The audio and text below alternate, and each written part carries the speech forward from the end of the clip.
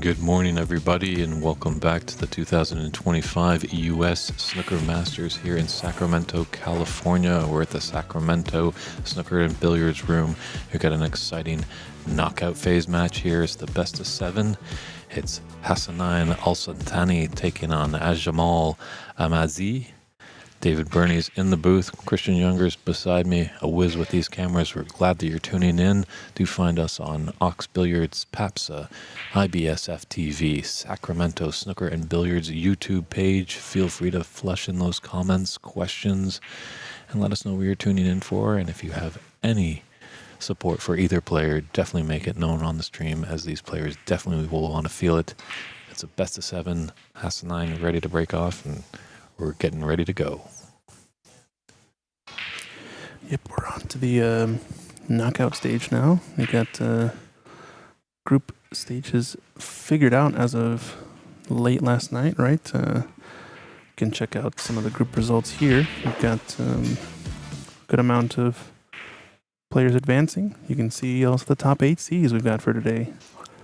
We'll take a look at this a little bit later to see kind of what matchups we're going to be getting, but top 8 seeds are advancing to this evening in the round of 16. And right now we've got some pretty good matches coming to you in this knockout round. That's not his best safety shot to start today. Ajmal was running a little bit behind. Sure enough, there's a little bit of a grace. He wasn't deducted a frame. As much as it's an amateur game over here and we are just trying to grow the sport, there has to be a little bit of discipline. We can't just be docking people frames here and there if they're late, just because we might not get them to come back. So, if you are participating in these tournaments, give the tournament directors some respect and show up a little earlier before your match time. They've got a lot of things going on in their mind, and any less problems that can be averted, they'd be greatly appreciated.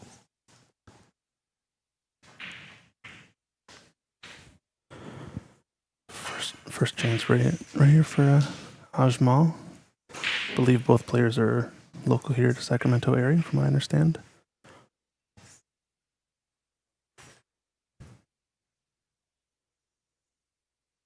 Probably know these tables pretty well at this point. I think Ajmal as well was helping us out, taking some photography, from what I understand, yesterday.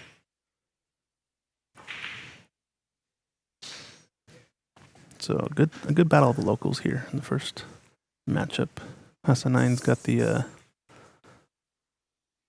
Q Tour win under his belt, I think, from last year. Or a couple years ago, he went overseas to represent USA for the IBSF championships, I believe. Correct. I believe, they're starting to get in so many tournaments. Sometimes I'm getting them mixed up a little bit. There was a Q Tour stop at the PABSA Academy in San Jose a year ago in February. That's what it is. And so I think he punched his card over to Serbia, Bosnia, where the final stage was happening. And they were playing for a professional tour card, right? Correct. On the World Snooker Tour. The opportunities to become a professional snooker player right now are getting a lot more. Well, it's very tough to do the work, but the opportunities are getting easier, as there's a lot more over here in North America. As in the past, you'd have to fly over on your own dime over to England, play in a big tournament, no cash prizes from the tournament, and you have to win the tournament or at least place quite highly in it, and then you get the chance to be on the Pro Tour. But then on the Pro Tour, you have to win to obviously get some income. And it's nice to see as well that the Pro Tour has guaranteed, I think, a £20,000 minimum for players. So just help them continue playing, because sometimes there's the balance of there's survival and bills need to be paid. Yeah. And I do have a job, but I have a great passion for the game of snooker. So it's nice to see that they're doing that with WST. Yeah, I think we need to see more and more of that, because one of the biggest problems in professional Q sports is you not only have to participate, to earn a paycheck, you actually have to perform to get a paycheck. So really, if you're talking about, some of the best players, obviously, there should be a threshold or a standard. You must be of this level or perform to this level to get into the mix. like you would in any other sport. You know, to be a professional NBA athlete, you have to be a certain level, but your team doesn't have to be the champion in order for you to earn, you know, a decent salary, right?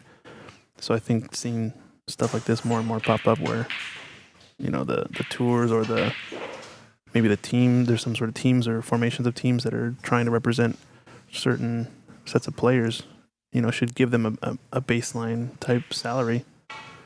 Yeah, you're absolutely correct, Christian, with the, you know, we've seen many individual athletes in team sports, and sometimes their team has never won the top prize in their given sport. Yeah. But this is an individual sport. That's what makes it so tough mentally sometimes. It's just you, your cue, and the table. This red looks like it's pretty tight into that right middle pocket.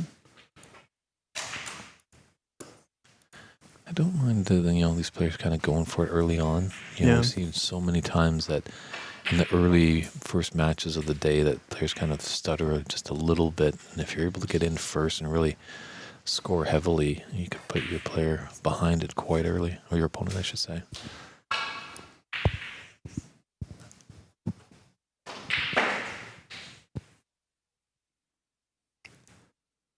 And just for everyone tuning in, that is Jamal at the table. He's got the checkered shirt with the all black waistcoat and dress pants, and there's his opponent Hassanine donning the gray with white shirt. This is the first real easy start, I think, in this frame. All the reds are kind of nicely spread out. Bit of a problem with the blue ball, trying to get it back on its spot. I think taking this red on first, and if you can just stun over for the blue in the same pocket, I think it opens up the frame for him nicely, but didn't have the angle there, so might be a bit tricky on this shot. I didn't really like rolling too far forward to get close to that red because I think he's going to be hampered on this queuing. Going to have to take the green into the green pocket. Or is he looking at his back cut on the yellow? No, yellow to green pocket. Just a safety. It's a bit of a shame there. He didn't get any more other than one red on that pretty open table. A little bit surprising. I think Ashmo just shaking his head on the side is a bit disappointed with that because it was a really good chance. I mean, he could have easily just stopped the ball there for playing the mid-range blue into the yellow pocket. He had so many options, but to roll forward there and just not even get a good look at a color, I think is a big miss early on in this frame. I mean, you talked about going for it early, right? I think you also got to take some chances when you got a wide open table.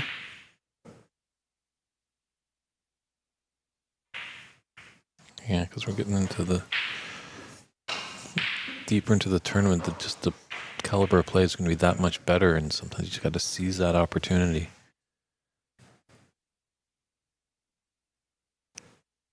Yeah, maybe. I mean, he said he did show up a little bit late, right?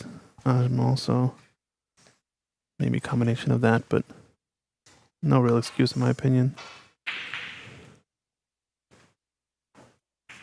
Maybe he's never been on the live stream. You always get those live stream jitters for the first time, obviously, if you never... That is true, and yeah, he was running behind, so there's obviously just that, it's a tough feeling when you're running behind. You're feeling a little bit rushed, and you don't want to rush a shot at all, as we've seen from our good friend Rodney Guggens. He is very slow and methodical when he does his pre-shot routine. You know, it's not turtle slow pace, but it's just no, it's very deliberate and well controlled. Still gets on with it. You know, it doesn't slow down the match by any means, but he gets work done with it. You know what I mean? It's a little bit different when you're taking a really long time and then you end up missing a sitter of a pot. You know what I mean?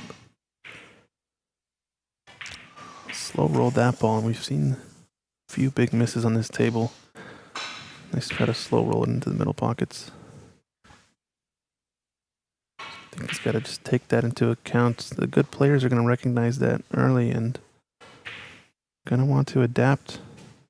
Maybe shoot a bit more stun shots with using multiple cushions as opposed to trying to hold for position. Yeah, I think we've definitely seen on this TV's table even yesterday. You could see it just a few rolls here and there. You know, they did the best they could in preparation for this tournament to get them ready. Tough cut into the middle pocket, but he's lost the cue ball there. Probably figured he'd just end up somewhere up table. Didn't know he'd catch the jaw. I didn't mind taking the green there, actually, just to get a healthier two-cushion position for this red into the right middle pocket that he's lucky to have fallen on. I think the blue goes into both pockets, so... Actually, no, this red is blocking the left side based on the screen.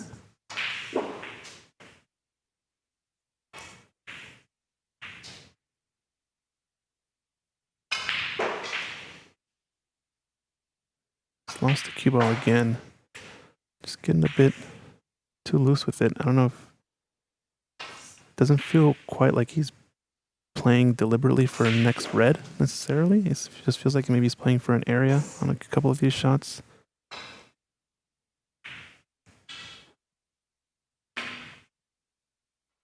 It's a nice recovery shot.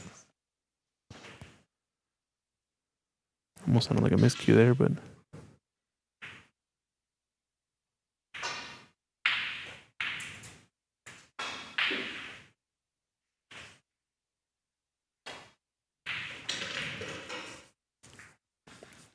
Oof, almost misses that pot in the middle pocket, but he's been recovering.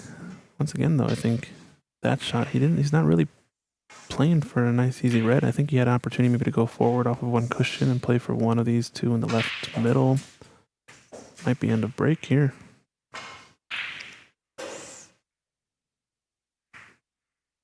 Yeah, I think just a bit of first round, first match jitters. Kind of trying to settle in and not being too tidy with the white yet.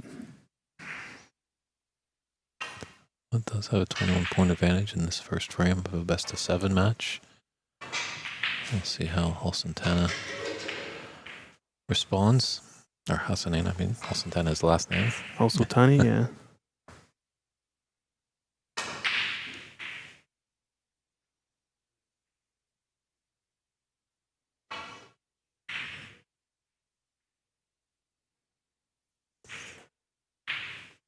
I think red closest to the left corner might be blocking this mid-range red. Just going to want to pick off that one first. Black's not available, neither is the pink. So look for him to go forward here and try to get back up for the blue. That's the way you typically miss those shots, because you're trying to get, create a bit more angle than the shot really has. He was a bit straight on it. I think this red does pass by the pink into the top left corner. Yeah, it's there. See how tidy he is with his cue ball now, though, because can definitely stun it. One cushion across and play for the yellow into the right pocket. I think that's what he was trying there. Yeah, I missed that by quite a lot. Maybe he was just thinking just a bit too much about that yellow, not concentrating on the task at hand with the red. Can stun run this forward and play blue into the right middle next. Get pretty straight on it. Can also just drop back for yellow. Oh, the middle pocket was available. He's going to get away with it too. Ooh, not quite. Might have just gotten a bit of space there. Might be able to cut this into the left middle pocket. Can definitely get to the more loose red to the corner. It's going to be a tougher shot though. Playing middle pocket. I think he's dislodged the black here. Left Hassanin a nice easy starter. This could be a disaster for Ajmal. Yeah, definitely is a great opportunity here. He's just got to sell the nerves. Got this red to the top left. As you mentioned, Christian Black has opened up. A couple open reds there. But it is nice to see they're going for their shots early on. Obviously, as the match progresses, if we get closer and closer to that pivotal fourth frame that they need to win, that might tense up a little bit. But you open up this last red. Didn't quite get into the cue ball there. Just lost the position. Needed to be much straighter. Felt like kind of gave up on the stroke a bit. Oh, I think what he wanted to do was bump it. He was seeing where the black spotted. He was trying to get about a half ball cannon on that red to move it over, but unfortunately now it's tied up the black. I've got a bit more of a flat angle here, so it's a bit hard to tell sometimes where the black spots, but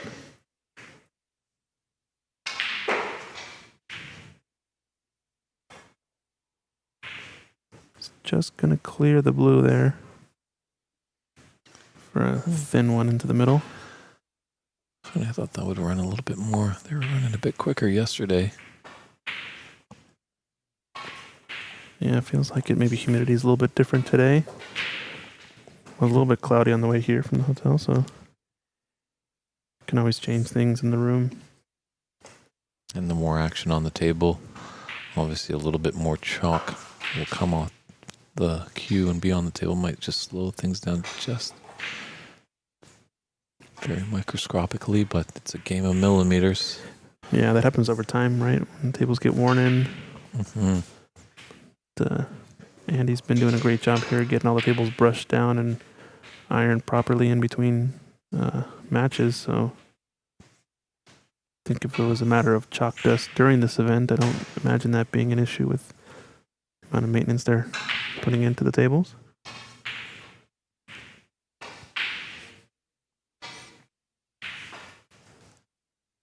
It's a good safety there.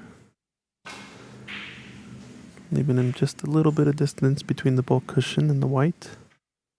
Gonna make it tough to cue at this a little bit.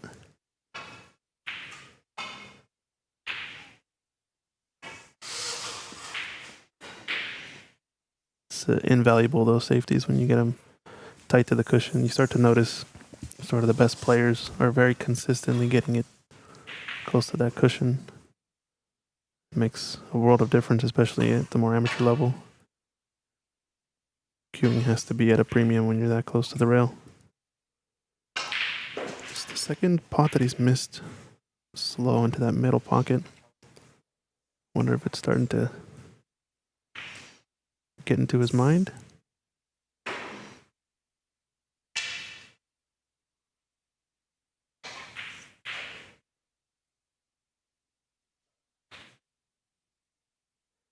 Feels kind of more like a shot maker Ajmal as opposed to a real break builder is the feeling I get.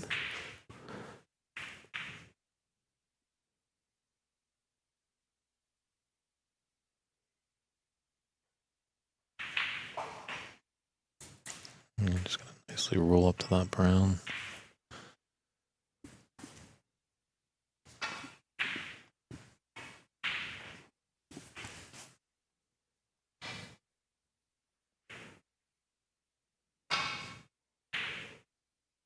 Just to avoid the blue here.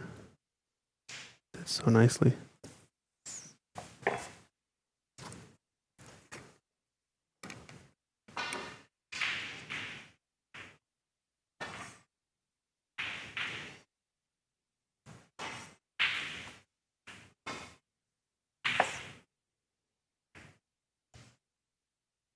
Yeah, good read on that shot.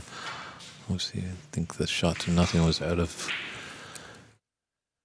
place there. It didn't look like he was going to have a good path to come back into the bulk, so they're slowly going to be pushing some reds up table.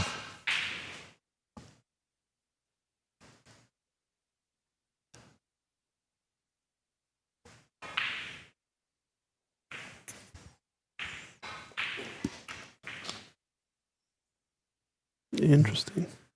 Might be a touching ball. Yeah, that's the 9 points at the offending red ball. So in that case, he can shoot away as that touching red acts as the first contact.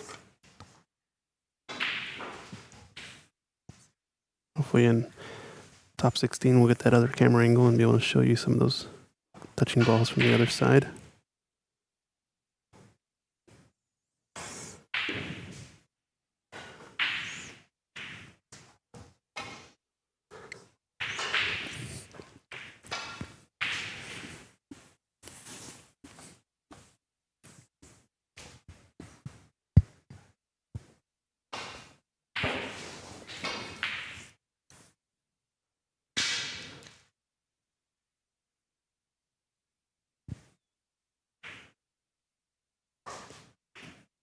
kind of a difference too. I'm noticing Hassan playing more of these safeties, trying to get tight to the cushion.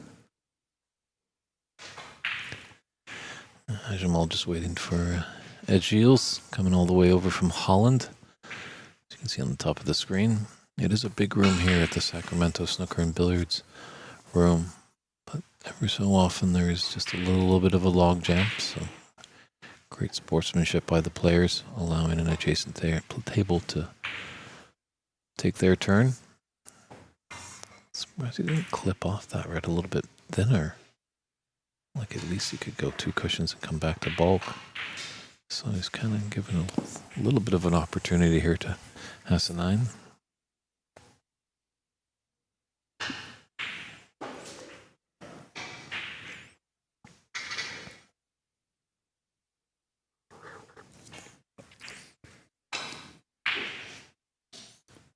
Yeah, I think Hassan is just kind of leaving him some bait shots, it feels like here. Trying to get him to go for something and overextend and force a mistake. That one's come up a bit short, though. Would have liked to at least cover with the green on one of these reds.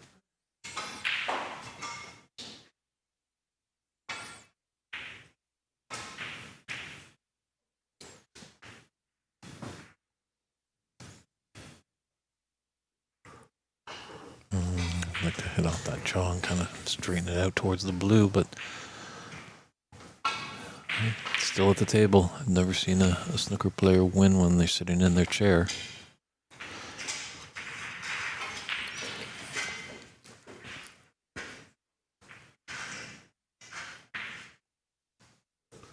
It's a good shot on the brown, just needs a little bit better of a recovery. It looks like probably safety is in order here.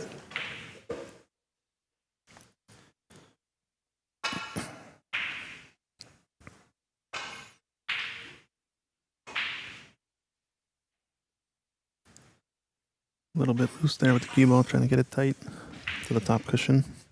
If he's left this red into the green pocket, I think it's a shot to nothing.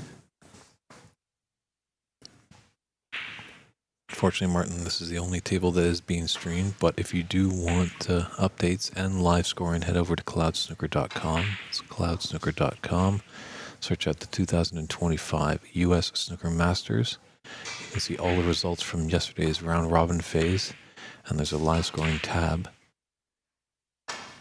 as these players, very nice long pot there, as these players are using tablets to keep the score, and that talks directly to the Cloud Snooker website. So if one of your favorite players isn't on the TV stream, you can still follow them with that live scoring feature. Just gonna roll up here on the brown. He's definitely caught up in the score line, so makes sense. Yeah, Martin, the link is in the YouTube description of the video. So go click on the description on the video, and you should see a link there to cloudsnooker.com, linking to the tournament, and all the live scoring should be on there.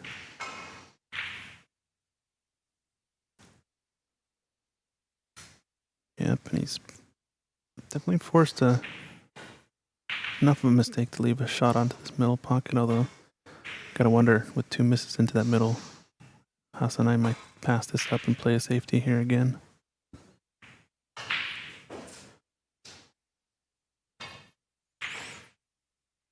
Yep, he's missed it again. That's 3 for 3, and that middle pocket misses.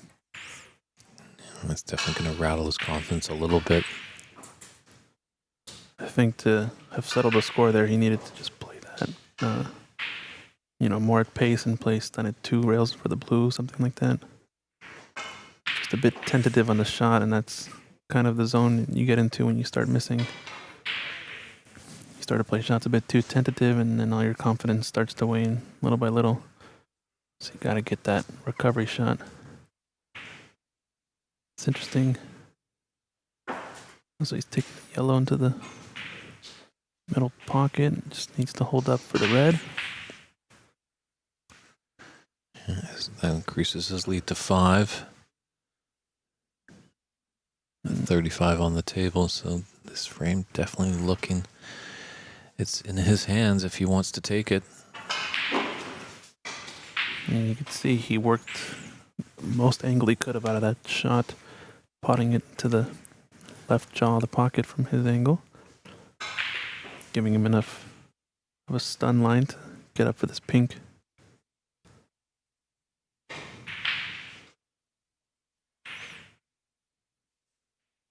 Just choosing to lay up there, but didn't take into account maybe he'll be hampered over the black. It's a big shot coming up.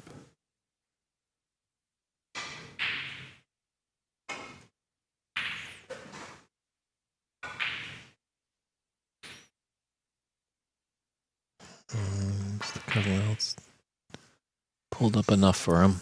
Thought I was going to just roll over the pocket, but it's okay.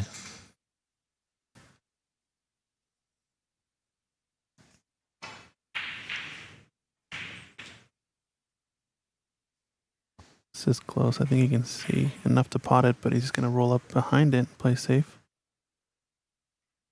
Oh, he caught the jaw there.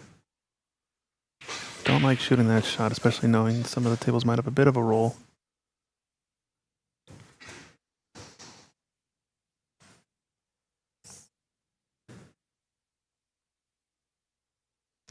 Yeah, this round is no designated official, so it's up to the etiquette of both players to confirm that it's a correct respot for the white. Yeah, and there's a shot, kind of maybe a bit of frustration, but shooting it at pace to just avoid any sort of table roll, as he's discussing on the side.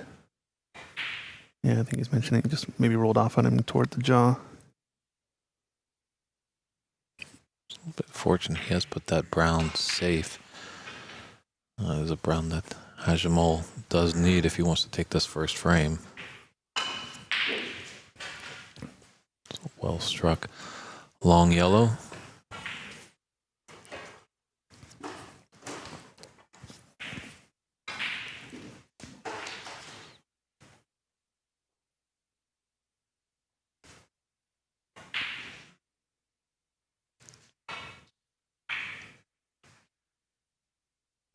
Does he take this green on to the corner? If he plays middle, he's playing a bit more two ways, I think. He's just playing safety.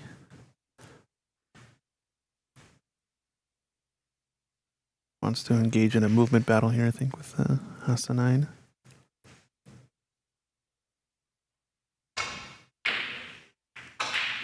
Smart shot there, dislodging the brown as he knows he's going to need it for clearance if he gets a starter on the green.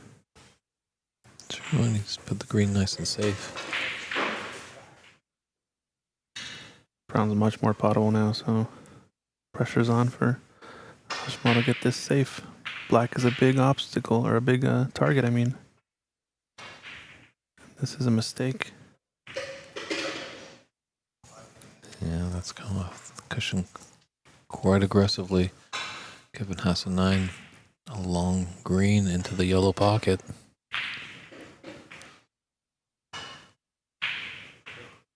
Couldn't pull the trigger, and has the blue come to his rescue. I think it did, yeah. No potting angle here. Maybe has an edge of this green on the left side, but with the middle pocket looming large, it's going to be tough to play a good safety here. He's going to have to go for it cushion first. Want to contact the top side of this green to send it down below the pink and black, in between the pink and black, excuse me. He's just caught it way too full. It's a shot where a pool player would know what to do.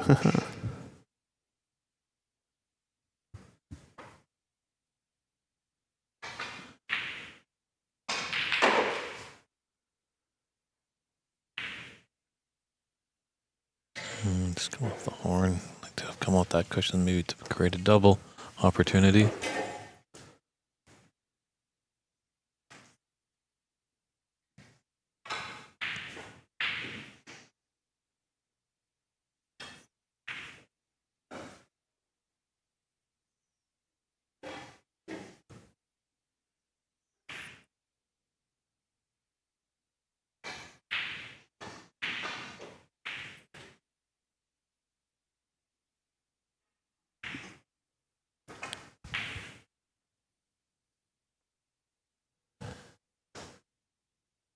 Nice shot there. Have the snooker there. Might just be able to squeeze by the pink to hit the brown. Having a glance at the scoreboard.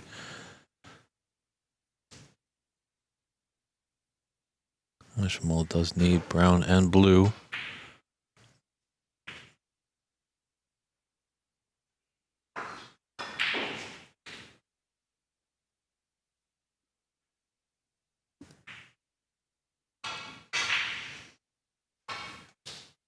Just left a nice look at this. Go cushion first. This is risky. And that's going to leave an opening. Yeah, this looks like end of frame here. Obviously, you got to put the balls in the bottom of the pocket, but it's a great opportunity. Jamal will be kicking himself if he squanders it.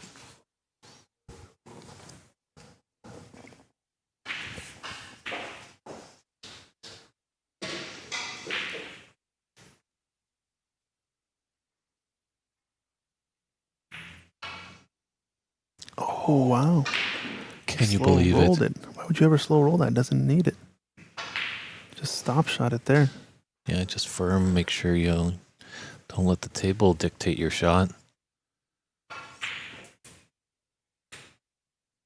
So,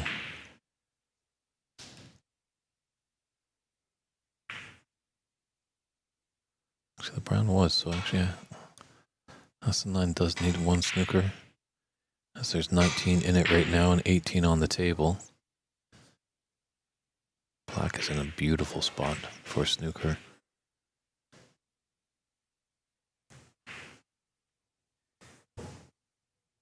So another little twist in this first frame.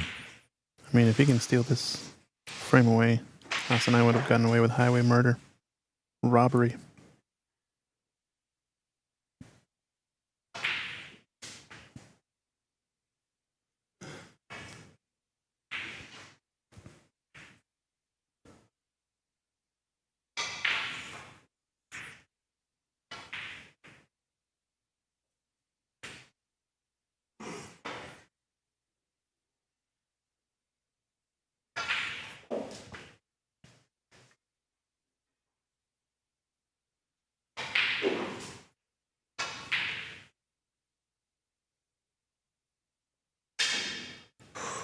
Wow.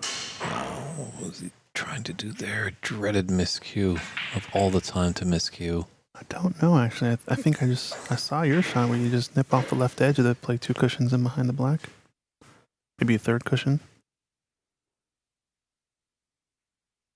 Yeah, lots of twists and turns definitely in this first frame. Yeah. And we potentially could have 6 more. That's a good shot there. Good to bury the frame there. So Jamal Amazia takes that first frame and leads this best of 7 match 1 frame to nothing. We'll step aside for a quick commercial break and be back with frame 2 action.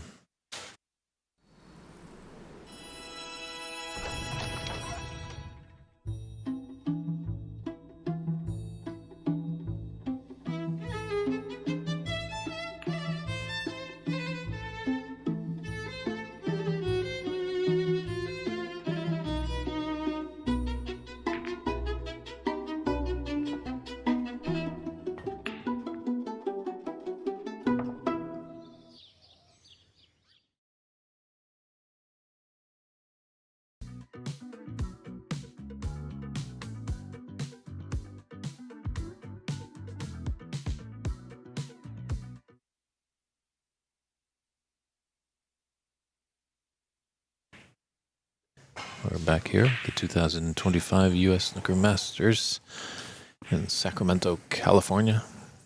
The lovely capital city of this great state on the west coast of the United States of America. Jamal Ahmadzai has broken off. And just maybe a little wardrobe fixing over there. Seems like possibly Nasa 9's patch was coming off a little bit. I think that's not the first time. I think in the U.S. Nationals or possibly even the Embassy Open down at the Great Embassy Billiards Room in San Gabriel, California. Yeah, shout out to Stephen Wong. Where is Stephen though? By the way, shouldn't he be at this tournament? I imagine former U.S. national champion True. would be good in Runner-up. this field. Yeah, runner up last year, champion before that.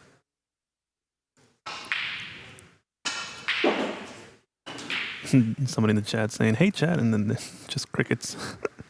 Sorry, Donald, but people are still waking up, I guess. This is the first match of the day, so.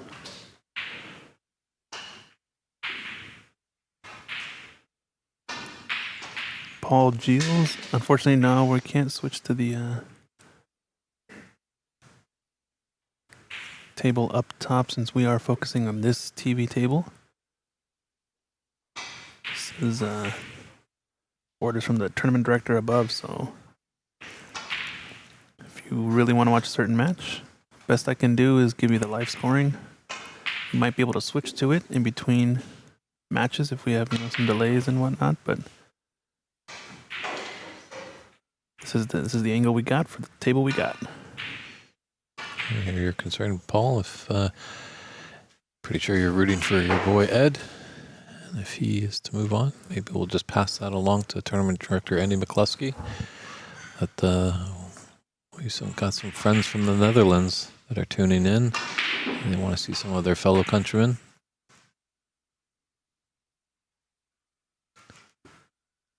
Cool. Do you know of any snooker tables in Redding? Redding, California. I don't think it's too far from here, but I'm not aware of any tables in Redding necessarily. I'd have to ask around some of the locals.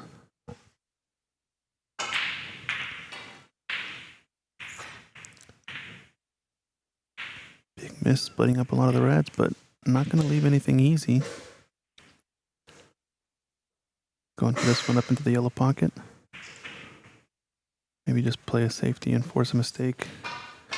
He's got to be a bit rattled from the past few shots. He's had a third miscue now in the frame, right?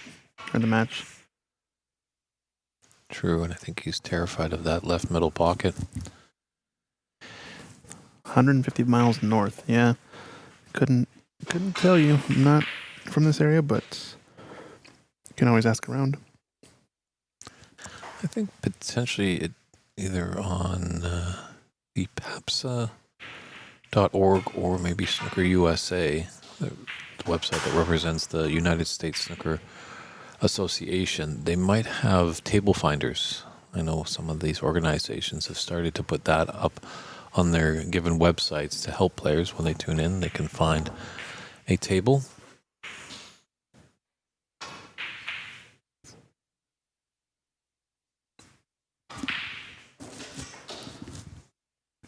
Don't know much about Ajmal's game. I haven't seen him play too much.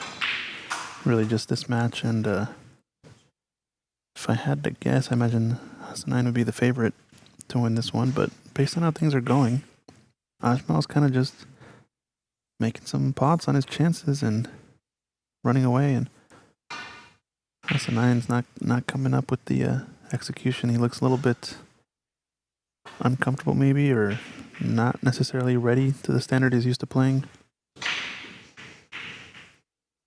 Best of 7 though.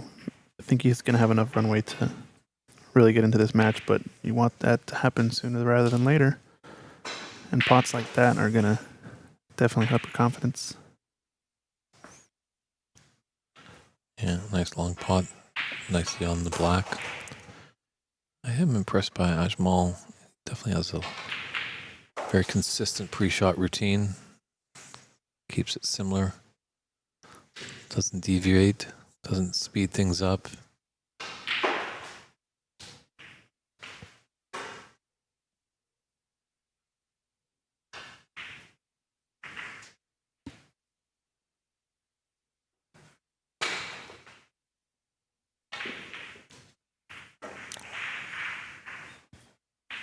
Can't believe it.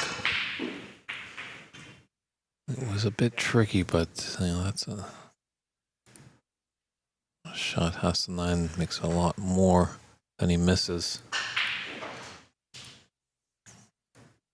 When you get in the knockout phase, you got to punish your opponent when they make those mistakes. Let them sit in their chair and stew.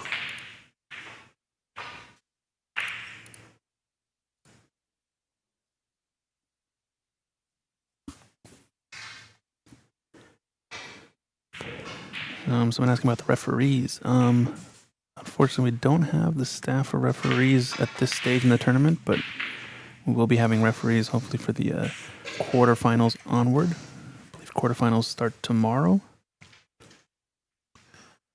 Our good friend Dave Daly up there in the Seattle area usually does a lot of great refereeing, but unfortunately he just couldn't make the trip down this weekend, as obviously this is not the main profession for most of us. Some of us have other jobs to help pay the bills.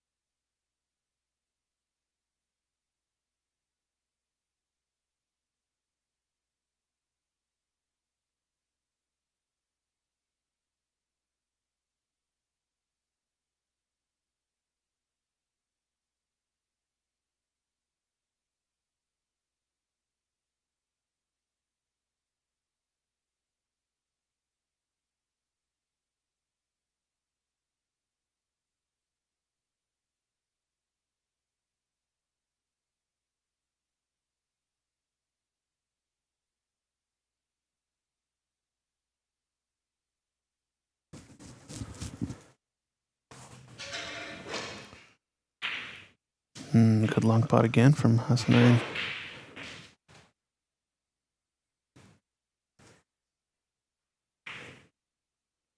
Sorry, we just had to take a quick break. Some administrative stuff in the back end, but got things figured out now. Good seeing Stephen Wong in the chat. How's it going, Stephen? You're supposed to be out here in the U.S. Snooker Masters representing USA. Come on. I would have thought to see you here. True, and Stephen, here's your chance. If you have any information about your Great Embassy Open, feel free to let the viewing public know. It's always a great tournament held down at the Embassy Billiards Room in San Gabriel, California. The team down there at Embassy always makes us feel welcome when Christian and I come into town.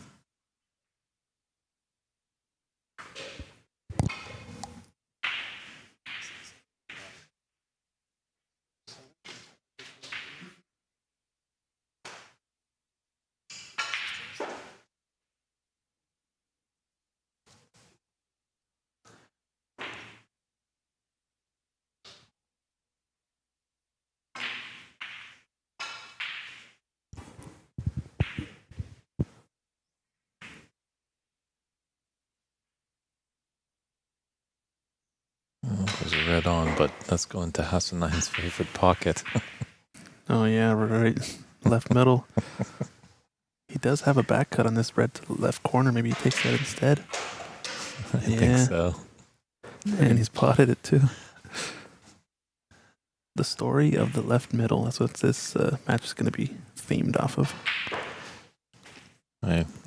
No disrespect to the Great Embassy Billiards Room, but we saw many times on that TV table those middle pockets were wreaking havoc for the players. No, they were playing tight, right? Yeah, I miss you too, Stephen. We'll hopefully we'll see you later this year. Let us know. Definitely hope you may be up in this area, Stephen, as well for the U.S. Nationals. I believe we'll be running in Concord, California. That's going to be going over Memorial Day weekend in May.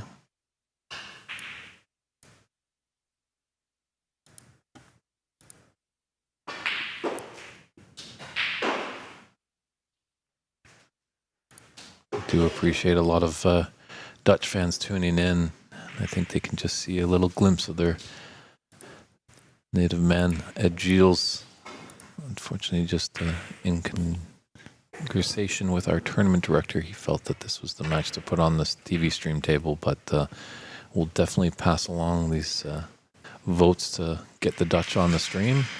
I know one way he'll definitely get on the stream is if he gets into the semis and the final, right? There you go. Just get your guy to this final, and he'll definitely be on the stream in that case. It's funny, and then you probably talk to these players, and they don't want to be on the stream. Right? Or you actually ask him in person. Like, get me away from it farther away possible. I think he actually did tell us that. We were hanging out inside the hotel earlier, and he said, "Yeah, don't put me up on there." I think talking about Ed, right? That's correct. Yes.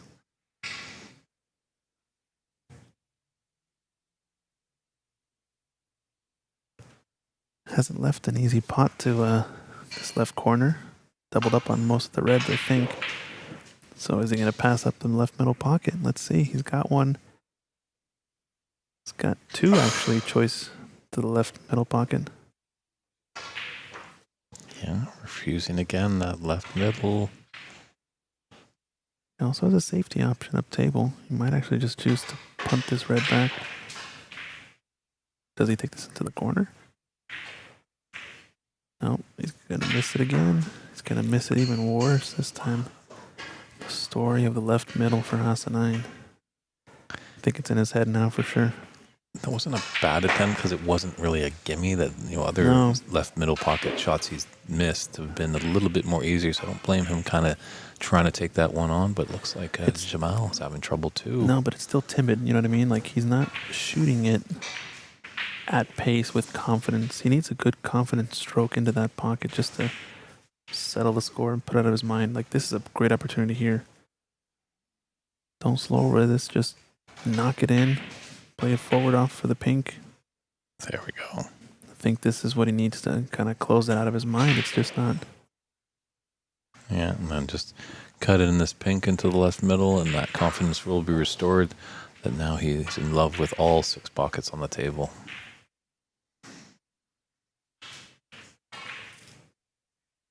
Yeah, should be good to go now. Chance for a decent break. If he's on a red, the red to the right, bottom right corner, rightmost red, I think, closest to that pocket. That'll definitely open things up. And he's nicely on the black here. Got a great chance to score heavily with all these open reds. I think that's the confidence boost he needed. Yeah, that was a nicely controlled shot on that red. Just kind of gently into the red to hold for the black. Can do a nice little stun run here for the pink into the lower right corner next. Don't know if he's straight enough to stop and hold it. It's gone a little too far forward though. He'll be okay. He can just roll forward and cannon into this red if he wants. Make the frame a little bit easier. Actually was able to hold. If he's on this red, the lower of the 2 on the right side, I think this is a ripe chance to get a clearance here. Obviously red up table, gonna make things pretty tough, but there's one really good shot left in this frame, and he can put down a decent break.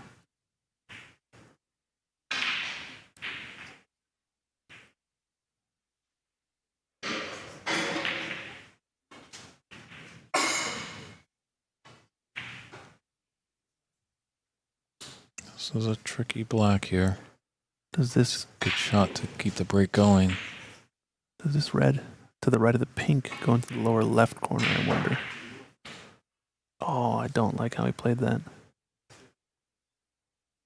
I feel like if you're going to play for a red next, play forward and play one cushion up for the red into the right corner. Or either of them. Just try to hold it there with a bunch of left-hand side, and typically you'll miss those shots on the thin side because you're letting the swerve kick and the throw take at a slow pace. Yeah, that's another thing you have to contend with in this game. Know your percentages. Know your ability. Hasanain shouldn't be really communicating with the crowd there. Yeah, I think he's maybe just complaining a bit about the tables to one of the owners or something on the side. But yeah, that should be probably done after the match, as right. His opponent might not know the relationship. that his opponent has with that member in the audience, and that maybe conspired as coaching.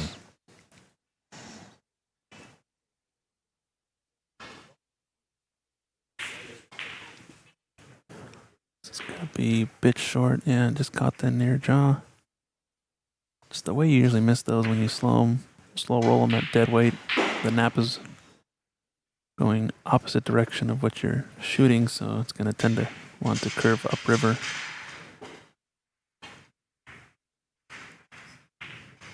Oh, this is a mistake if it leaves a pot on. Yeah. Once again, there.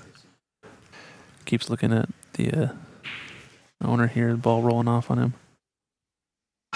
But can't sit there and complain about it. Both players have to deal with the conditions. What you have to do is adapt. Don't slow roll it. Play a different shot.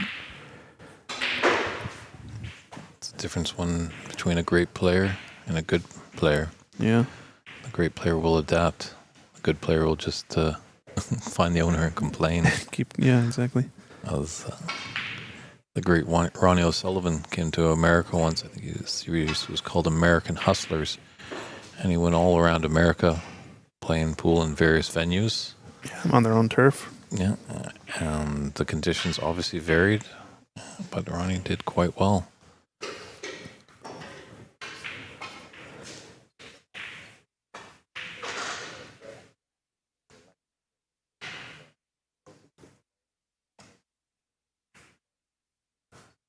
It's just potable on this table, this red to lower left corner, but he's going to have to stun it in, I think.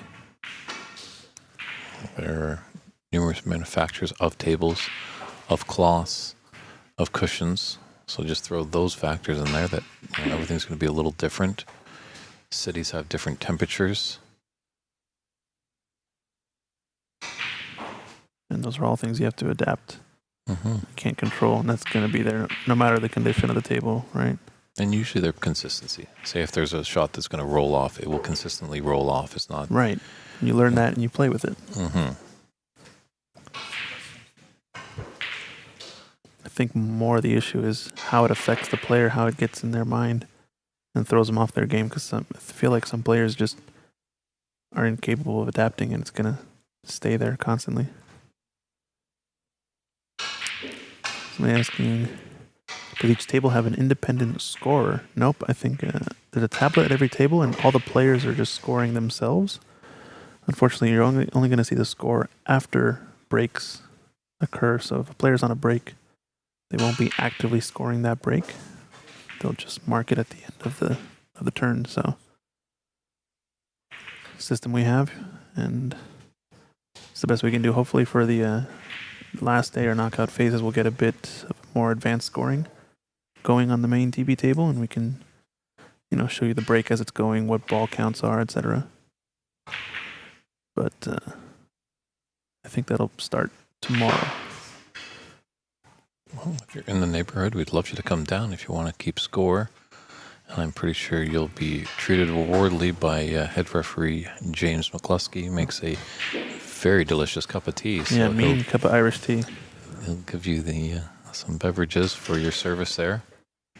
We appreciate all the help. And just going back to the tables, it's not like, unfortunately, we don't have table mechanics on call to come and fix any problem, or sometimes even the budget as well. Yeah, I'm sure feedback is being taken, though, by the ownership here. They are going to be hosting later this year the PABSA Open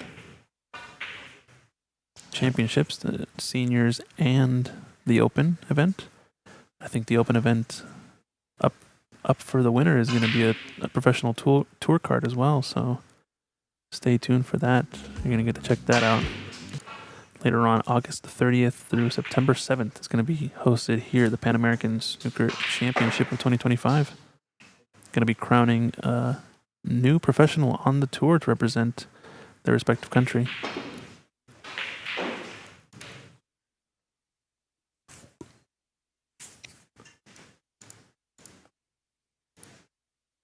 Yeah, if you want to see a great video, head over to Barker Billiards. Our good friend Simon Barker.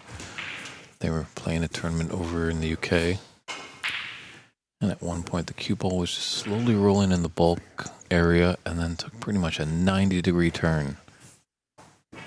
Everyone was just kind of dumbfounded by what happened, so they quickly called Simon Barker, came in, he took the cushion off, slowly made a very small incision into the cloth and pulled out a little piece of fabric. Just a minute piece can just throw that ball off so much. Yeah. Oh, I think it was a hair, actually, right? I think he pulled out a hair. You can Piece see of him. cloth. It was a piece of cloth. Oh, okay. And he sewed it up, put back on the cushion, and game on. I remember seeing a video of him at the World Championships pulling out a hair where you can see the length of the hair as he's pulling it down the rail as well. I think a separate instance of what you're talking about, but pretty impressive how such a small thing under the cloth can make such a big difference.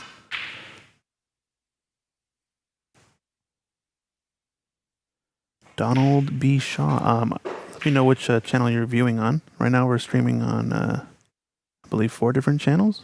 The Pan American Billiards and Snooker Association. Ox Billiards is my channel. Sacramento Snooker is the venue channel. And IBSF, another international organization for snooker and billiards. If you check out my channel, Ox Billiards, I can speak for what we host. We host a lot of stuff at our club in Seattle, Washington on this channel, as well as other live streams that we go out and help stream, like this event, for example, is held in Sacramento. You can check out the last 3 years worth of U.S. national tournaments. 2 of them have been held at Embassy. We were talking about Stephen Wong earlier. Yeah, you're on the Pan Am. So the Pan Am is going to be all the Pan American tournaments. You'll get a different array of events there. There's Q Tour events. There's PABSA Championship event from last year in Montreal. Yeah, they're going to be focusing mostly on the Pan American stuff. For Ox Billiards, we've got snooker and pool.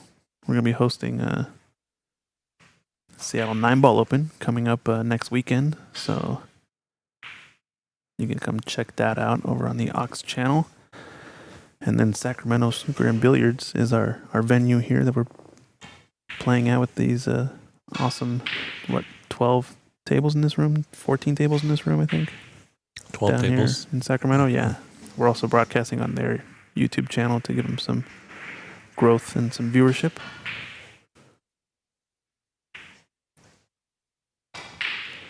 So yeah, check out PABSA for snooker events related to the Pan American Snooker Association. Check out Ox for all of our Ox-related events and some pool as well. And IBSF, International Billiards and Snooker Federation, I believe. They've got a bunch of different events on their channel. Very nice shot there by Jamal, acknowledged by a tap on the table from his opponent. You know, the easy way is just subscribe to all, right? Mm-hmm. Maybe I should just add all the channels in the description. I'll add it in Donald so it's easier.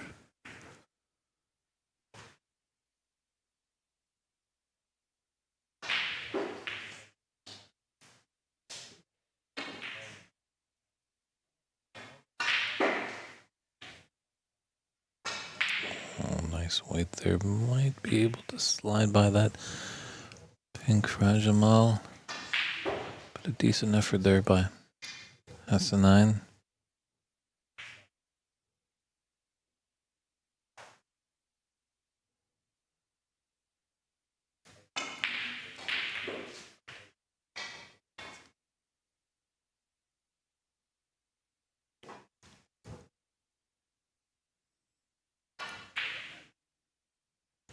Almost had a bit of a run of luck. Getting that yellow off the blue, almost found the bottom of the pocket there.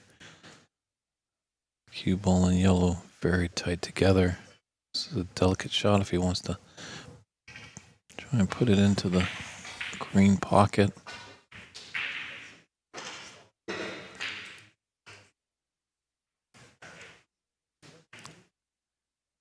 Just electing to play the snooker, just coming to see if he's got the cover.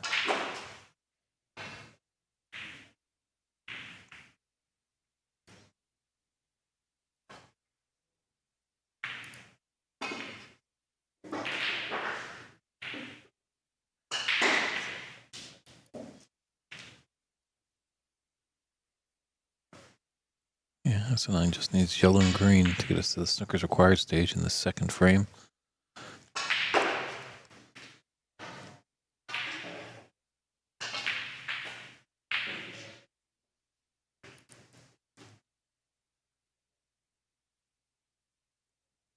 He's got a nice angle on the screen to float down to make us certainly get that brown in there. Now that left middle pocket is receiving shots that Hassan is taking on. Yeah, he seems much more comfortable now, and I think this might be a good turning point in the match for him. Yeah, a lot of times we see in these matches, sometimes the more experienced, more proficient player might stutter a little bit. And then they finally realize, hey, I'm a little bit behind in the match. Their back's against it, and they kick it into high gear.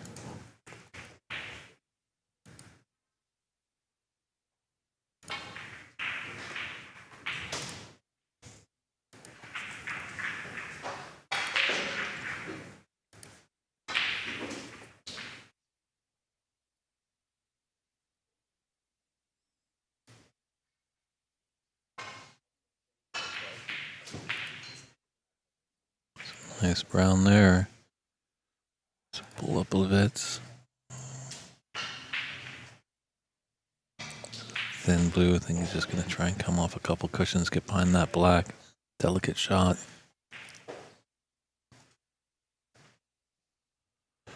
Always nervy because an in-off could happen there, but he's successful.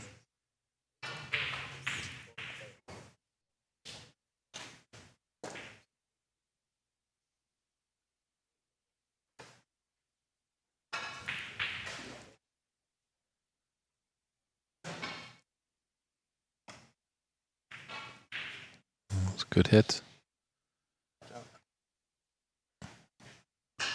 Watch out, cue ball, wow. Hey, thanks, Donald. Stay tuned. We'll show some more content on there. No problem.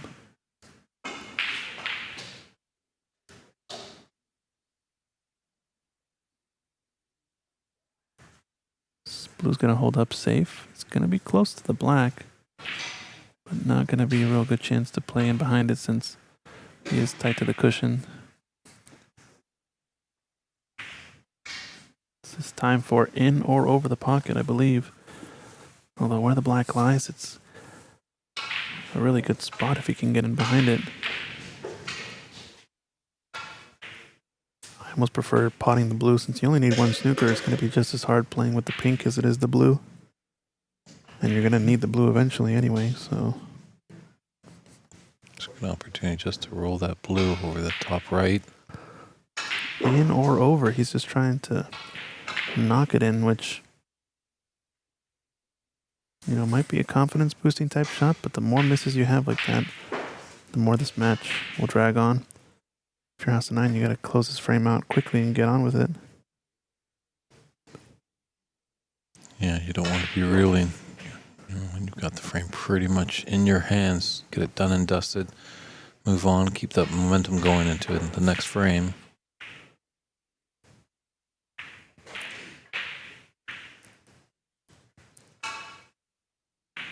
Let's brought that black a little bit more out in the open.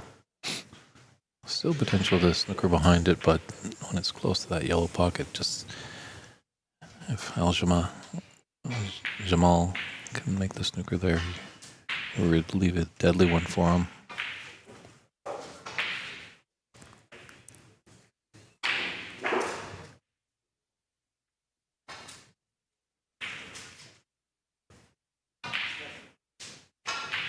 In or over. That's all he needs. Likely Ajmal will not come back to the table if this blue goes down for House of 9.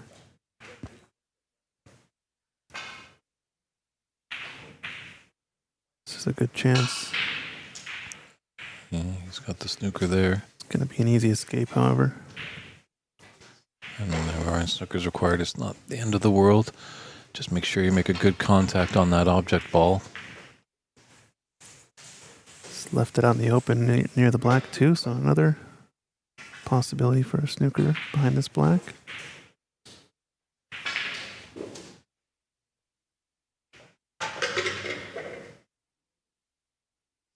spot. It's looking like he's trying to cue down on the blue. Don't like that attempt there. And he's fluked it, but almost gone enough. Would have liked to just roll in behind it, push the blue to the bulk cushion. Not the end of the world though, like we said. He needs the blue still. So now he's just got pink to play with, and doesn't make really a big difference for the snooker attempts. He might have gotten one here. It's close. No.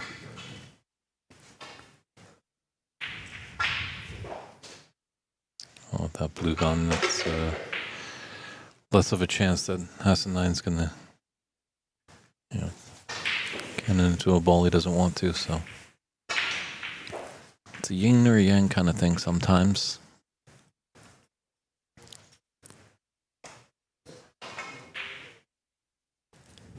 Just going for this pot? Safety shot there. No. Okay. No, just playing safe. It's trailing by 15. Yeah. If he sinks the pink, it's frame over. So.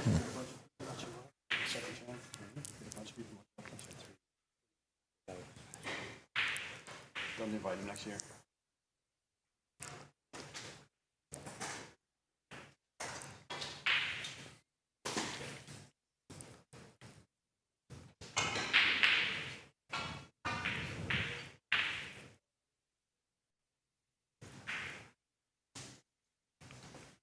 Now the black's out in the open.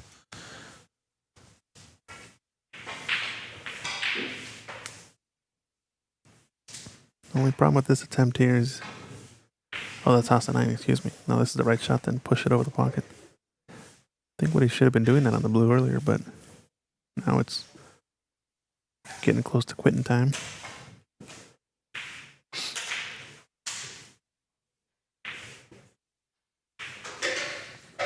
Some folks do get a bit critical of the game when it gets to this stage. He's putting up his hand, and even though he's trying to snooker, I don't understand the hand wave there. Might have gotten lucky with how the snooker came about, but he's playing it outright.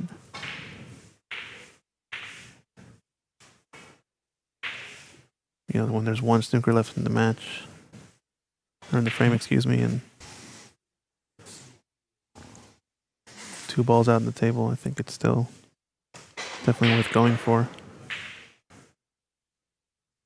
Yeah, all Hassan9 is to be concerned if he is in a snooker, just hit that pink ball. This is another shot though, in or over. You don't need to rifle this in. Yep, it's going to be close. There it is. There's Hassan9. Alsultani ties up this match 1 frame apiece. We will step aside as the players set up for frame 3, which will happen very shortly at this 2025 U.S. Snooker Masters.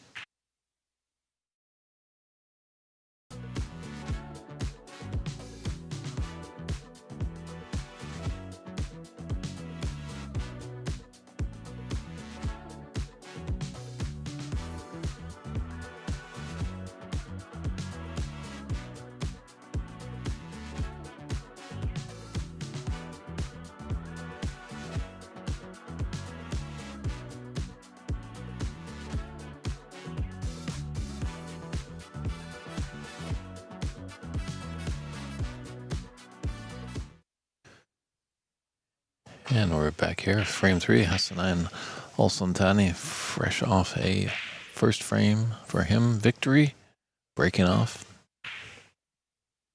So both players have a frame to the good, both are into it, and we've got a match. It's a best of 7, so 2 down, potential of 5 to go.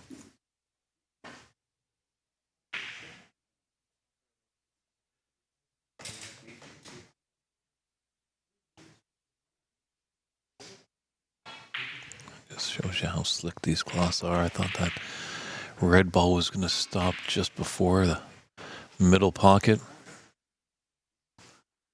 I think now that left middle pocket is Hassan9's best friend. Great double right there.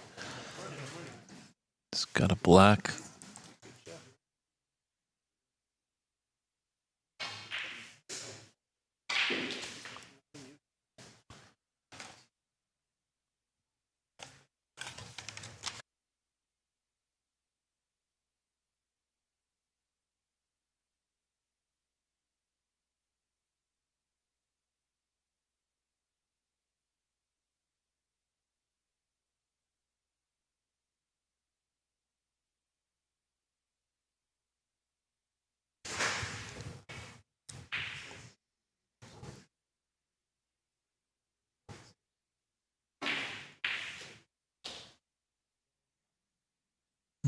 wanted that to run just a bit more. It's a tough blind cut. Put this in, he should be all right. Oh, wonderful shot there. S9 is finding a higher gear.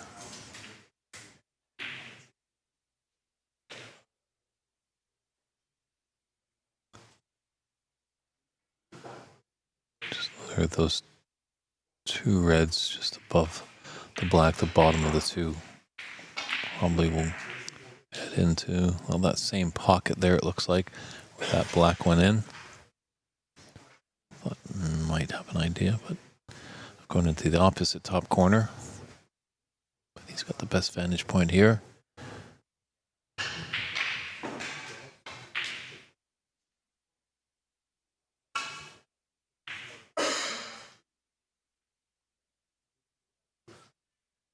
He's got a safe little red there by the left middle, just above it, so he can put a lot of concentration into this black. And he's just getting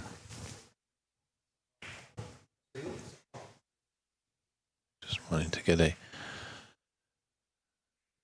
someone to take a look at this as S9 is queuing over the red here. Obviously any little fabric of clothing that hits that ball, he'll be in trouble, but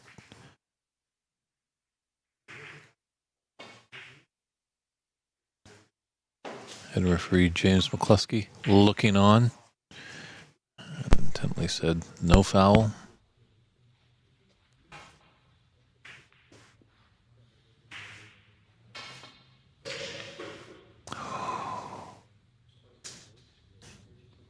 That middle pocket comes back with a vengeance.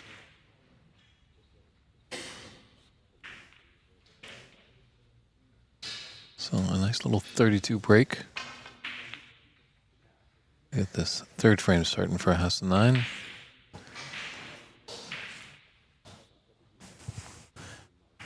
It's kind of a memory of a goldfish right there. Forget that last red.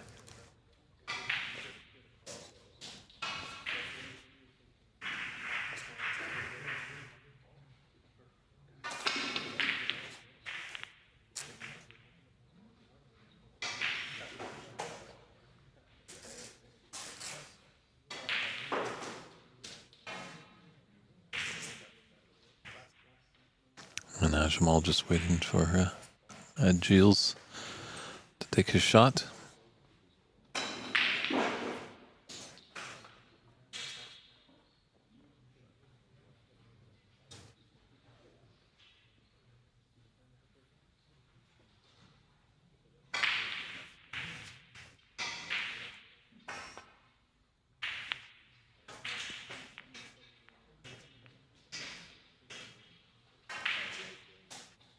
A valiant effort, but I don't think he's really left anything easy for S9.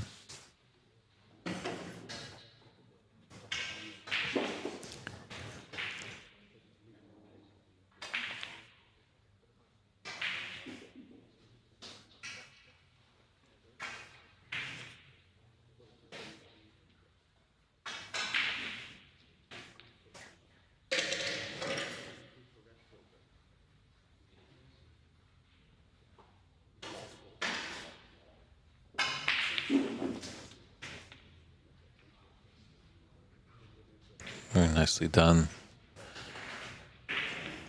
He's come just enough. Yes, he does have the angle for this black into the top left corner.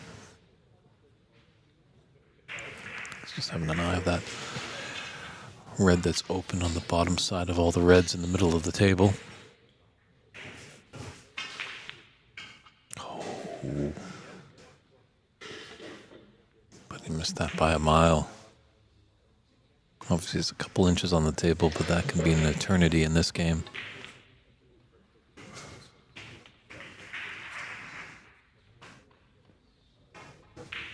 Just wanted to skate past that blue, didn't want to cannon into it.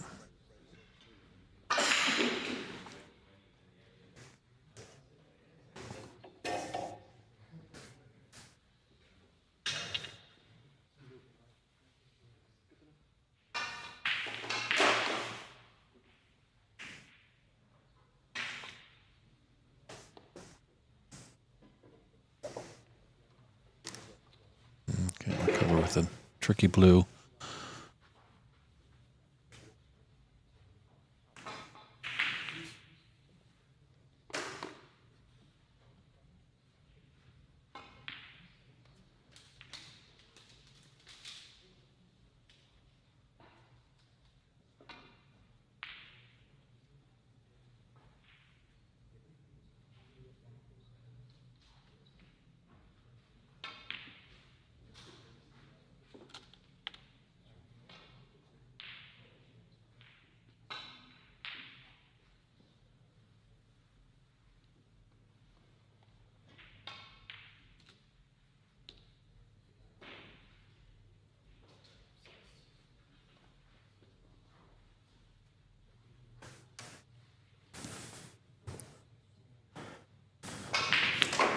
All right, so I took a step out of the booth for a little bit. How's this one coming along?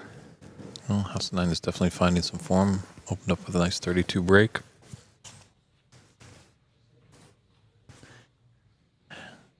And yeah, it seems like Ajamal is just kind of faltering a little bit, and House 9 is taking advantage of that. He's getting into that tunnel vision. Yeah. It's just him and the table. The rest of the world can just be quiet for a couple hours. As he focuses heavily, wants to put his card into the last 16. Oh, beautiful shot there, opening it up perfectly and getting on the pink. Well, definitely a good frame-winning chance here.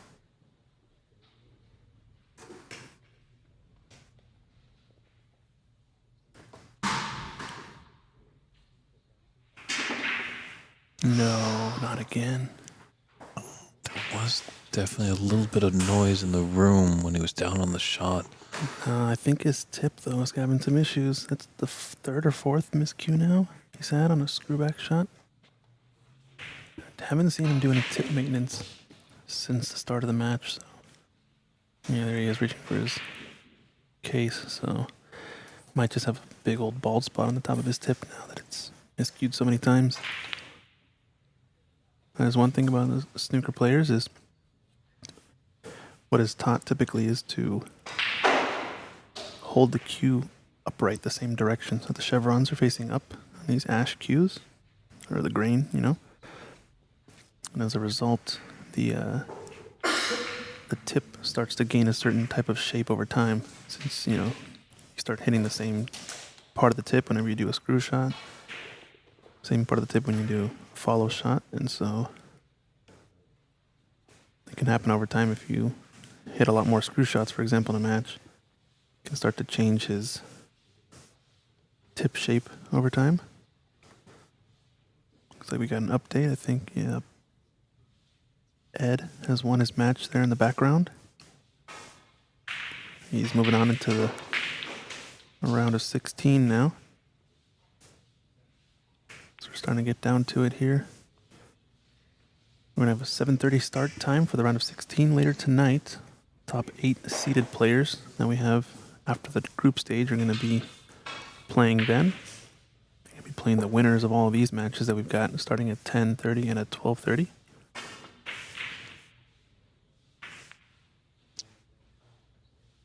I think the wheels are starting to fall off a little bit here for Ajmal. I just didn't want to cannon into that black. Killed the pace.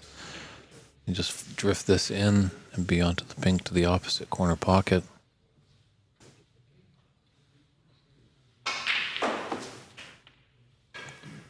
Or not. No, I played it beautifully, though. Pace. 2 cushions out. Mm-hmm. Wanted to get high in the blue, but he'll take this position. He's got plenty of angle, an aggressive enough angle to come in and out of bulk. I think the 2 reds that he's closest to go to the left corner. He's done a nice shot there. Gonna come into the line of these 2 balls nicely. Probably take the lower of the 2 if he's playing for the pink, or take the upper of the 2 he plays for the blue. Yeah, playing to screw back for the blue. Careful cue ball. You're gonna see a highlight reel shot here. A little bit of forward 3 cushions. It's gonna be a bit short of pace. Needed some more oomph behind that shot, right? A little zip on the cue ball. It didn't quite get it. Would have put him right around center table near the blue. But he started definitely to get comfortable now. Yeah, he's finding some form. So he's waking up. All those sometimes, takes a little bit. Obviously, each player before the match, they're entitled to 5 minutes of practice time before their match goes. That's going to just loosely kind of warm up.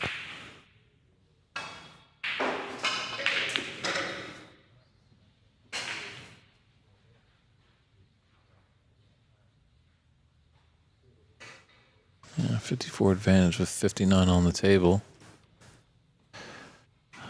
All Hassanai needs is a red to put us into the snooker's required stage. Still playing tighty though with his white. Playing a good safety here. Decent safety. It's got a good result with the yellow blocking the pocket for these two reds.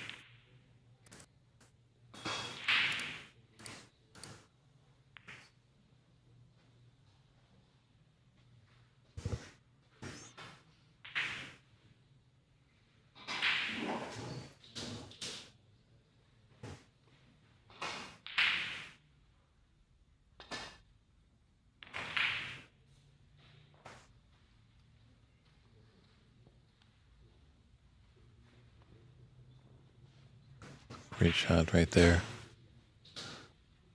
Snookered on two reds. Try and bring his cue ball back to that same spot. Ooh. Left it in the top area. I think he wanted to come back into the bulk area.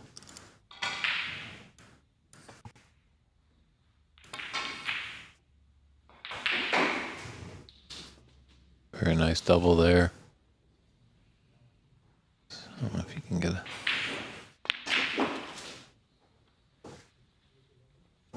another red and another color. You should probably pretty much seal the deal in this frame.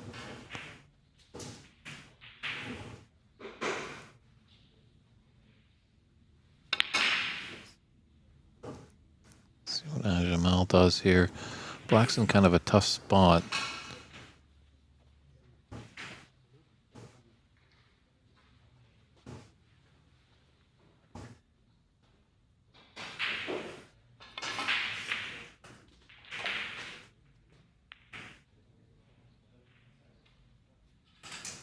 Oh, he's really protected that black now.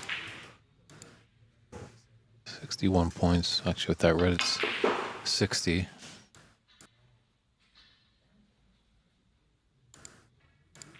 That green makes it 57 points.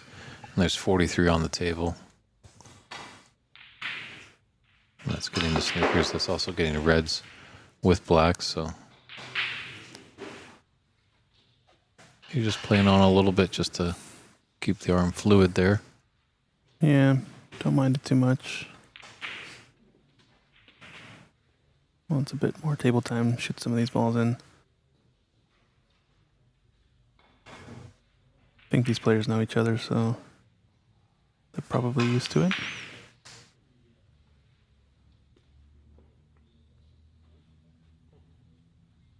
No concession right now. It's a bit surprising. Didn't mind him playing on a little bit there, but it's down by 51. There's 35 on the table.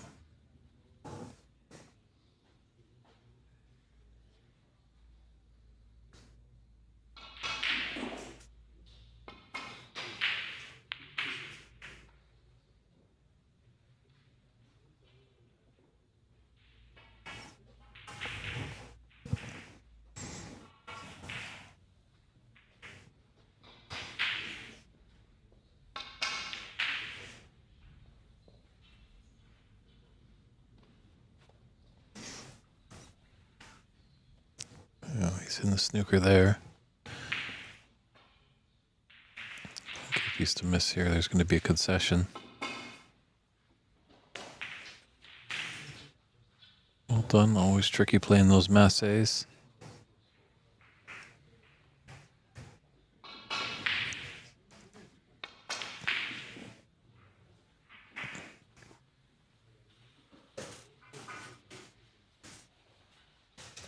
Yeah, S9 once again just wants to get this frame done. Just put that red down.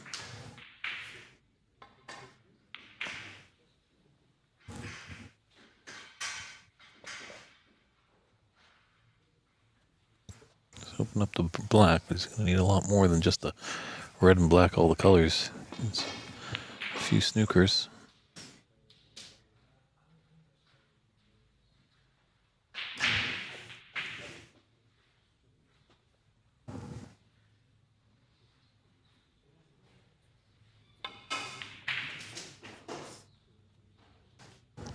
He's not really doing him any favors of potting that last red. Obviously, with the final red, there's potential of a free ball, and some more points can be scored.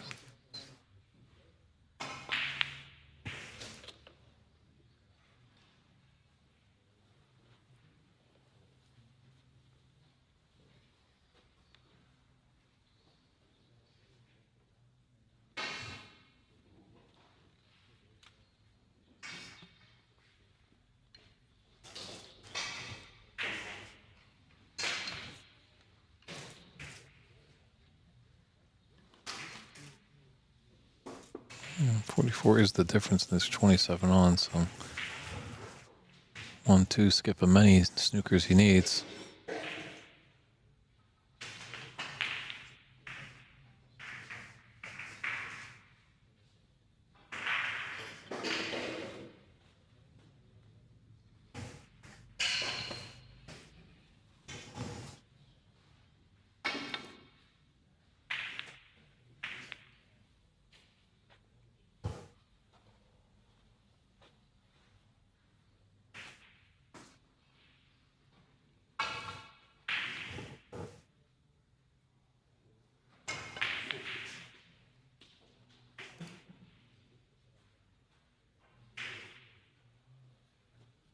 There's a nice area with the black and brown.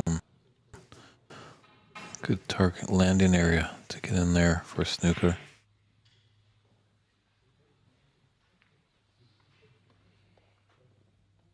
As the song goes, when or where is he going to find that opportunity to take it?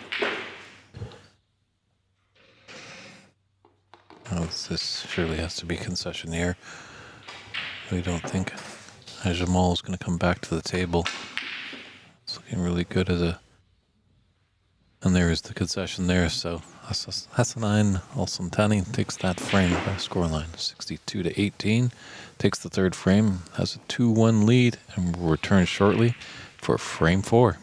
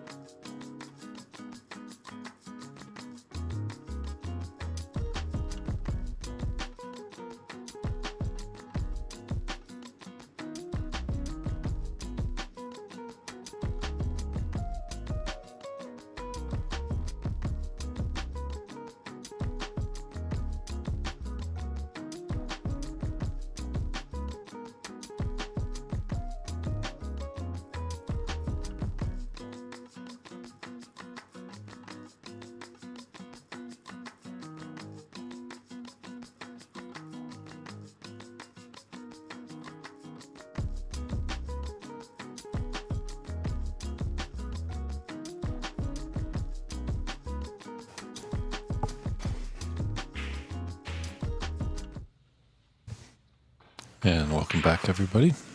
This knockout match between Hassanan Alsultani against Jamal Ahmadzi.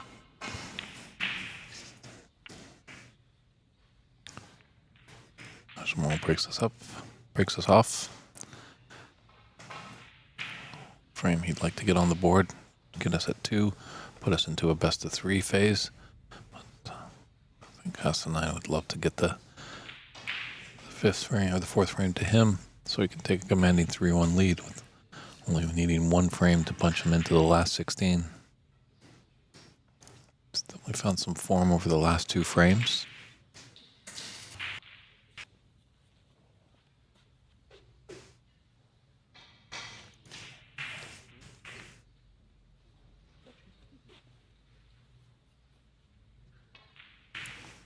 Both players just having a peek.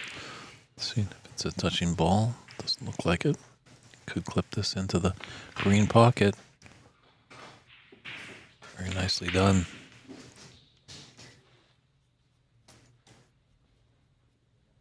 Just have to say the advantage, I think, is a little goes to Hassanan is when he does get in, he can score quite heavily. It seems like Jamal breaks down a little bit early in the break. As we've seen there, he's given a good opportunity for Hassanan to get a few points on the board here. He's got some red circulating the middle pockets.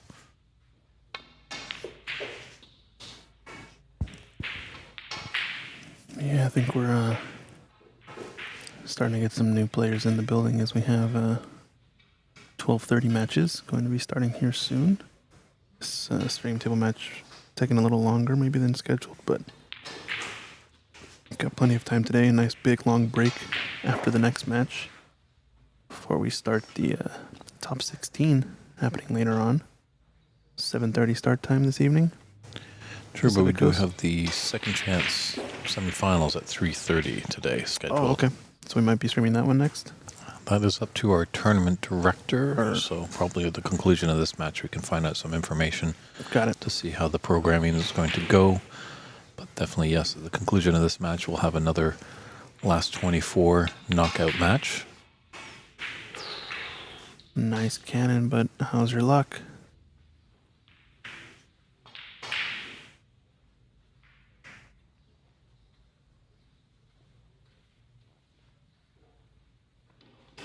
Not too lucky, I'd say. Not as lucky as we're seeing a lot of these Irish players in this tournament. They're getting quite the luck. Luck of the Irish, huh? It's luck for conspiracy theorists, as they're probably going wild with a Irish tournament director and how it all goes, but Something tells me Andy's not going to be fresh enough to be winning this tournament. He's been putting in a lot of work behind the scenes, staying up late and showing up early to brush the tables and get matches going. I think he wasn't planning to play at all, which I think makes a lot of sense, but just to round out the field, he was stuck at 35 players as a lot of folks dropped out last minute, so felt like he had to play. it's true. You know, as much as players sometimes are in the heat of the battle, they do just need to sometimes remember to check themselves as these tournament directors and the people behind the scenes. They certainly are putting a lot of hours to making these tournaments a success. And you know, when it runs along smoothly, you know, that means it's even more hours and hours behind the scenes. So foul shot there from Ajmal, accidentally tapping the cue ball.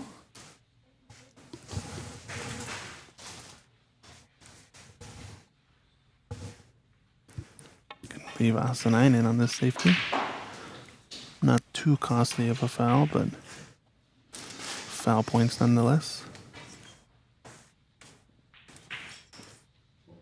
Yeah, it never seems so big at the beginning of a frame, but then when you get down to the end, it's like, what about that 4 points that happened early on? And Yeah.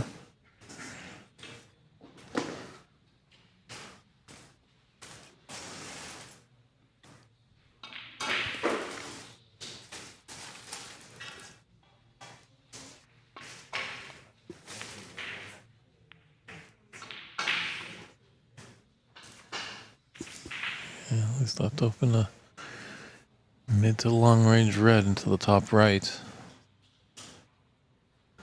This could be alluded to sometimes a little bit of a bait shot, as we know that top right corner has been refusing a few balls. And he just outright missed it there. Didn't give a chance for the jaws to receive it. Plenty of options now for us a 9. Yeah, delicately draw back, maybe beyond the pink into the left middle.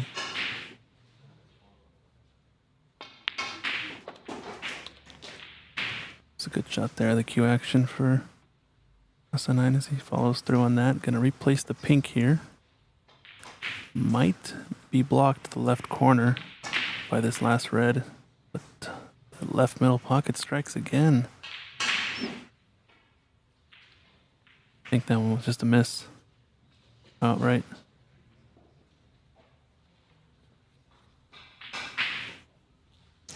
Yeah, we've heard, as you always do at a tournament, sometimes players griping about, tables and conditions and stuff like that.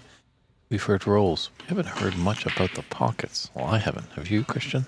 Yeah, I think I've heard that maybe some of the pockets have like a weird maybe cut to them or something like that, but Okay. every table's probably going to be a little bit different. Mm-hmm. I haven't played on them myself, so I can't say for certain. I can only take the word of players, and obviously players out of frustration might, maybe embellish on the details sometimes, especially if they lost the match, so difficult to know for certain. Yeah, I've never heard a champion of a tournament complain about the table conditions.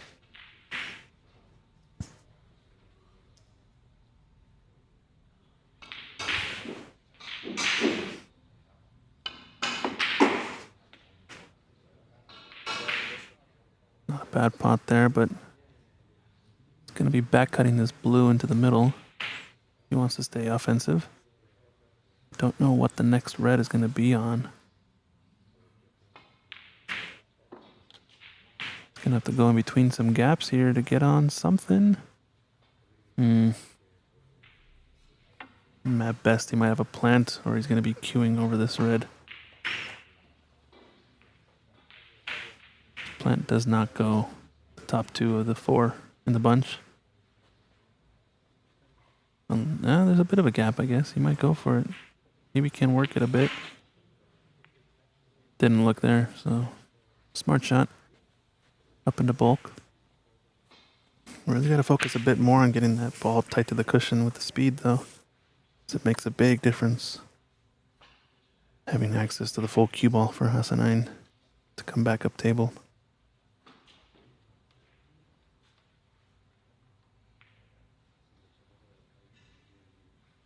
Yeah, it's getting a little bit of a messy of a table down there. Watch out, pink here.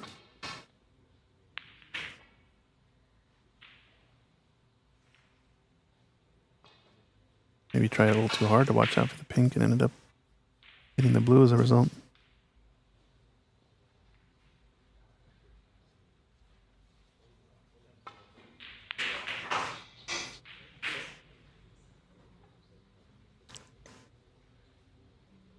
Look at the cover with this red.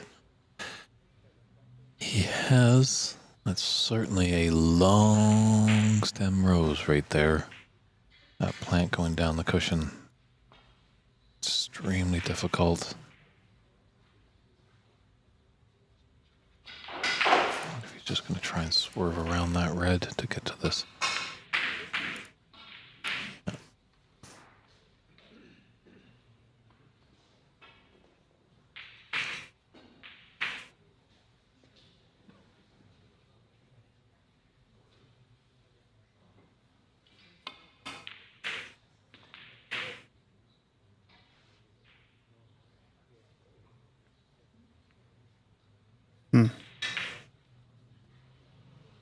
Pretty fortunate there. I think he's got the... Is it a full snooker or no? Oh, no, he's playing the blue, excuse me.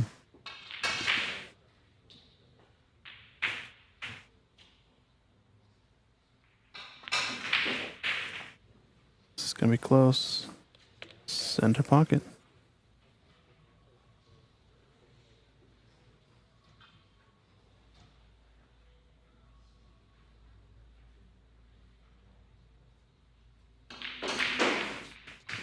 back cut safety two-way. Nice shot. Starting to see some pots now from Ajmal in this frame. And he is starting to string some breaks. I think that was the big kind of difference that I was noticing, that Hassanine, when he gets in, he can really put together a substantial break. Ajmal will make some shots and they look quite fantastic. The only problem is he can't string good break together. That might be the difference in this match. Highest break we've seen on this table is, what, 83? 83 by David Morris yesterday. Yeah. The Wolf of Walken Street. I think we're going to start seeing some more, obviously, later on in the tournament, but surprised we haven't seen any higher breaks since then on this table. Might just be playing a little bit tricky. It is surprising to see some of the caliber of the players that have come over from overseas that we haven't seen a century yet. Sometimes they're a bit tough in the round-robin stages. Sometimes round-robin matches are a bit shorter, just in the effort to get the tournament going and on time. But the small members in each group, we had 12 groups of 3 in the round-robin, but they were still best-of-7 matches. So in these early stages, sometimes players really like to let their hair down and go for a few more shots. Interesting, he took on this red first. Black's going to have a partial pocket, so it's going to be blue here. Come in and out of bulk. Just play for one of the 2 reds over the right corner. It's gone forward of the cluster here, and I don't know if I like this positional shot. He shot it earlier where he stunned in around the cushions. I think that might have been the better shot on that, but might have had a bit too aggressive of an angle coming into bulk that wasn't going to get the line he wanted. Still on this red though. Along the right long rail. Let's just check in maybe if that plant is on to play for next. So he's playing it now. Interesting choice. If it's dead on, it's a good shot. It's a great shot from that distance. Obviously the reds weren't welded together. There was a little bit of space. Yeah, and a bit of confidence there too, with 2 reds over the corner pocket on the right side of the table. Knew it had to be automatic. Otherwise you're giving up a lot of points, most likely, to your opponent. Now he can reap the full rewards of those reds that he's left sort of as backup. Only problem with the black is might get tied up with this red out in the open. So wouldn't be surprised if he plays up for pink or blue here. Yeah, that's not bad. Getting pink back on the spot would be key here. And this is the difference here. Hassanine, when he's in, he scores heavily, as opposed to his opponent that just can't string those big breaks to either extend a lead or crawl back into a frame.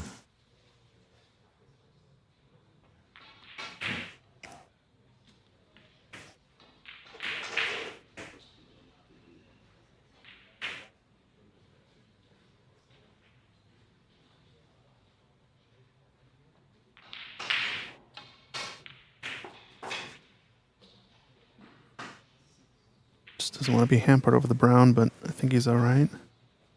Maybe a little bit. A little bit in this sight line would just be, a little bit of a pain, but nothing too... We've seen worse situations. Yeah, as long as it doesn't affect the queuing, he's okay. He'll take sightline obstructions all day, I'm pretty sure. Yes, it's bridge hand obstructions that are the tough one when you're nasty. Bending the fingers, almost breaking them in the joints. He's overcut that pink by quite a ways. That's all right, he'll take it. Only problem is, full ball snooker here, huh? It looks like it from here. I think still plenty of reds on, so not going to be enough to close out this frame. And as we saw in the last one, his opponent looks like he's probably going to come back to the table with, even if there's many snookers on, so I think in Hassanine's position, you want to be the player that's really just closing out the frame. kind of putting it to bed, killing it off, kind of, in a sense.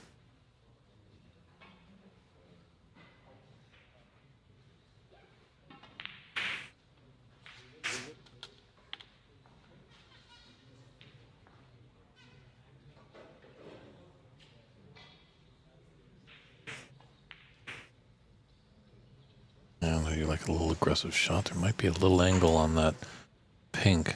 It's got to cover a lot of length on the table to cannon into those reds. Might just be... Roll up time. Mm-hmm.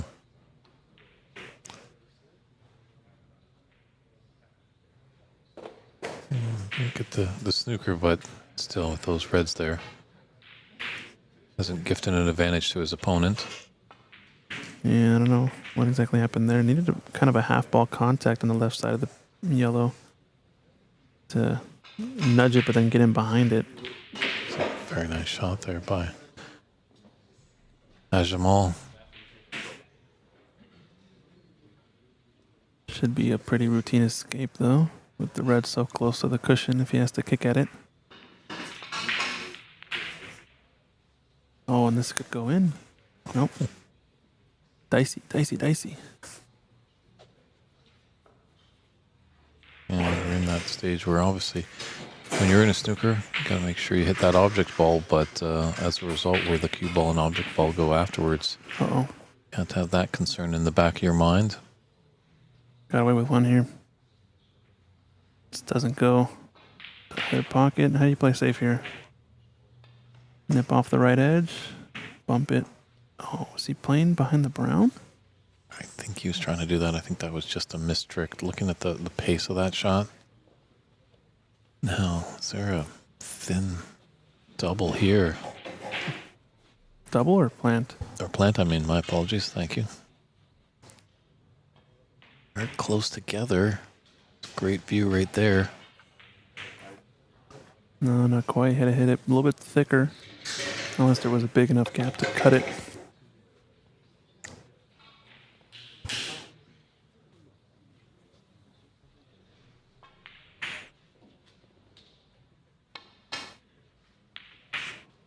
Ooh.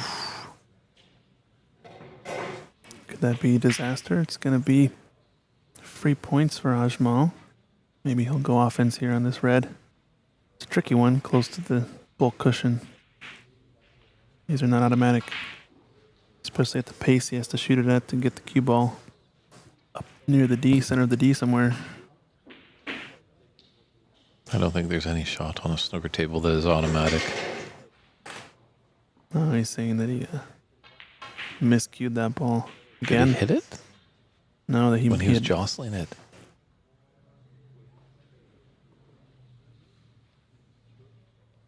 I'm not sure what's happening. We'll see. Very interesting. I was alluding to that in Charlie Brown's match yesterday, that just always be mindful when you have ball in hand. A lot of these players like to kind of just jostle it with their cue. Kind of look like almost a hurling stick with that ball. And if you hit it with the tip of your cue, that acts as a legal stroke. And obviously, if you don't hit an object ball, it is a foul of 4 points. So I think that's what the discussion is going on here.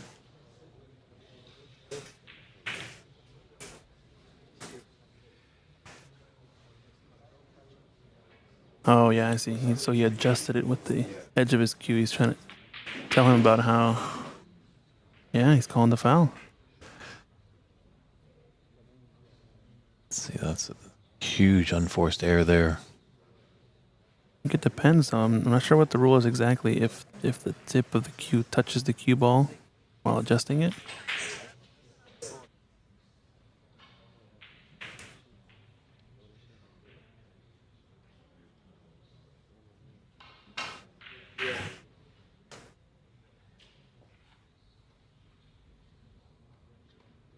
It certainly is close. It's definitely tough without the referee at the table. See, that would be a referee judgment call there.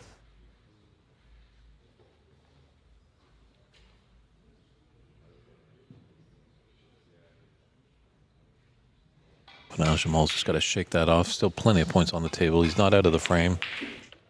Not out of the match. Great long pot there. That'll stoke up his confidence.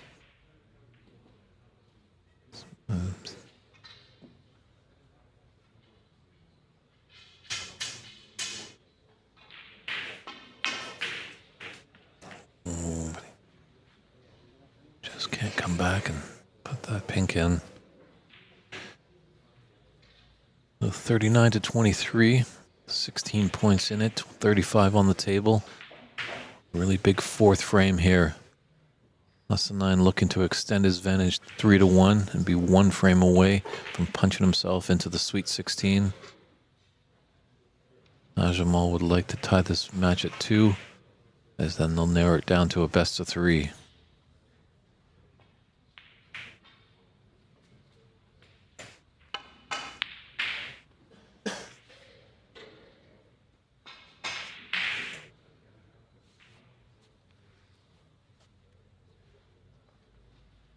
Let's come up. There's a cut into the left middle. It is there.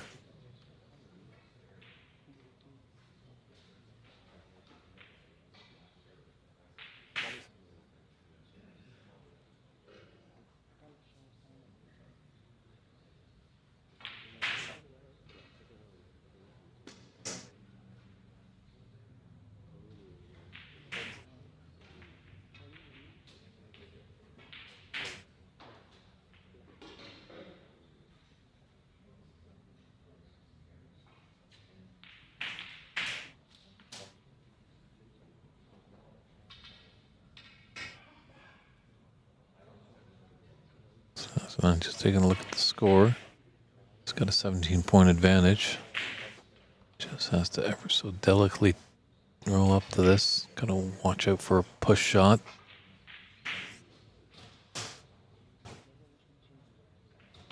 There's a path for the black here.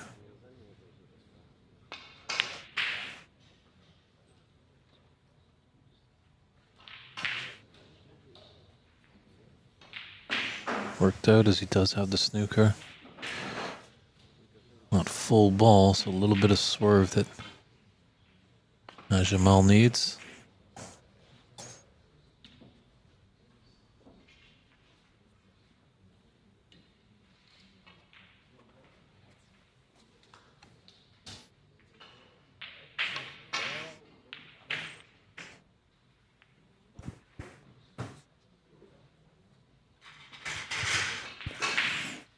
All right. Just clarifying a rule there, but seems like after asking tournament director about the foul situation earlier, I don't think it would have been called a foul, but as we said, no referee. Players are reffing themselves. And if they agree, then it stands. Mm-hmm. I think in Jamal's defense, if he would put up a bit more of a protest, he could have potentially wanted to look at the video footage. Yeah, there's plenty of time. That is definitely something that we can step in and do. Just in the fairness, equal play.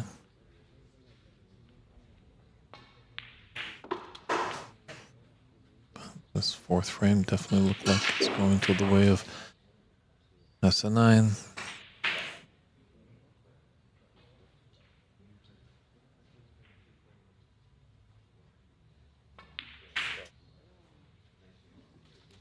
That's a good pot down the cushion.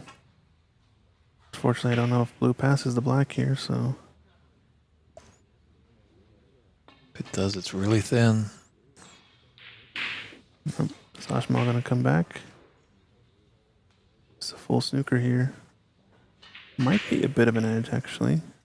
Just a snick. Yeah, you can see a bit of it. 49-23. It's going to be 26-point difference with 18 on. A couple of snookers needed. Plus blue, pink, and black. For Ashmal to get this frame.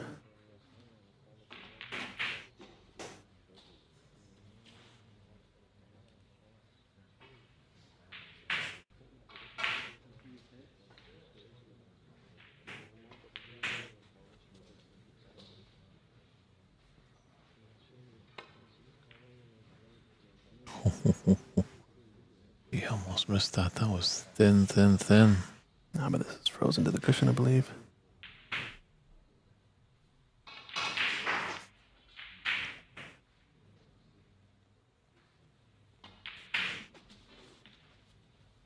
He's not trying to risk it, obviously, in a knockout match. Doesn't want to go off the cushion and maybe put in that blue. Smart shot, just, play the safe. Make sure you hit the blue. Don't want to just carelessly give up 5 points, especially when your opponent needs the two snookers.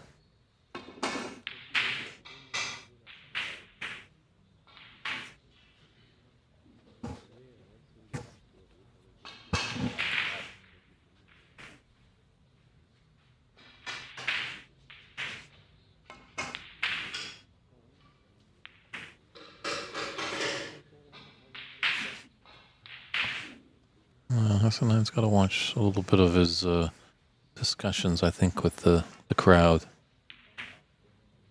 This is an amateur event, but I don't know, if I was his opponent, I'd be a bit perturbed. How do you feel about that, Christian, if your opponent is kind of engaging? Yeah, I think there's going to be a line to be drawn at some point, for sure, with that, discussing things with the crowd. And I think both players probably know each other fairly well, and I think they're both local to here, so they're just talking to each other and some other friends that are sitting there watching. So yeah, it's interesting that the Calgary Open, Alex Bagulayan is definitely known to yak it up with the crowd. That's for sure. Yeah. So some of it I think is fine.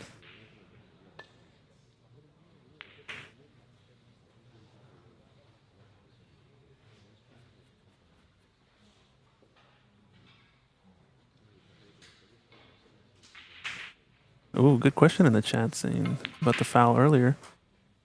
If the opponent, let's say it was a foul and the opponent had touched it with his tip and actually counted as a foul, I would imagine you would deem it as like a strike on the ball, right? So you'd have to play it from where it lies. Correct. Yes. You wouldn't get to just respot it. Mm-hmm. So I wonder did Hassan respot it? I don't know. It's over now. It's in the past. That frame is done. Hassan has taken it. He's got a 3-1 advantage. And let's see if Jamal can make it a match and crawl back, or it will be a 4-1 victory for Hassan. Time will tell when we return with the 5th frame of this exciting knockout round match. Stay tuned, everybody. We'll be right back.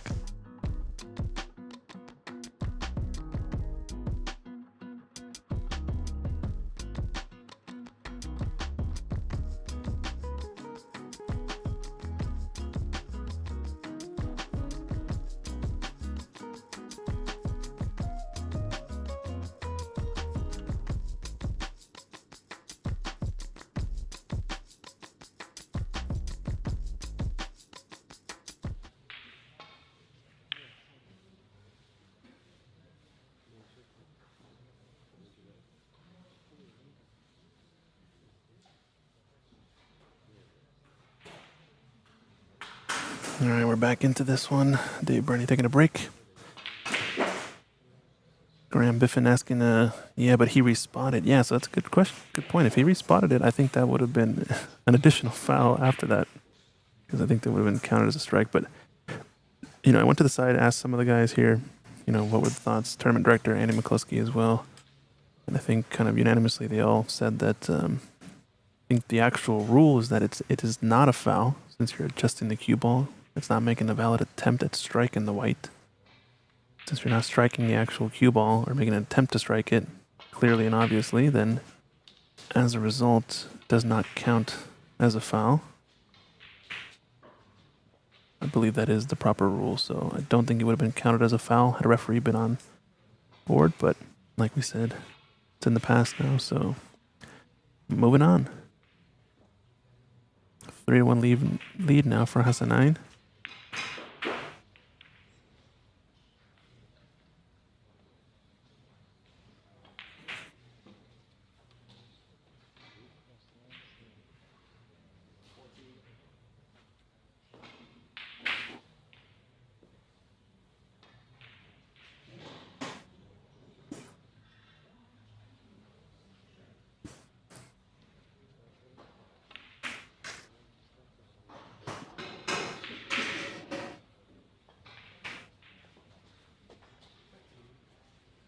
Couple of misses here. The start of this one. Maybe a pot on to the right corner. It's going to be disrupting the reds, though. He's lost his cue ball as well. At best, going to have a look at the pink or blue. Gotten quite fortunate if he's on this pink here. Dead straight. It's a good shot. If it doesn't get tight to the blue. Ouch, it's going to be brutal. I think he has the red that's in between the loose one and the cluster, so... Oh no, he has the rightmost red. Pardon my French. Got a real chance to score here, as I say it.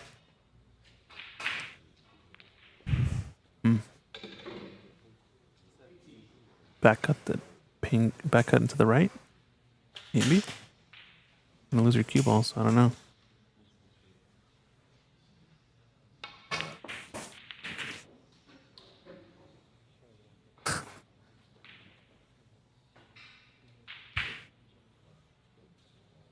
Yeah, hopefully,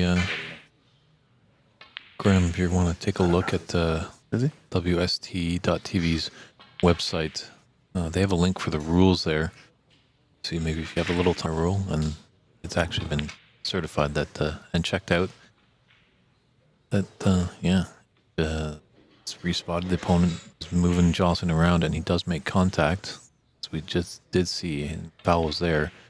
The opponent does have to play it where it lies or put the opponent back in. He can't just take it, and then he has a respot in the D. Well, it's good to get a copy of the rules and give it a good read.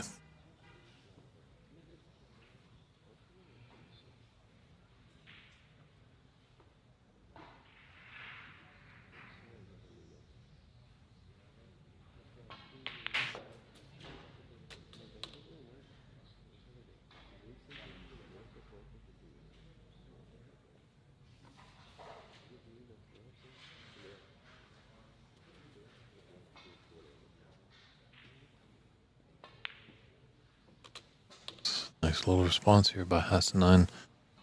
Ashamal was in first.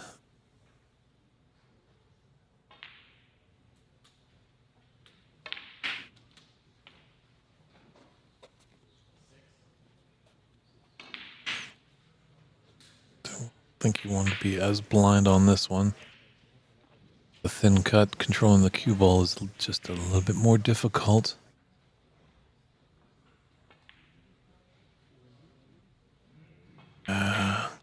Oh boy.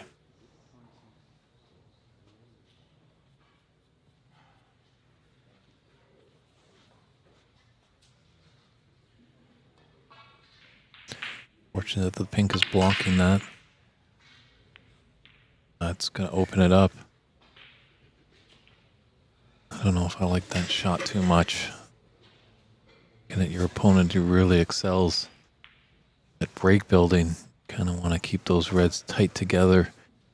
Rely on your opponent to kind of develop reds to continue the break, not gift them an opportunity by splashing them all open. There's reds all over the place, and there's no real troubled colored balls as well.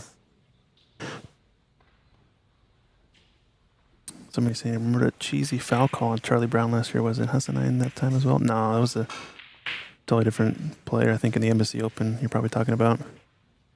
I think it had to do with electing a ball as a free ball. I think that Charlie had failed to do so or something like that, and that's where the situation started. But just like that one, it's in the past.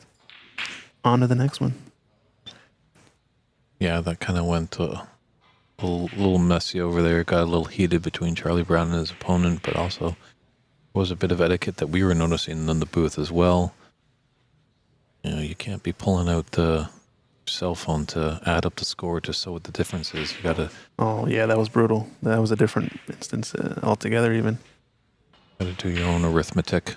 Yeah, won't mention the player, but you can check it out on the live stream. We have it on the Embassy Open over on the Ox channel. As well, his dress code was a little subpar as well.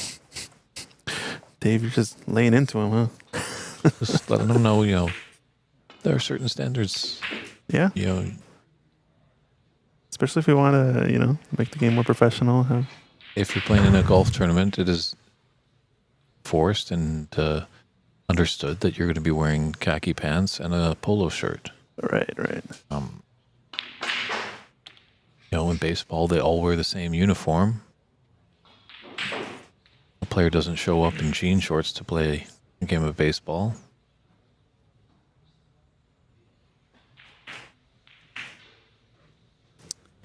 Anyway, it's got a wide open table. So Ajmal missing the pot earlier, smashing open the reds, and Hassanine not taking advantage of it means Ajmal's going to try to reap the rewards of this. He's got a few straightforward open reds here. Black would be respotting on the pink spot, and both pockets are open. So after this red, take a blue. Based on the angle, might need to go forward one cushion. There could have been a method to the madness that Ajmal broke him up. I thought it was a bad move, as Hassanine has been scoring well, putting in decent sized breaks. Yeah, but errant pot attempt. He's playing for the black here. It's okay. Angle is more natural to play here as opposed to going up for blue into left middle. It's going to be a trickier black, though. Let's see. He's got it down, but does he double himself up? Oh, This is close. it is close. Oh, I think you can see it, though. He got lucky there. When in doubt. And the cameras are showing it close. He can see it. All right, choice of reds here.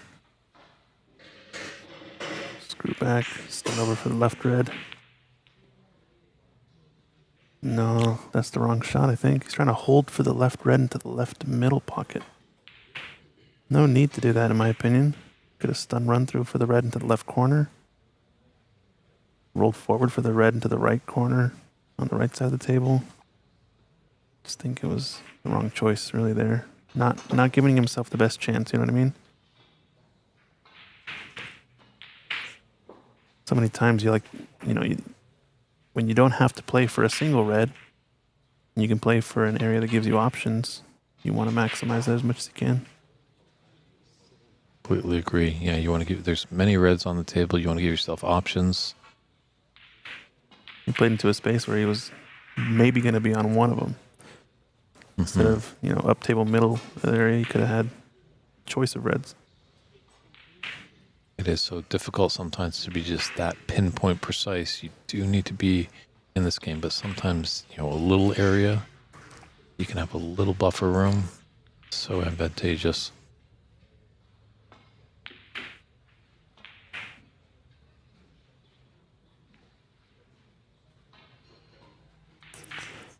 Tied up blue and black, but they actually each go, I'm pretty sure, into the two middle pockets.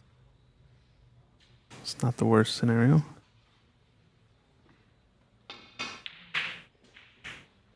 Ajmal doesn't want those balls to be tied up. He's behind in the frame. Yeah, just 6 points in it and 59 on. Just gotta hit the long range red here into the green pocket. Play on some bottom just to stun his red right there. The idea just to execute the shot. Just left a mid-ranger.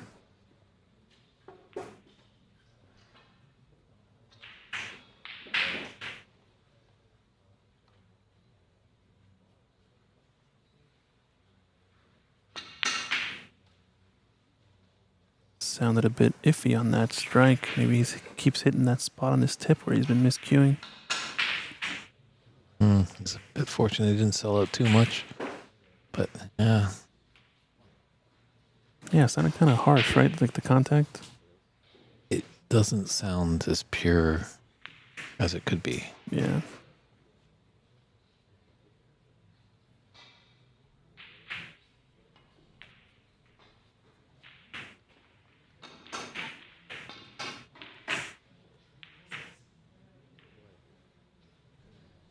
this is a sellout, I think, for at least a few shots. Like I said, I think both black or blue, one or the other, will go into this left or right middle pocket. So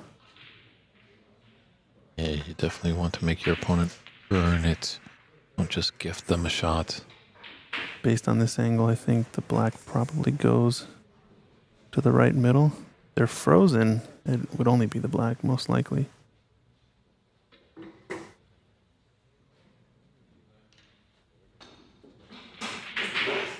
Yeah, he's not liking it. Yeah, it's going to play safe behind yellow instead.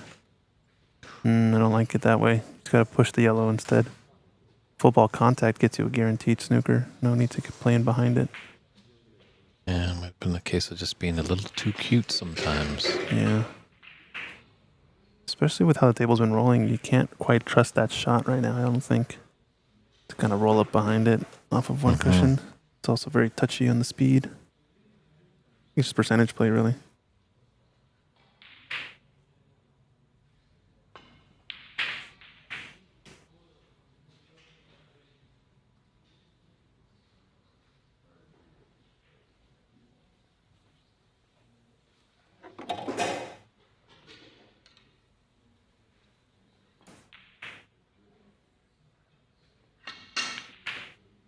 Once again, sounds a little strange.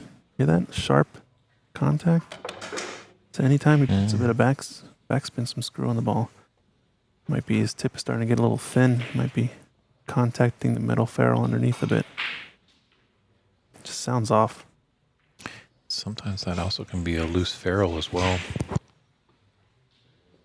So I'm pretty sure he's moving on, be going to his cue doctor. Not sure what happened there by Ajamal. That's a shot he'd definitely like to take back. Pop in the DeLorean with Doc Brown and go back in time.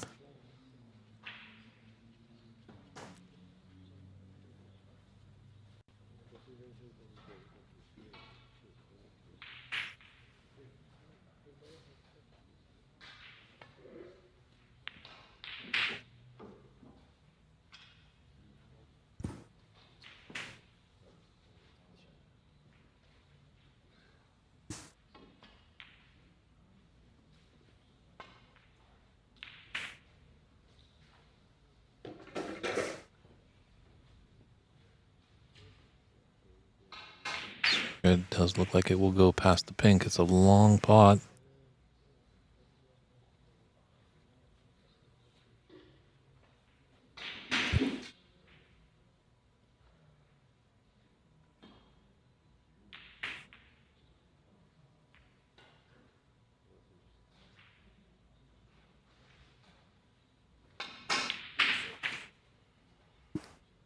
Just overcut that one by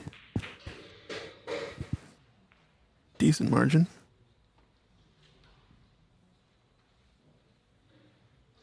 Got Haley Ostrich in the YouTube chat saying hi from Whistler. Great job. Thank you, Haley. Appreciate that you like the stream. Uh-oh. Uh-oh. But Ajmal's not going to like that result. Ouch. Yeah, drop us a like. Subscribe to channels. We're live on a few different channels. Ox Billiards, it's my channel. Pan American Billiards and Snooker Association, as well as IBSF channels, since they've sanctioned this tournament, as well as the local venue, Sacramento Snooker and Billiards, is streaming on their channel. So if you can, helps us out a lot to just subscribe and drop a like on each of the videos. Maybe even share it if you know some folks would want to watch.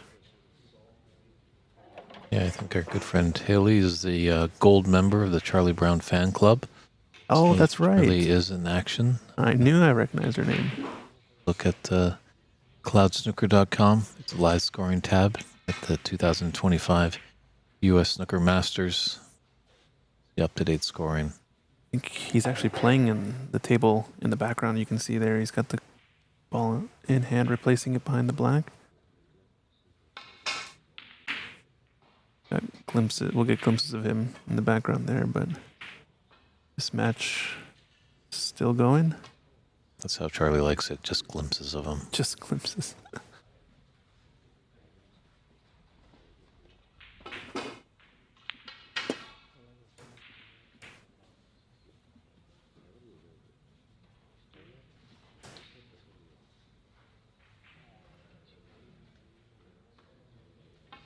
nice snooker there by Alsultani on his previous shot. But Najmal done well, and look at this return. Great snooker there. Alsultani definitely putting Najmal all sorts of bother here in this fifth frame.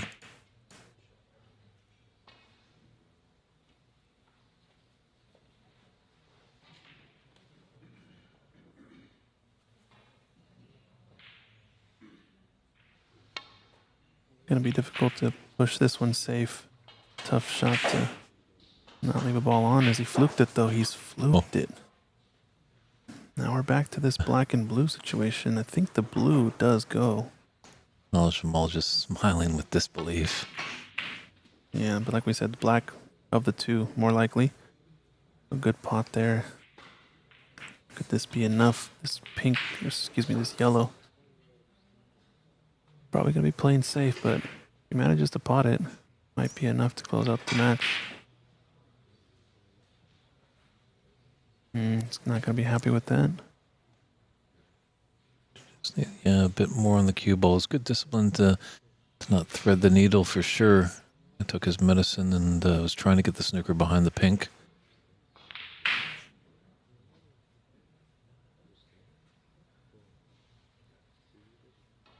This is going to be close, but 15-point difference, 27 on in the frame. So S9 just needs the bulk colors to put us into the snooker's required stage. and he swerved offline there. Just loaded it up with a bunch of right-hand side, and there's a foul.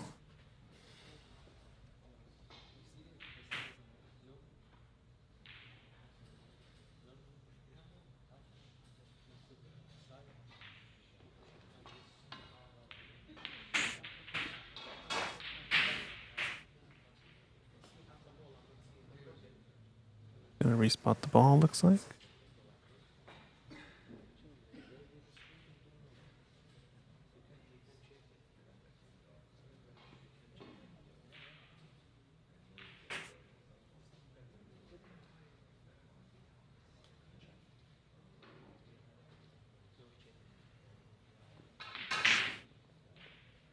Looks like Hassan just calling in the video evidence just to see the respot on the cue ball. These players should take a little responsibility, you know. They're well entitled to put a coin down or put up a little bit of chalk to mark where it is. Not every table that's going to be on the TV stream.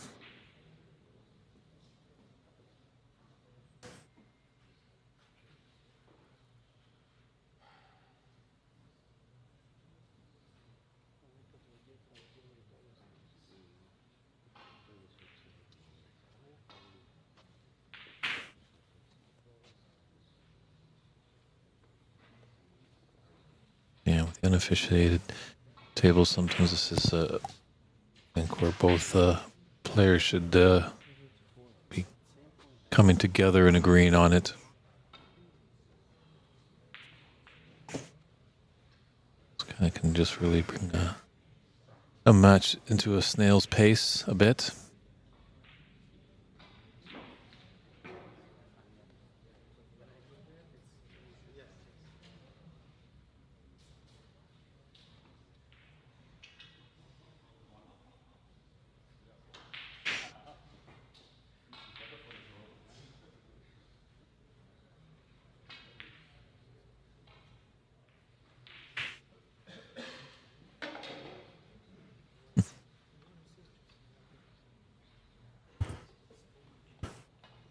All right, tried our best to give him a...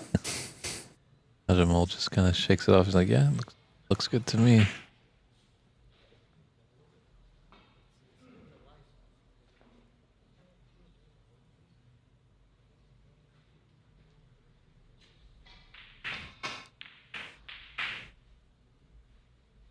Yeah, managed to get the good hit. That might be a snooker the other way.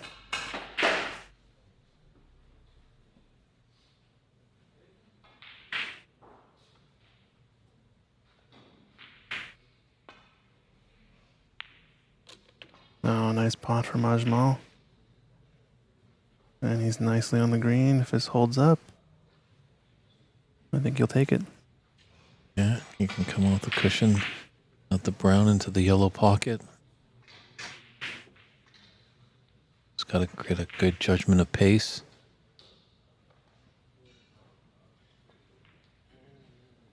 Oh, got the cushion on the way in. He's trying too hard to hold the pace there, and tendency will be to miss that thick. Yeah, this could be match over. Jamal could be going home pretty soon. A great opportunity for Asinine. Be furious with himself if he missed this opportunity to get this frame to the good, and that would make him the winner of the match. Their best of sevens. So if we can get to 4 frames to the good is the winner. Asinine's on the threshold of achieving that feat.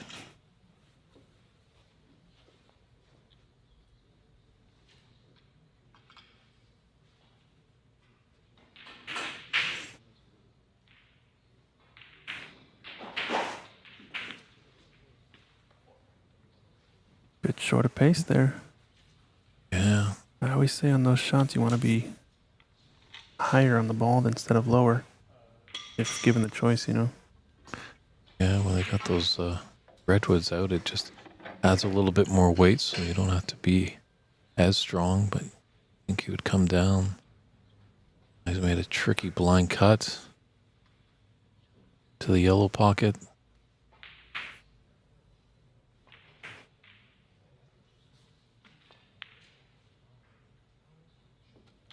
Looking to get the brown. It's got a long blue.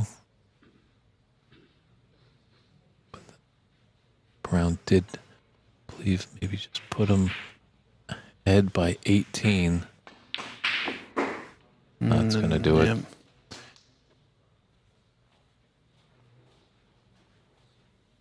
Well, he knows better than us, Christian. That's for sure. He knows the shot he wants. So taking that brown into the left middle. Handshakes, there we are. So Asinine Alsultani, and he takes that match 4 frames to 1. He is going to be moving on to the knockout phase. There's a nice, good wide shot of this beautiful room here at the Sacramento Snooker and Billiards room. Fantastic facilities. And we're just going to step aside for a brief, short moment, and we'll come back with a post-match interview with Asinine, maybe find out a little bit of what happened over there with that controversy with the little tip of the cue there. So stand by for that. And then we're going to have another round of 24 match on this TV table. So Sounds lots good. of great action here at day 2 at the U.S. Snooker Masters of 2025, live in the capital of California, Sacramento.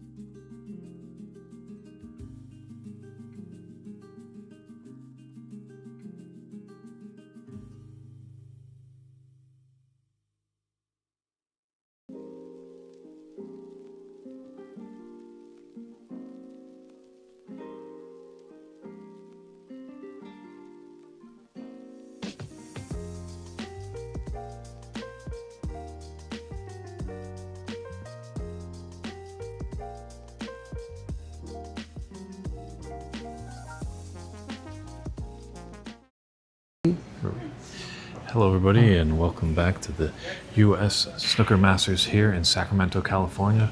Fresh off his knockout round victory, Alsultani. Great match there. How are you feeling from that?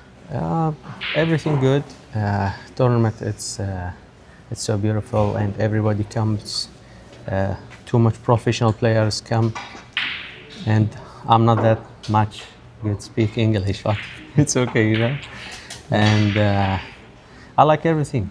I like you guys and your friend. Any tournament you cover the tournament. Thank you for your work. Well, thank you for the kind compliments. Your check is in the mail. Thank you. Thank you. Yeah, it seems like you're much stronger, I guess, with your cue than actually speaking. Would that be a fair assessment? Yeah. And you're from here in Sacramento? Yeah, I live in Sacramento. Do you play at this club regularly? No, I'm not playing this club, but still, I just maybe sometime I come here. Okay. And So, do you feel a little maybe home field advantage since you live close as opposed to some of of the course. players that travel? Yeah, of course, yeah. Okay. Well, that was a great win there. You're into the Sweet 16 now. I won't keep you because I'm pretty sure you want to get some lunch. Yeah, So thanks thank for you. stopping by and saying hello. We are fasting already, but yeah, Perfect. Thanks again. yeah. That's Thank okay. you so much. Thank you. That's going to be a wrap up for this interview over here. We're going to step aside for a few short moments here at the U.S. Snooker Masters of 2025. We'll be right back with some great game action on our TV table.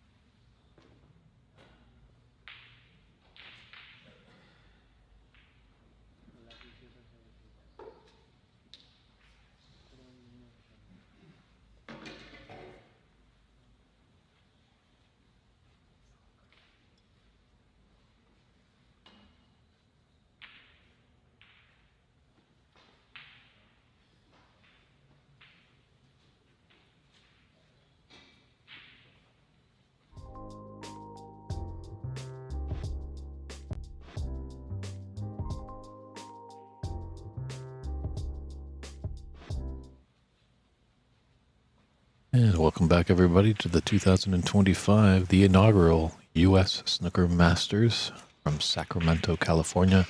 Great little last batch of the last 24 matches. Arif Mahmoud taking on Andy McCloskey.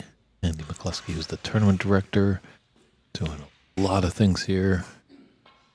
It's amazing he can have energy to pick up his cue and actually play a very intense match. So best of 7 match here. Winner gets into the Sweet 16. Loser unfortunately goes home. It's David Burney in the booth with Christian Youngers. We're glad that you're all tuning in wherever you're finding us, whether it's on Ox Billiards, PABSA, IBSF TV, or Sacramento Snooker and Billiards YouTube page. Definitely subscribe to those pages, like them. Feel free to shoot a comment our way and support for either of the players. If you have questions, we're here to do our best to answer. And do let us know where you're tuning in from. This great game of snooker is played throughout the world. I find it fascinating of who's tuning in from where. Yeah, it's been a fun field here to watch. We're starting to get down to tournament after this round. I think we're going to get some big matchups coming up. There's a nice mix of kind of some of the top U.S. players here in America playing some guys from overseas. We got a good bit of Irish lads in the field, a couple of folks from the Netherlands, and I think a gentleman from the UK, Leeds area, I think Dan Womersley, yeah. Got a good field. Good friend Ali from Qatar. As well, Ali from Qatar, yeah. My new best friend, as he is invited us to go over to Qatar to do an event. That would be lots of fun, Christian. Yeah, we'll see. I'm down. Let me know the details. Talk. And that's Arif at the table, wearing pretty much the gray suit with the black shirt. And Andy donning those Dennis Taylor famed glasses. Invented by actually Jack Carham. Great snooker announcer.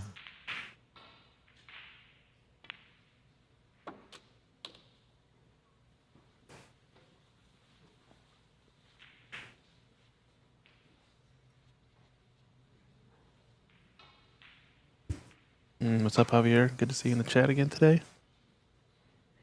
Mr. Valenzuela. Valenzuela. That's how you pronounce it. Different than the country of Venezuela, if you didn't know. Valenzuela is the... in relation to the last name. Great pitcher for the LA Dodgers. Probably the same last name, I would guess. A very famous last name. But a lot of people confuse it with the name of the country. Of Venezuela, which is actually a different spelling.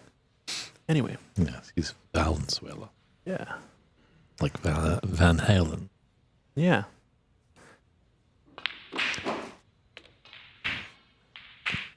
You know, I think there might, if there's an edge here, these two guys are, give any kind of tournament to be a good head-to-head battle, possibly going to a decider.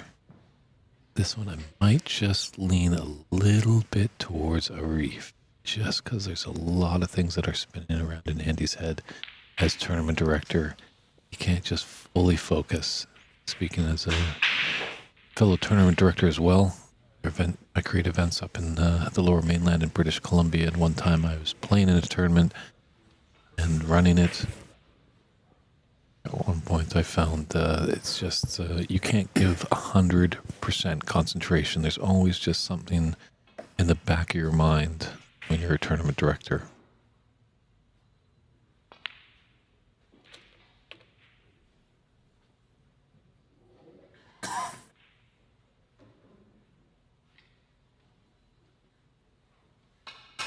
It's a good starting position here for Arif.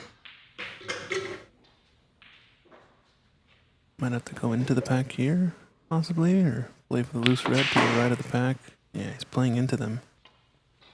Trying to get something to stick out, but don't think this leftmost red is going to go anywhere into the right pocket, so it might be end of break here unless there's some sort of plant on. Taking his time to look at a few options, but maybe he can pot this red into the right corner. Is there a gap? No way. playing safe behind the black. Oh, he played the plant. I think it's far too aggressive a shot in my opinion, but it is early in the frame. You know, he's up against a pretty good player in Andy, so... He didn't leave anything on after that, so it was forcing Andy to take the safe shot, but obviously he just gave Andy the control of the frame. As you alluded to, Christian, it's early. I don't mind sometimes these players taking a few chances in these best of sevens. Yeah, kind of test the waters, and if a couple of those work, then you're going to get a good lead and put your opponent on some pressure, but he's missed the ball here completely. I think where it's landed, Andy might force him to play back from here. No, he's going to put him back. Yeah, it's a little bit tougher to hit it from this angle, but should still be pretty routine. Escape. Got plenty of the ball to hit these left two reds. The key safety here, once these two reds get pushed to the right side of the table, it's going to be about trying to get the cue ball up into the upper right quadrant of the table, kind of close to that green pocket. Because that way you use the pink to take away the left side of the stack. Then the moment you get a red out into the right cushion, makes things really difficult, but he's going to leave a shot on Arif, so don't think we're going to get to that scenario. It's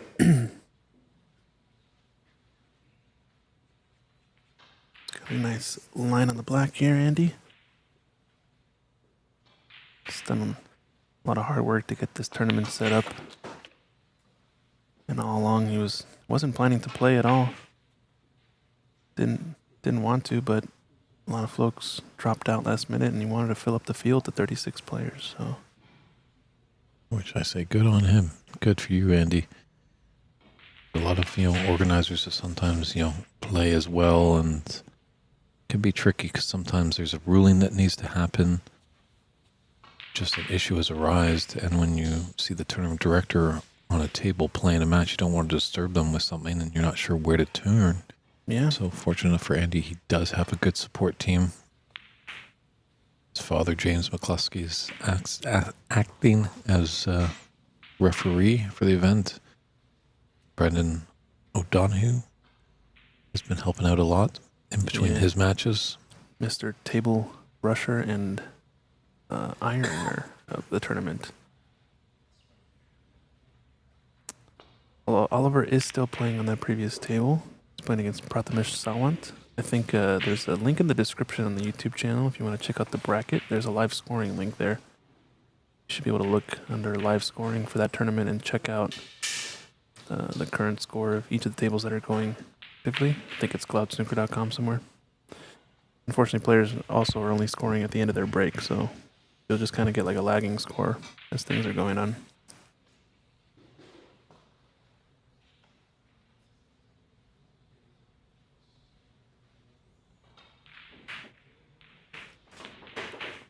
Oliver's got some supporters here, especially in Sacramento area. Wolf talking about being from the Post Up world. Shout out to Post Up. Doing some good streams over here in Sacramento as well as over at Griff's.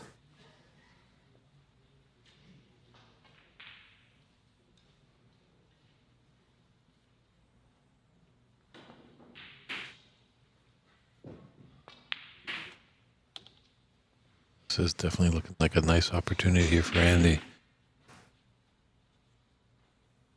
Definitely would sooner than later like to get those reds away from the black.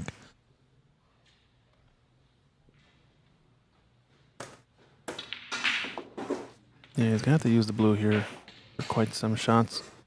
Just looking at where this red is, doesn't even leave a nice cutting angle for this black lower left corner. So unless he manages to get on that red to the right corner, might be doubled up. It's gonna have to be both colors and blues from here.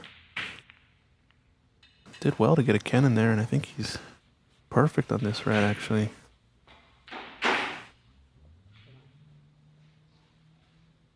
Just going to give a good shout out to Damian Shuri, making another great comeback in the game. Wishing him all the best in the back of the world of snooker. Great competitor. Hope you're doing all right, and hope to see you out there soon enough.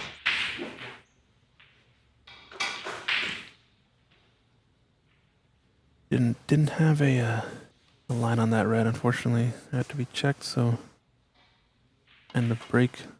There's the cue ball up into the bulk end. Might have left just a smidge to the right side of this rightmost red, but it's going to be a risky shot. Yeah, he just can't clip off that red that's just below the pink. It might be all he has, though, just because, like you said, he can't pick off that red. Can't really go in between the blue and the pink gap. There's nothing there. Don't get your cue ball back up table.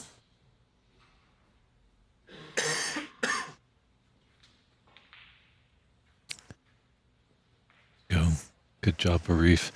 Everyone take note. He just dabbed his finger in a little bit of chalk and just marked the cue ball just in case it needs to be respotted. In case he's misses here, as this tournament is a 3 putbacks on foul and a misses. So a total of 4 attempts.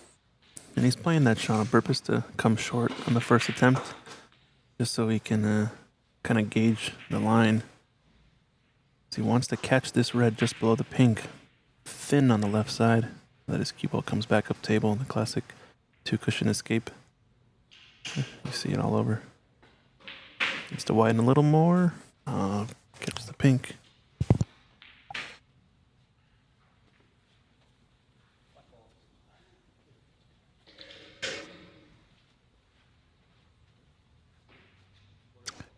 Just it's gonna let him shoot from there.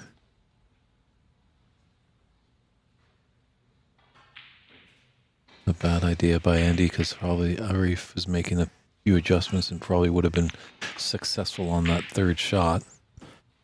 It's a fair point. Brandon sitting here next to me brought it up, but on that escape from Arif, there was a gap between the blue and the pink. The red was full on, and that would have been the second foul on that 2-cushion escape attempt. Andy could have put him back in and warned him about the third foul and a miss rule for end of frame, but I don't think he saw it, and as a result ended up putting him back in when the cue ball got up to the right corner pocket. So that is an interesting rule. It's kind of like a 3-foul rule in pool or a 9-ball, where if you foul 3 consecutive shots in a row, you lose the rack. But in this case, since there's a red on full in the face somewhere on the table, and you foul 3 consecutive times with a warning on the second, after the second, you're in end of frame territory. So interesting. Again, he just missed it.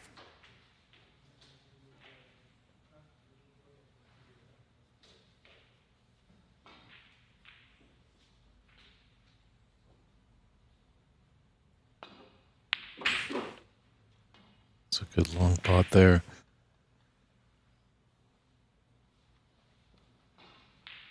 An angle on the brown to come back down table.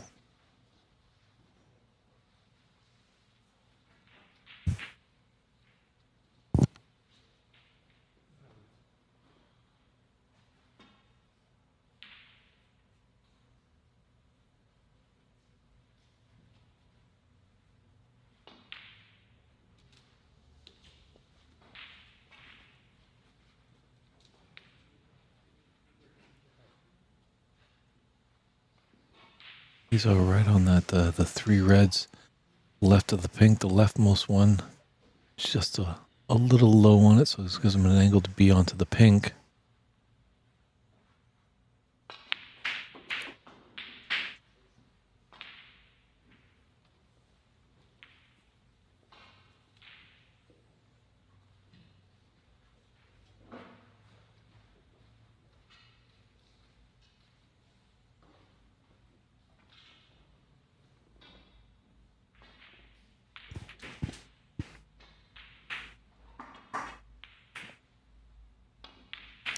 Okay. Did he just get enough of it that he's got this pink's not going to go there, so when a spot is covered, color ball, that their spot is taken, they go to the highest point value available, in this case the green. I think he does have actually a path for this red into the top left corner.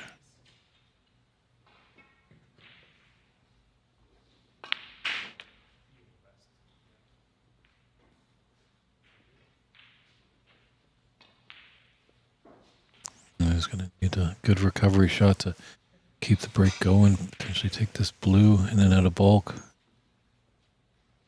Maybe even a long pink come off the bulk cushion.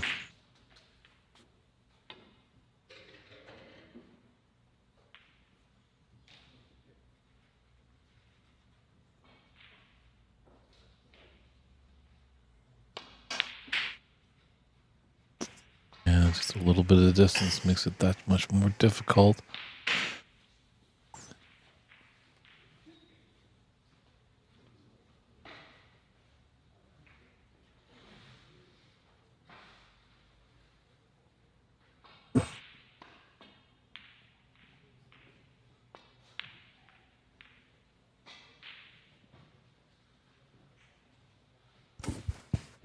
Push that red close to the top right corner, but he's got the he's blocked it.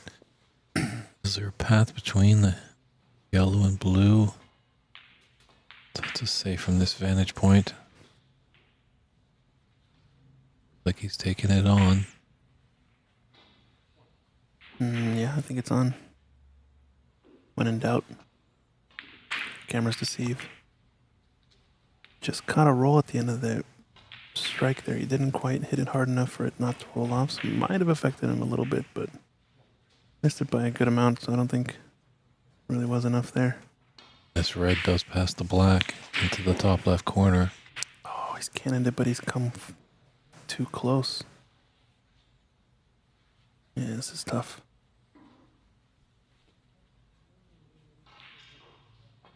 He's gonna have to go for this probably.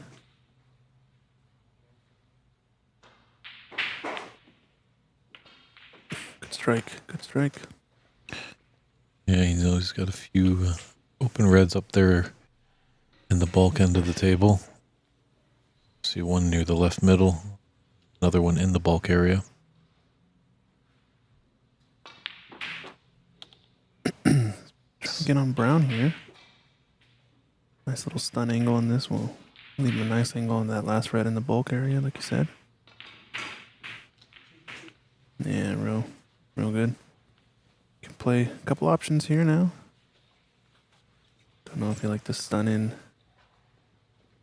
to get this green, have an angle on the green, or come in for pink here. He's playing blue. He's gotten the cannon there and kind of ended up wrong on a lot of shots. He's off angle on the green, so he doesn't have a natural line. Gonna have to pot this blue, I think, now and roll up into the gap between the two reds. The red does pot, I believe. And hit the gap. Oh, didn't want that cannon. Wanted to bounce off the cushion there and end up on that last red. He's just having a good look at that red.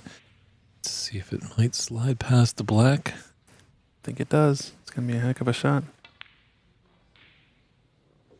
Good cue ball. Nicely done. Looking good in the first frame for the tournament director. Might just roll up here, or he's got the green. Yeah. Going to kill this frame off. More so the Andy style. Let's see it, Andy. Can we get a first full clearance of the table? No, it's going to be a bit short.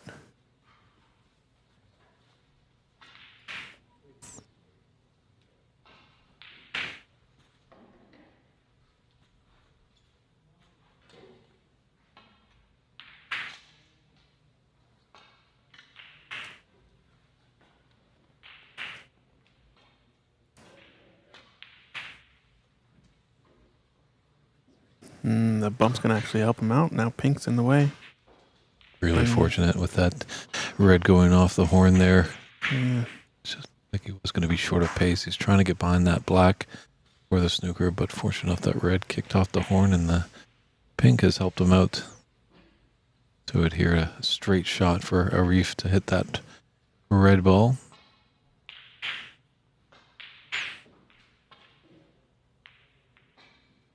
$27 and $35 on the table. So not at the snooker's required stage just yet. Looks like he's going to attack this two cushions maybe, try to get the gap between green and brown. It's Gotta be careful here. Looks like he's gonna get close to the brown here off of the second cushion. Oh no, it shortened up off of that a lot.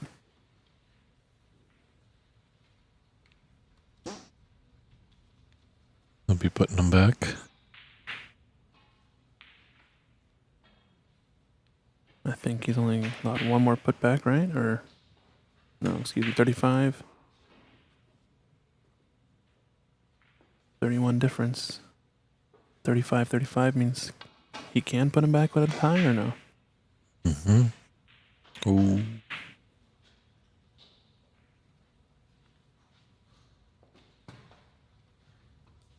Yeah, it's because the result of it is a tie.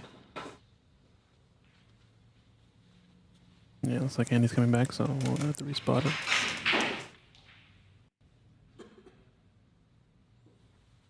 So Andy not electing to put him back.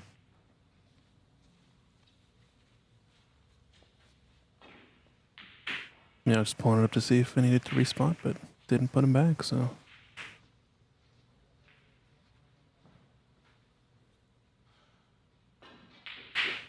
Left the window.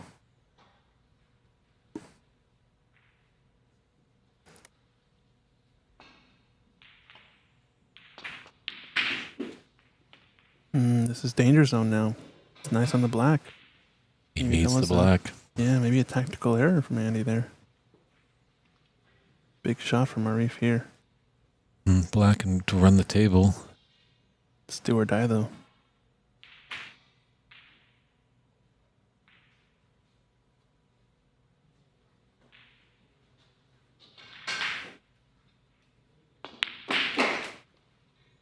Threw his full shoulder into that one. Saw the elbow rise up to the right as he struck it in.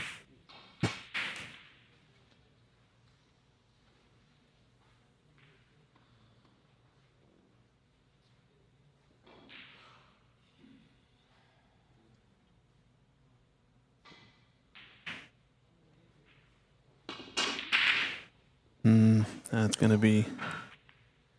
And the foul too? Nope. It's going to be enough, I think. Yeah. Would be in a tall order to clear the table from there, but at least maybe just could have done something better there because that yellow is relatively easy for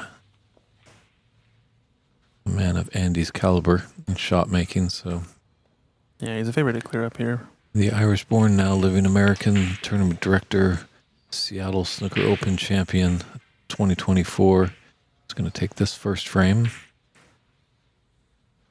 It's all about getting on this brown, really, for the clearance, but don't imagine the reef is back to the table, so just checking the score to see if it's any worth it.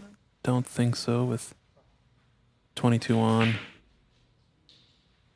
think it'll be 2 snookers, 7 points each direction. And there's a concession there by Reef. So Andy McCloskey takes this first frame of a best-of-7 match, and we'll step aside for a few short moments and be back with frame 2.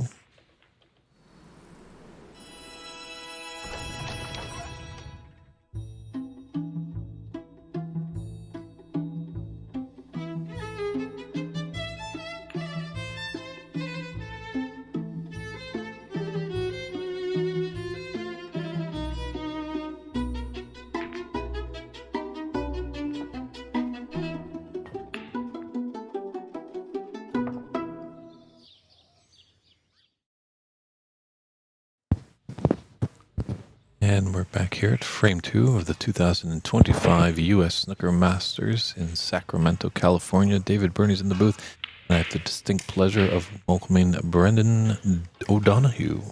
Welcome, Brendan. Thanks very much. So how are you finding the tournament so far? I know you're playing in it, but you've taken some time to help us out here in the booth. Tournament's great. Absolutely. It's my first time in America playing snooker. Been here a few times, but absolutely brilliant. Organisation is great. Andy's running a great show. Table's good. Club is good. Loads of space. You guys are great. All good. Well, you're doing a smashing job as well. You know, And you can't just do it by himself, so it's great that you're stepping up, We enjoy it. when the cue is not in your hands, you're willing to help out with delivering food, ironing tables, brushing tables, cleaning balls, jabbing the other Irish guys to, play better. Yeah, well, it's all part of it. We're a team.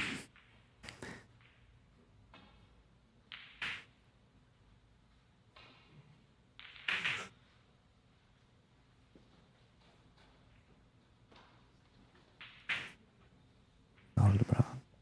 A little foul on the feather. That's twice we've seen that today. But appreciate the sportsmanship. Yeah. The players there. Great thing about sport we play.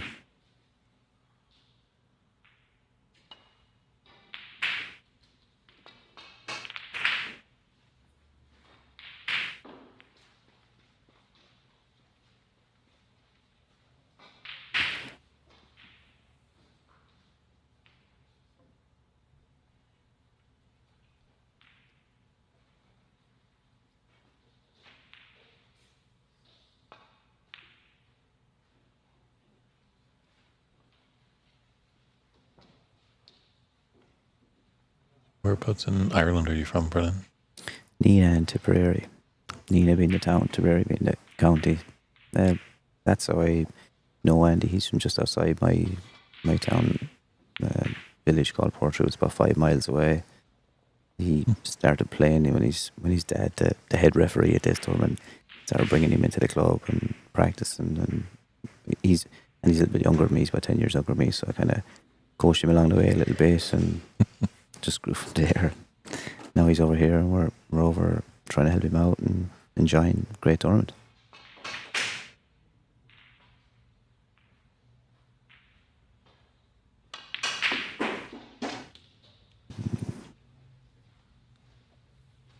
You won't be happy there.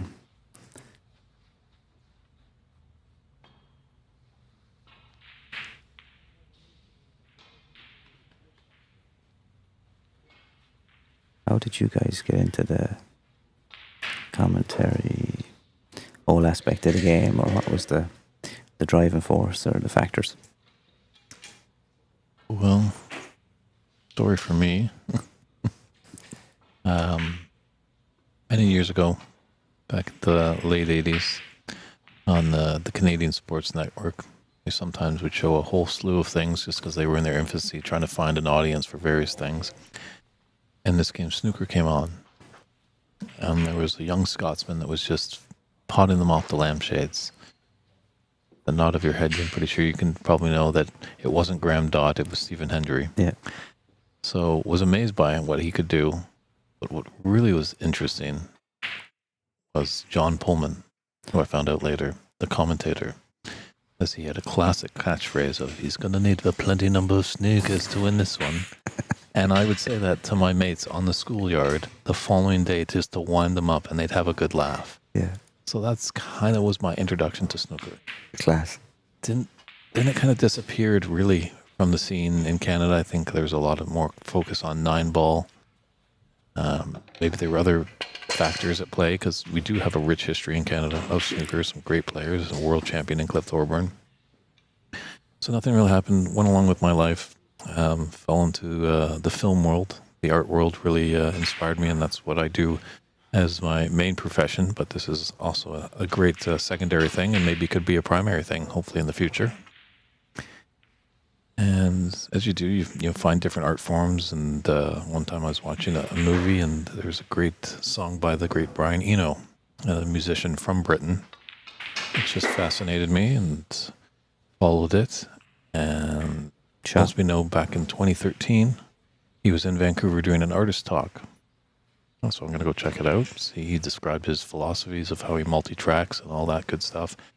And then he said at one point, I'm not really much of an athlete, but I do enjoy a game of snooker from time to time. Boom, a light bulb went off. I went to search out what was going on in Canada, found this organization called Snooker Canada. So, because there must be events or something like that. At that time, they had a BC Open going on, so I'm like, I might as well try this out and enter and see how I do. Well, I went undefeated in coin tosses. I lost every match. but still the passion was there, and I enjoyed just once this game gets into you, it's tough to let it go. Then they put a call out for do you fancy yourself as a commentator? And throughout my life, I've had a lot of people just ask me if I'm on radio, to something with my voice. I'm like, well, it just comes naturally and stuff like that. So I gave them a call. They enjoyed what I did because I did a match. I ripped one off of YouTube, put my voice to it. They're like, would you like to come out to Montreal in 2016? And that was it for me. They kept some events going, and this guy named Mike Dominguez from Seattle, Washington would come up and play in some tournaments that I was running in Vancouver, British Columbia. And we just got along famously. And he started to build things down in Seattle. And they had a great club that they were going to open up called Bays, 4 star tables right down in the Pioneer Square area. That's where I got to know Christian, our streaming producer here. Got to know the gang, and things were looking bright. Things were happening in Seattle. And this was February 29th, 2020. So we all know what happened 2 weeks later. Of course. The world shut down. But these guys in Seattle are resilient. They took it on the chin. They up and moved out of Pioneer Square and now into the Capitol Hill area where they have Ox Billiards. And just the relationship has continued to grow with those guys. They bring me down and put me in the commentating booth, and love hanging out with them and having some good laughs. And That's the nuts and bolts of it. Yeah, because there's lots of streaming out there for snooker, but there's no commentary at all. I don't think really on any of them. The odd one in Qatar maybe or something like that, but nothing to this kind of scale. You have a second camera. You're very knowledgeable. You've got all the history, the background. You're knowledgeable on the players that are here as well, and you have a story to tell about all of them and their background or what happened and different things like that. It's really good to to feel involved in the people and the players, not just the balls that are happening. Right, and yeah, we're continuing to grow. Like, obviously, these are all amateur players. We don't have huge dossiers on them. We're kind of building their resumes as we're all going along. Yeah. But they're all nice chaps. We do have a few actually ladies playing up in Vancouver. We do the US Open, the Women's Championship, up at Ox Billiards each year. That's all. It's good fun hanging out with Mink and Ong Yi and Bex Kenna, Mary Talbot, Emma Parker.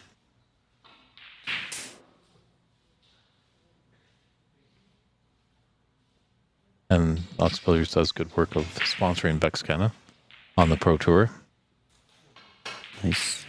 It is true. Sometimes I see some like qualifying matches or just some exhibition matches that kind of find their way on the pro circuit from YouTube, and there is no commentary. And I'm like, I know there's a bit of a time change, but sign me up.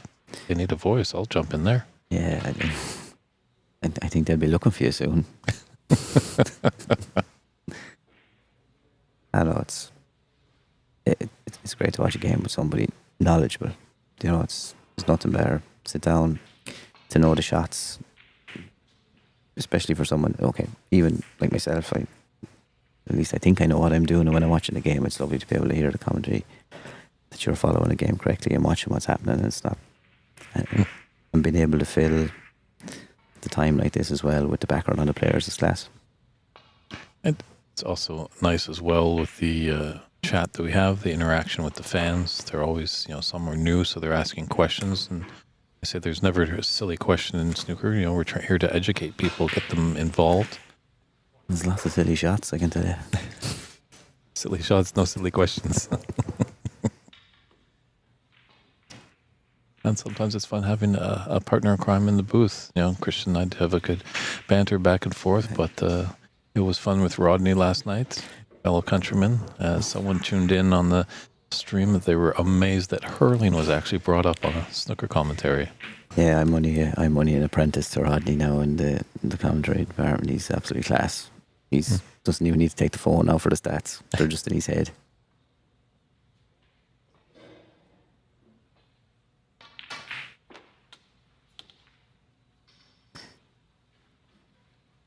So once again, Andy building a good lead in the second frame.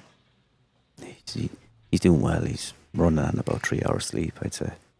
We were here quite late last night, getting the draw done, getting everything done. and he was up again this morning early, getting tables prepared and the whole lot. So very difficult to be tournament director and player at the same time.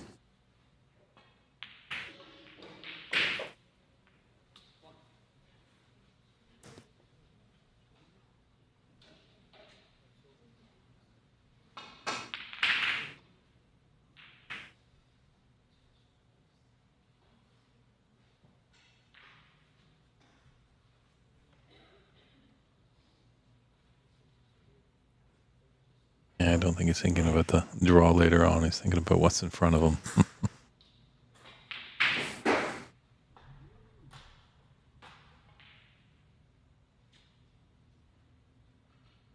This guy's methodical, isn't he? It's a good shot. I think this is going to be a great teaching aid for when you guys come over. A lot of the amateurs here really will enjoy learning a lot.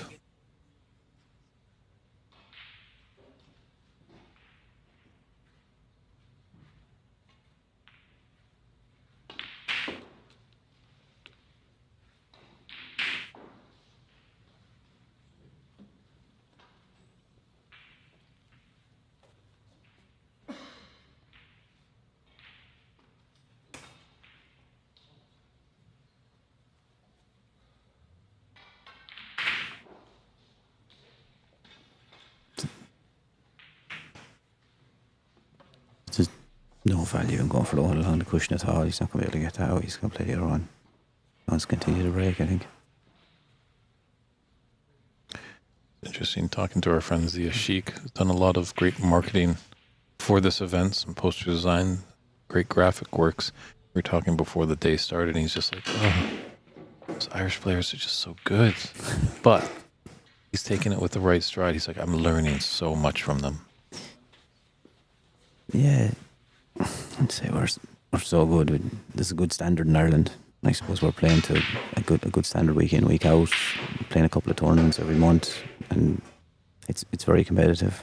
I suppose the guys you see here, you know, Rodney's former World Under-21 champion, played in the tour for, I don't know, I need Rodney here to be exact now, but definitely 4 or 5 years.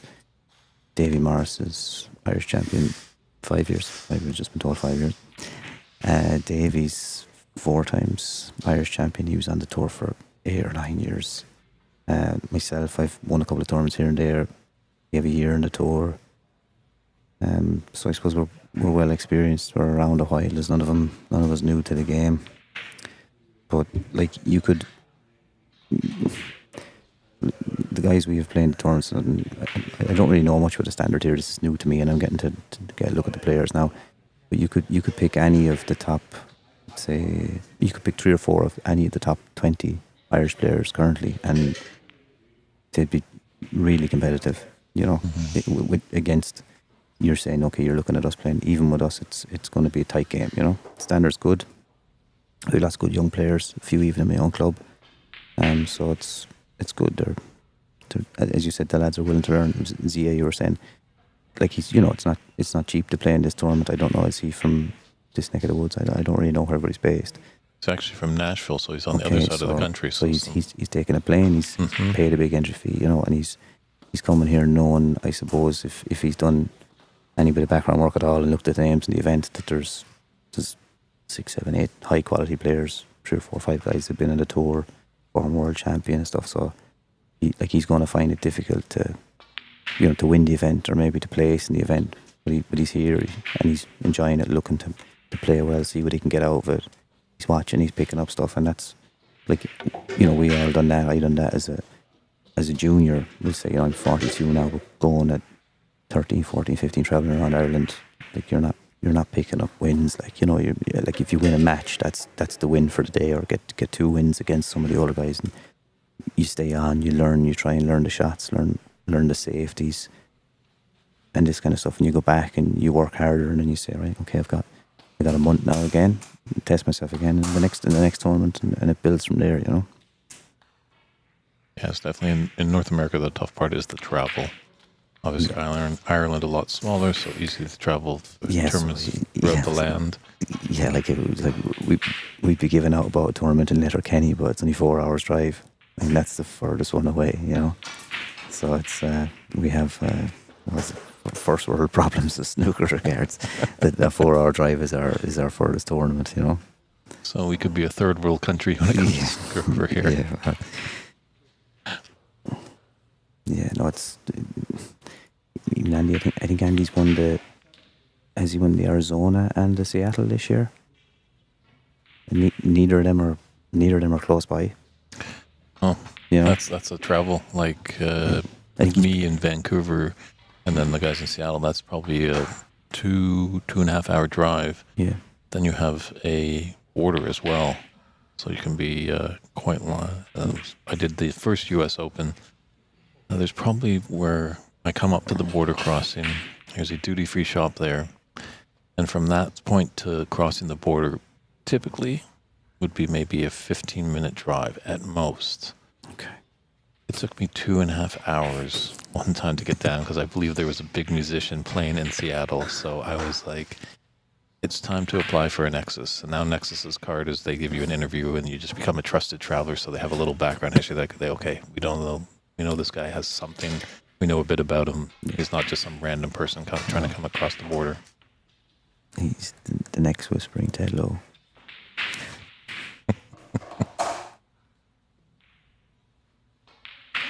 It's a good shot, but he's only on Tricky Blue. He's taking it on.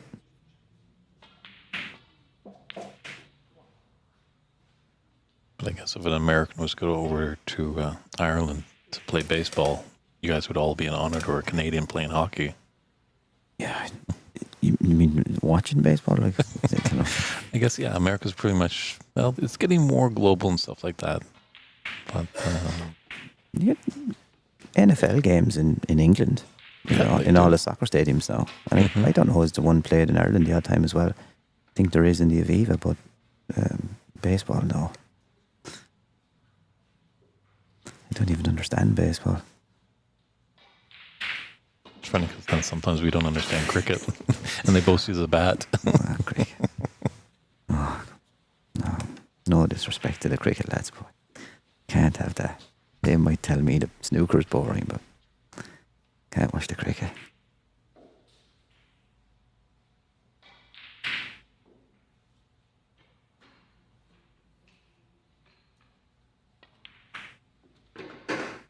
Nice concentration there. That was just a funny bridge there. Negotiating all those reds around and the blue. Now he's got to get the black. If he doesn't get the black, he's in trouble in the frame.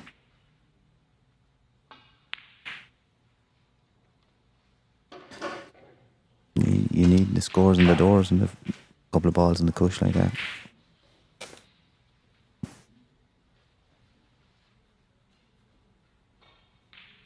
Maybe he'll come to Ireland for a visit and do one of the tournaments. Done and done.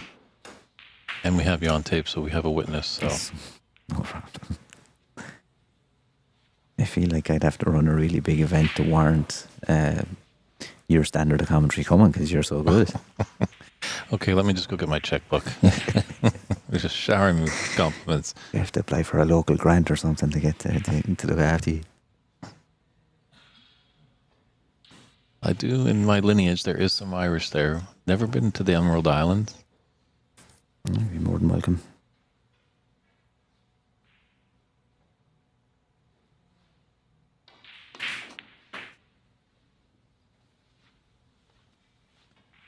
That's not a bad shot from what you had there.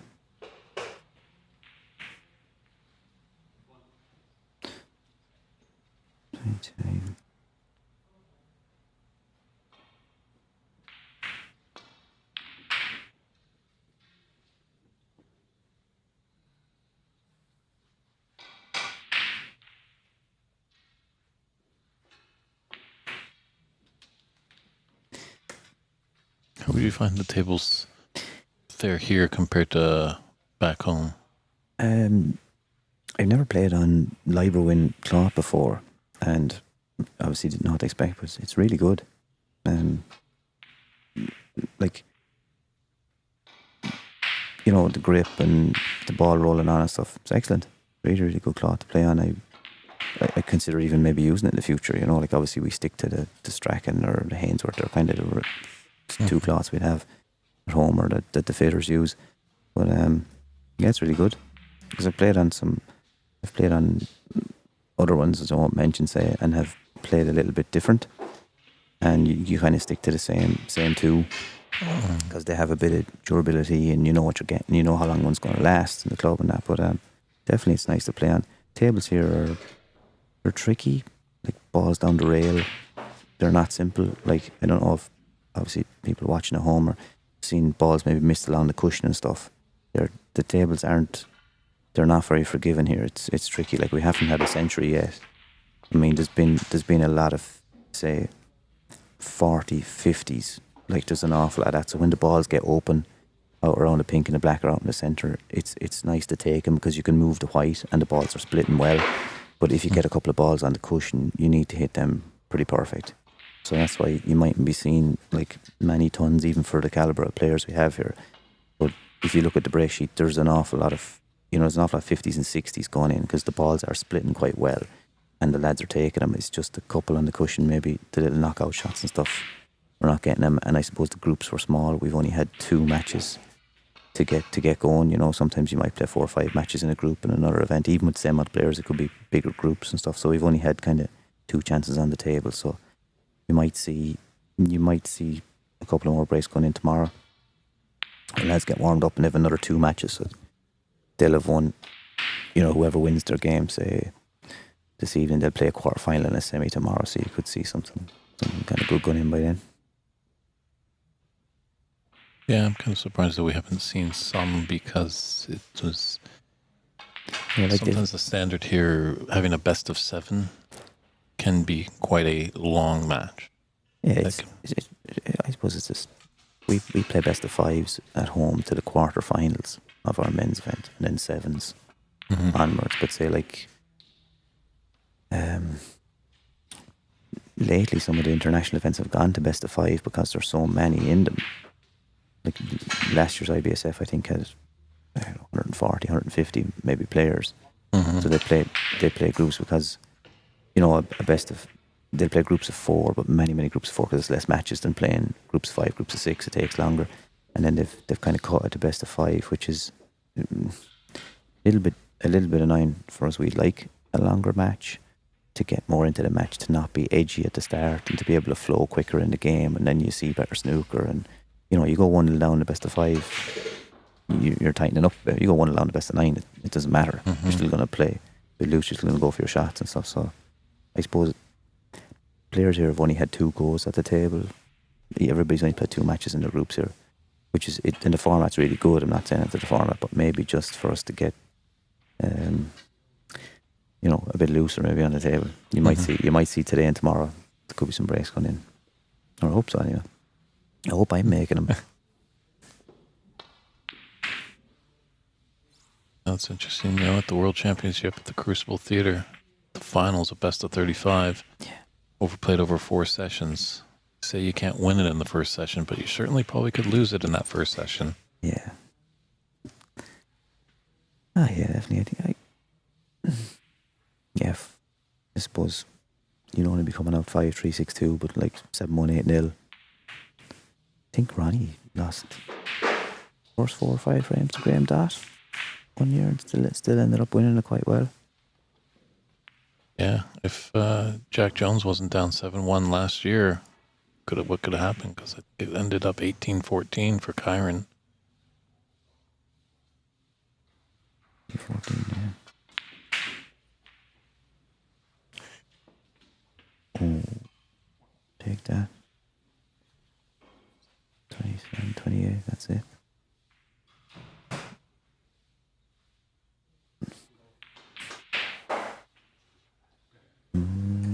He's going to play on. And he's a little sick with himself there. That was a great opportunity just to stamp this frame and move on and get into the next frame. Yeah, he's just like he's battling tiredness. Like it's tough, you're you're minding everybody, your clientele, you're watching everything going on. Even when you're playing, like he's had lads, you know, asking him questions even in the middle of his match and stuff. It's not easy to keep full focus. Again, it's a great shot. Not easy to keep full focus on the game, you know.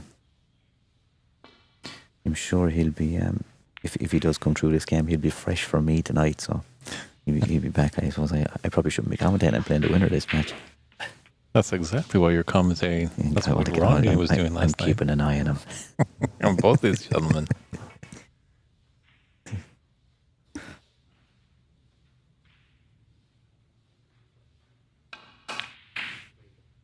The rest of the Irish lads are probably back at the hotel enjoying a nice hot tub, but you're like, I got research to do. They're relaxing. I said, I've work to do.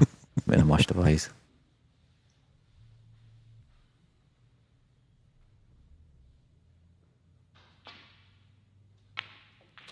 Shot.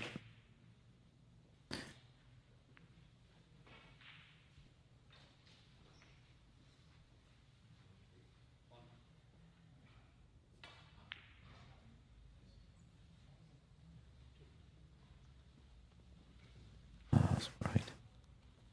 No, you know. There's a little bit of a gap. Yeah.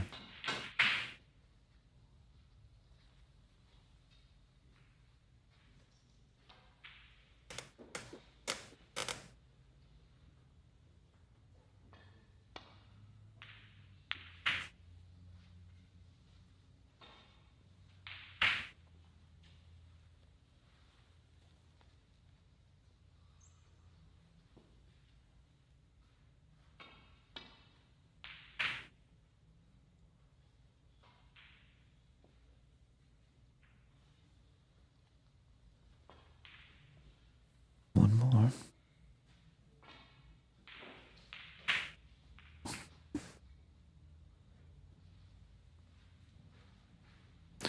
I'm saying you might try and screw him behind the blue, but I don't think it's there.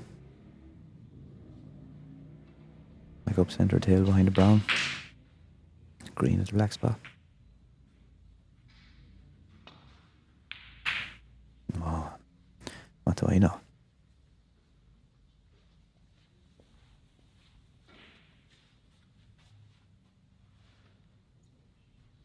They do have the best vantage point on the table. We're a little about 10 feet away.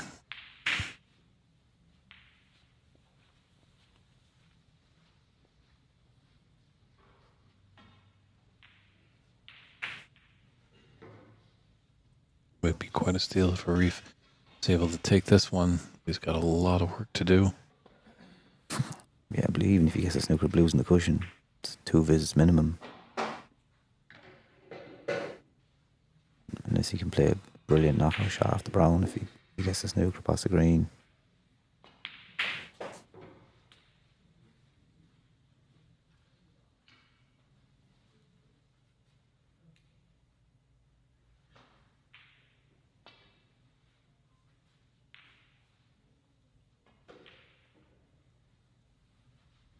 Took a risk there, slow roller.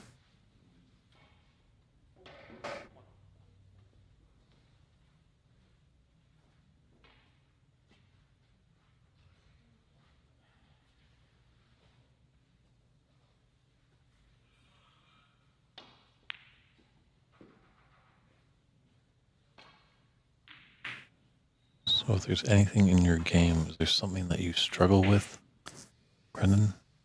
Me,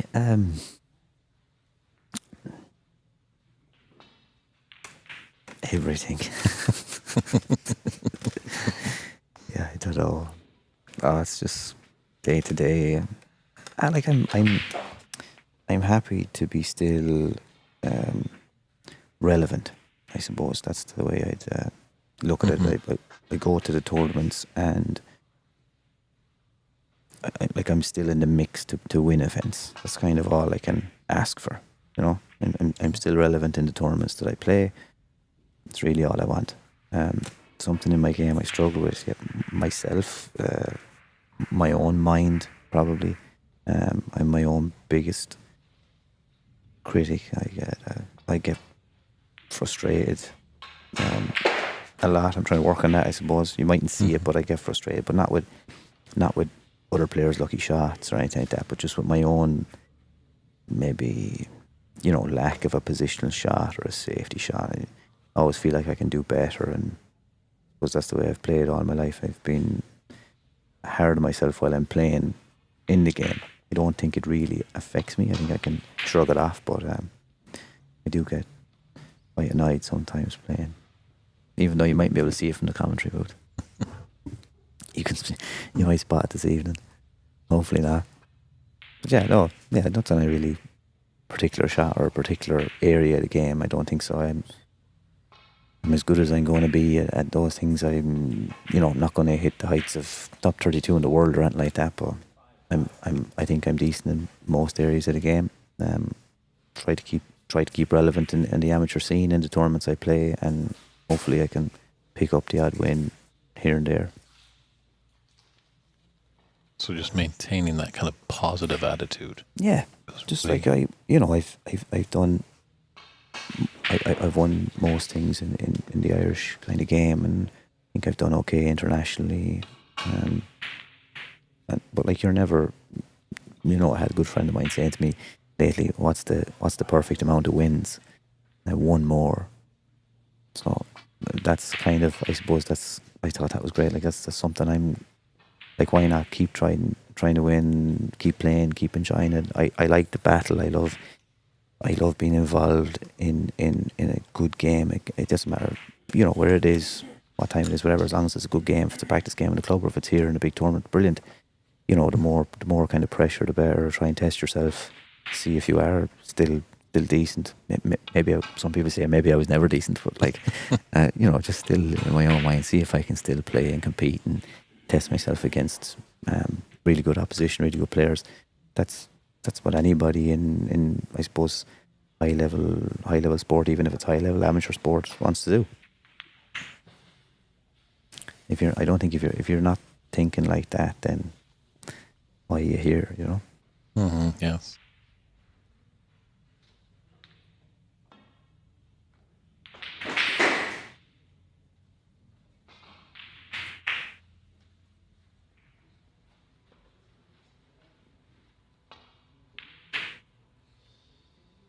Oh, handshake, 2-0. That's a concession for that frame. So Andy McCloskey takes 2 frames to none.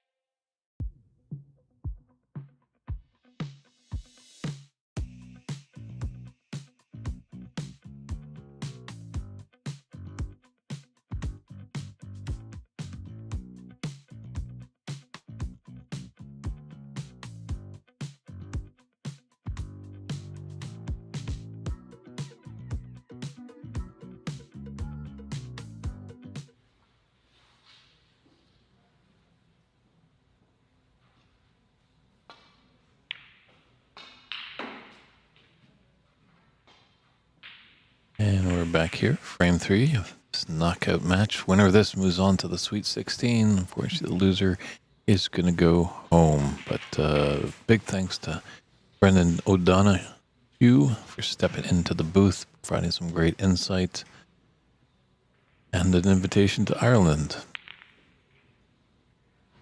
been a great tournament for me so far. Already a couple invites to various countries in the world. I have headset, will travel. So anyone out there actually is on the stream looking for a commentator for their great snooker events, feel free to reach out to me. Be happy to provide my skills and hopefully elevate your tournament to a great standard. We appreciate everybody tuning in on the stream. Great to hear all the support and the questions and the kind words. We really appreciate it.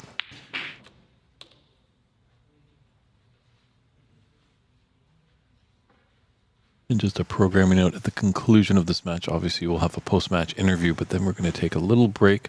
We'll be returning at 7:30 p.m. Pacific time. That's when our quarterfinals, round of 16 will begin. 8 tables will be in action. 16 strong competitors, dwindling down to the final 8 that will be in the quarterfinals starting tomorrow.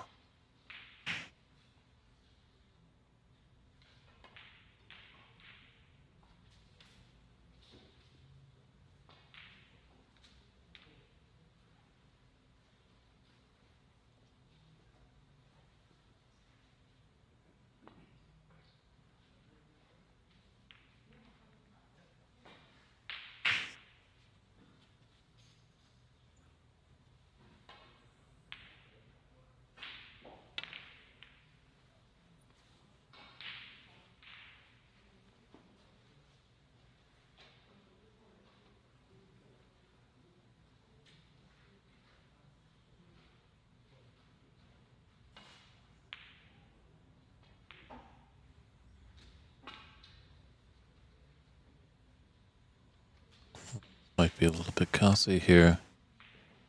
That's one miss. Doesn't look like Andy's going to put him back.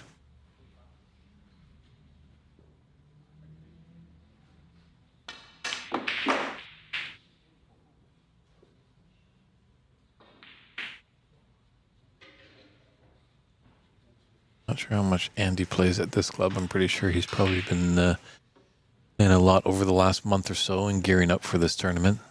I believe he has a beautiful snooker table at home. One of the fortunate people in the world that can have that claim.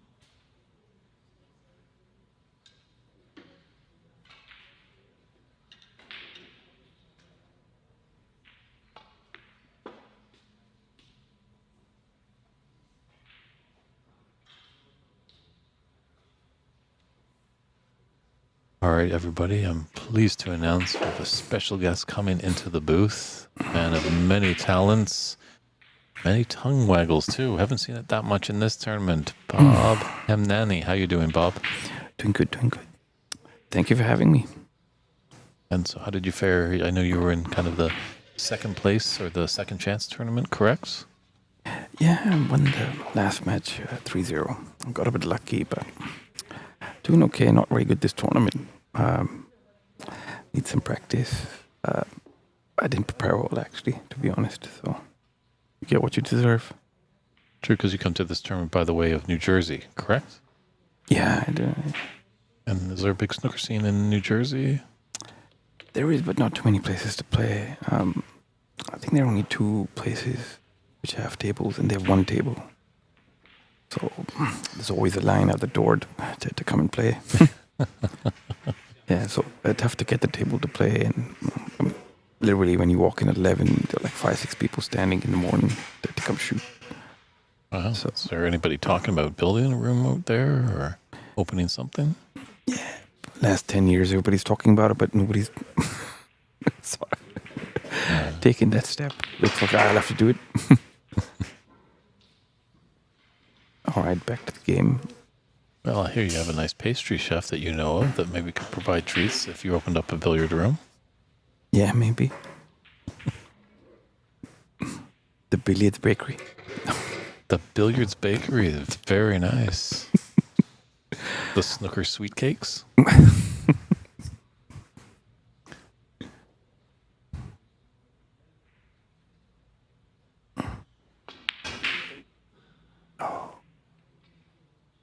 Yeah, I don't know what he was trying there, but it's a good opportunity for Andy.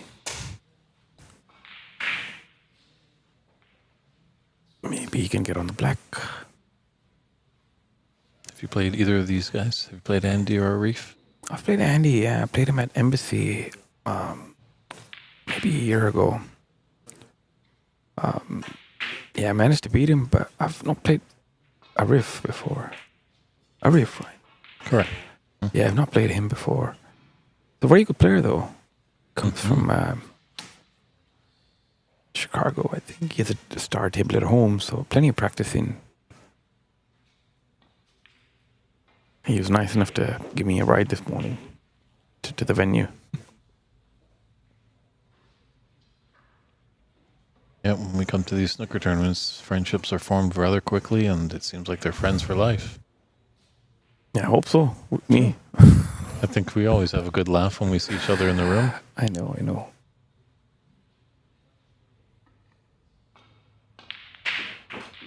Oh, nice little shot. Aggressive shot from Arif. But got unlucky.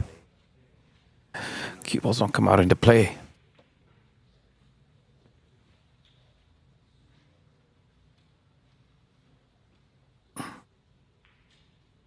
See what he does here. Maybe play safe.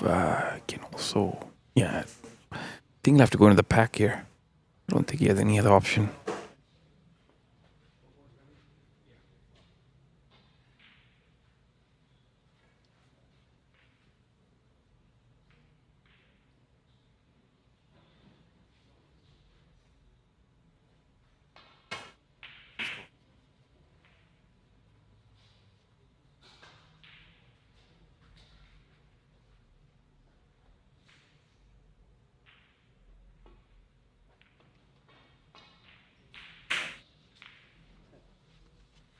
I think Andy has the edge here in this match. He's obviously a local player. He plays here a lot, so I think he has a slight advantage.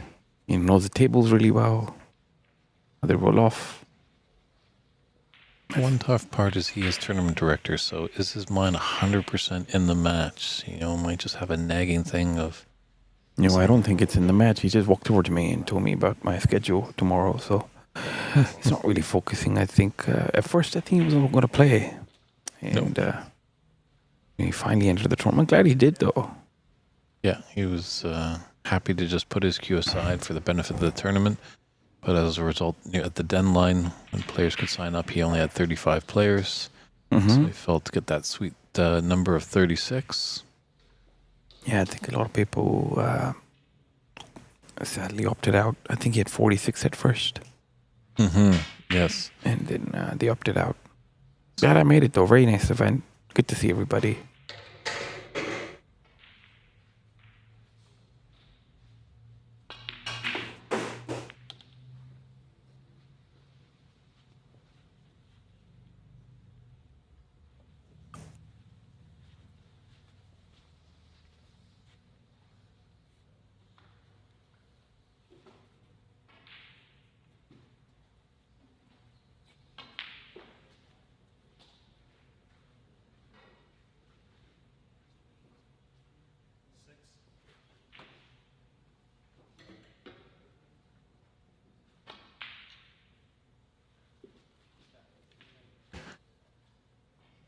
Yeah, I think I'm great to see you again. And I might have to sign off. My wife is looking hangry. I thought that was the manager. Yeah, the manager is hangry. So It's been short and sweet, Bob. We always appreciate you coming into the booth for some insight. Maybe you'll see us again over Saturday or Sunday. yeah, well, I'll stop by tomorrow. Hopefully, you let me in again. Oh, most definitely. And, maybe we could get a surprise appearance by the First Lady of Snooker. I will ask her 100%. All right. Well, thanks again, Bob. You guys go get something to eat, and hopefully we'll see you soon enough. You got another match tonight? Or No, I'll play tomorrow. Play tomorrow. All right. Well, good luck, and thanks again, and we'll talk to you soon. Pleasure. See you guys. Bye.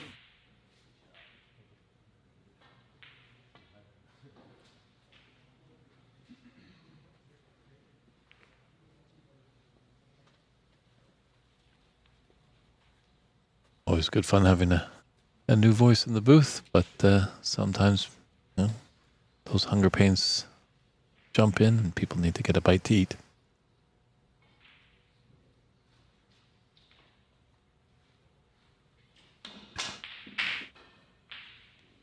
Reef is just getting a little hungry. He wants to get back in this match. Doing a good job in this third frame, leading 33-55.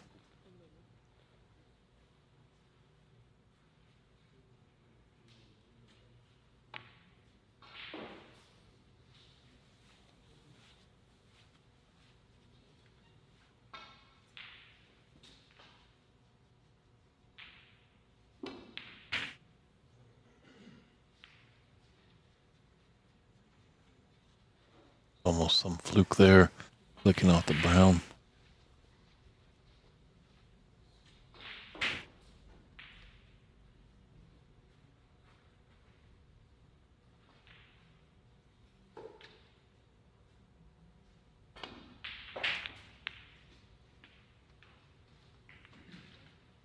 It's a nice pot there. It's a little bit of a bigger bounce.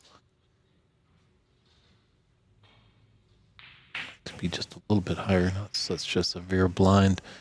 Cut on the black. Is fortunate that that red is open to the right middle.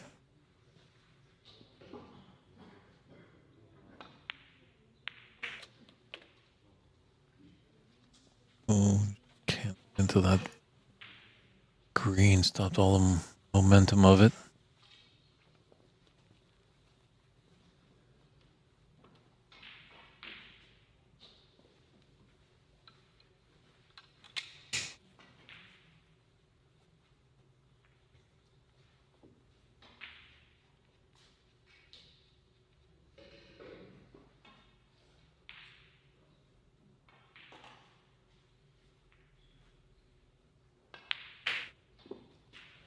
Oh, great pot there. Good recovery to keep the break going.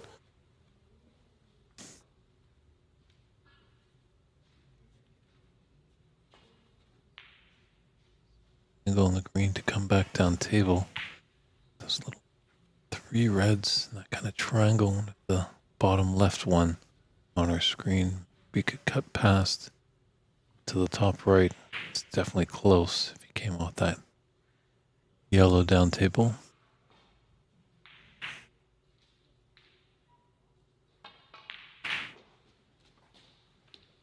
Pretty methodical is Arif. I think this might turn into a grind of a match if he manages to take this frame. I think Andy's in the boat of wanting to just get on with it a little bit.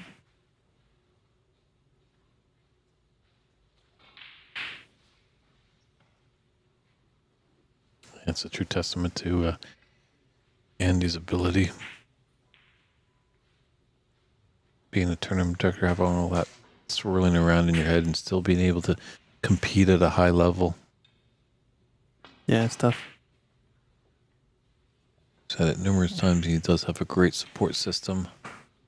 That's a little faulty there by Reef as he given a chance to Andy to crawl back into this frame. An important one for Reef. Doesn't want to go down 3-0 in a best of 7.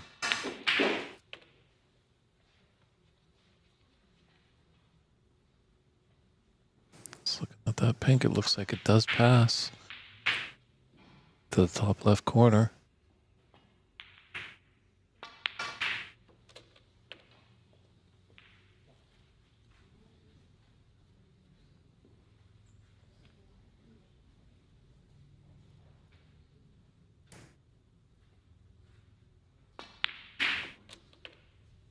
Kind of surprised, actually, Andy, who dons the famous Dennis Taylor glasses, who made this those specs famous way back in the 80s, doesn't have a little Adrian chain from Rocky going around it because he played in the PABSA Open Championships here. Felt everything was good. On his way to the airport, in the flight, coming to Montreal, feeling excited. Oh, yeah. And he forgot his glasses. I heard about this. Couldn't believe it. Fortunate enough, his lovely wife was ready and able to send him off. It was a costly expense, but did race and get deep in the tournament, but he'll never let those by his side again.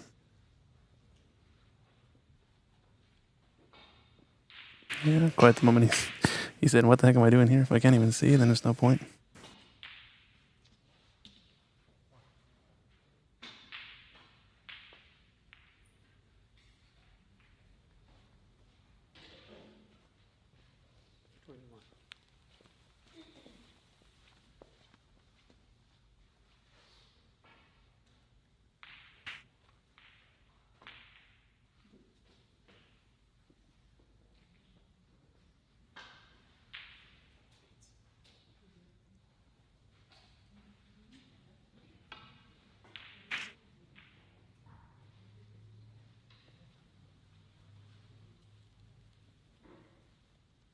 No, an 18-point difference.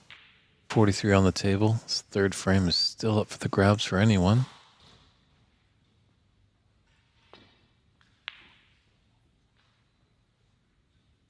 So it's a little calm here on a Friday afternoon. Coming to the tail end of these matches before our little bit of a hiatus, a little break that we'll take. Coming back at 7:30 tonight Pacific time to kick off the Sweet 16 round. Yeah, it's been nice this tournament. Long first day, but helps make the rest of the tournament nice and smooth.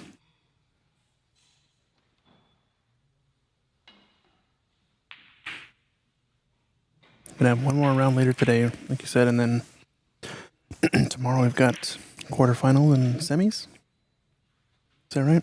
That is correct. And Leading we'll up to have- Championship Sunday, where the finals will start at 10:30 Pacific time. Mm-hmm. That's nice. Have a dedicated day for just the final. Should be pretty good.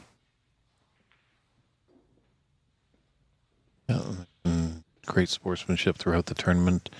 You know, there's a few minor gripes, but no one's really lost their cool, which is great No. to see. Oof, just managed to get this nick there. Everyone is aware that, you know, we're really trying to grow the sport in America. It's very foreign.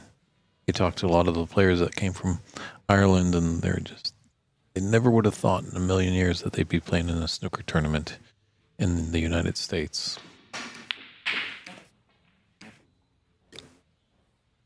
Has a chance. Says it has a chance. Just caught the cushion on the way in. I think he was playing it up at the bottom of the table, but he was playing the double just in case it went there.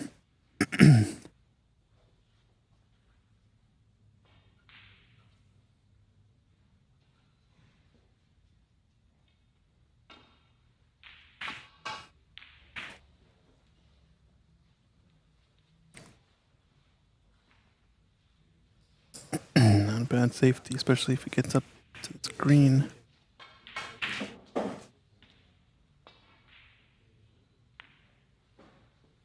Oh, he's missed that down the cushion. That's tough. Tough.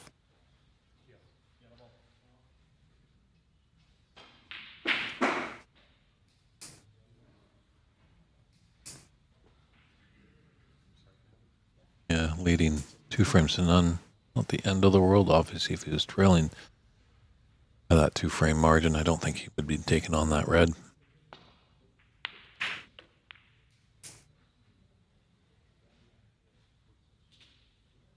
I think Reeve could have had a bit better of a color after that. Yeah, it's gonna have a weird back cut on this pink. This doesn't have to go. Can choose to push forward, try to run into the red, but I think it'll push it to the cushion, so just stun past it, maybe to the... No, it's not gonna go to the right corner because the pink will respawn. It's gotta go up and down.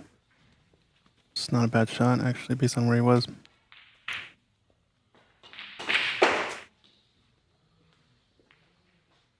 It's another good recovery shot here.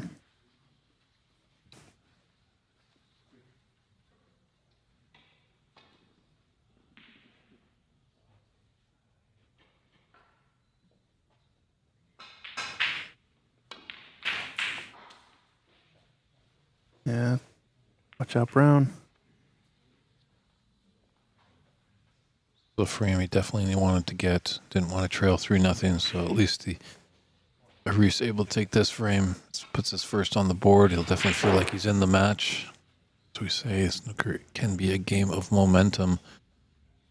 We saw it last night with Ali taking on Andy.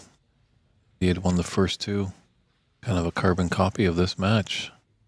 Gonna Reef win 4 in a row. Yeah, it's a tall order. Especially if Andy can get another couple good runs in this match.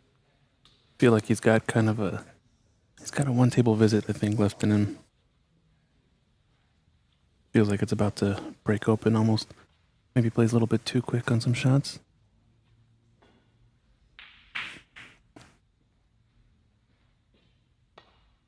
Like we said, table splitting nicely, but not getting anything higher than a 40-50 break for most shots because of those tough ones down the cushions.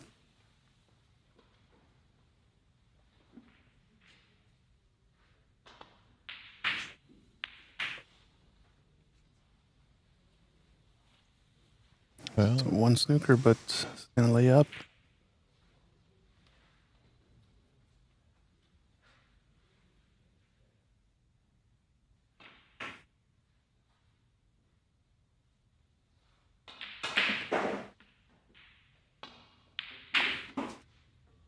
nice. Yeah, I'm sure Andy's going to get on with it here and probably not come back after this. Probably 2 snookers now.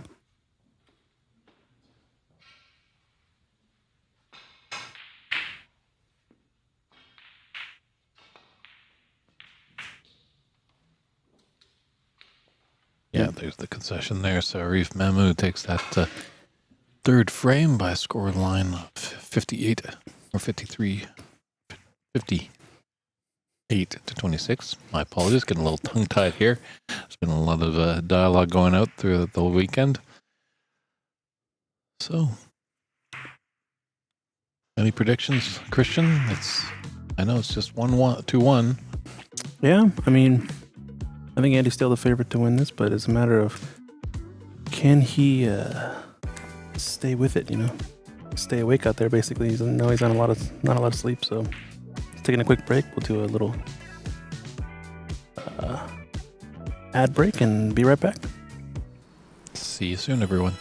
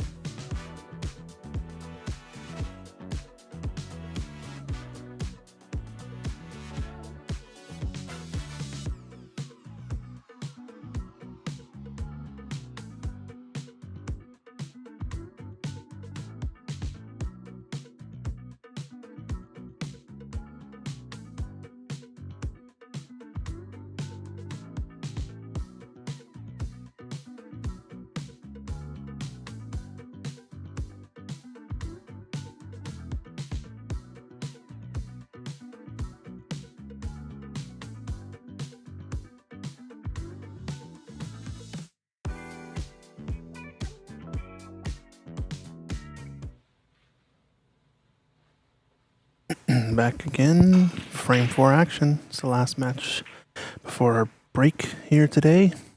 This is a knockout stage match. Winner's going to advance to the top 16. Going to be happening later on today at 7:30 p.m. Pacific Standard Time. Christian Youngers with Ox Promotions here in the booth. David Burney is off for a little break. He'll be right back.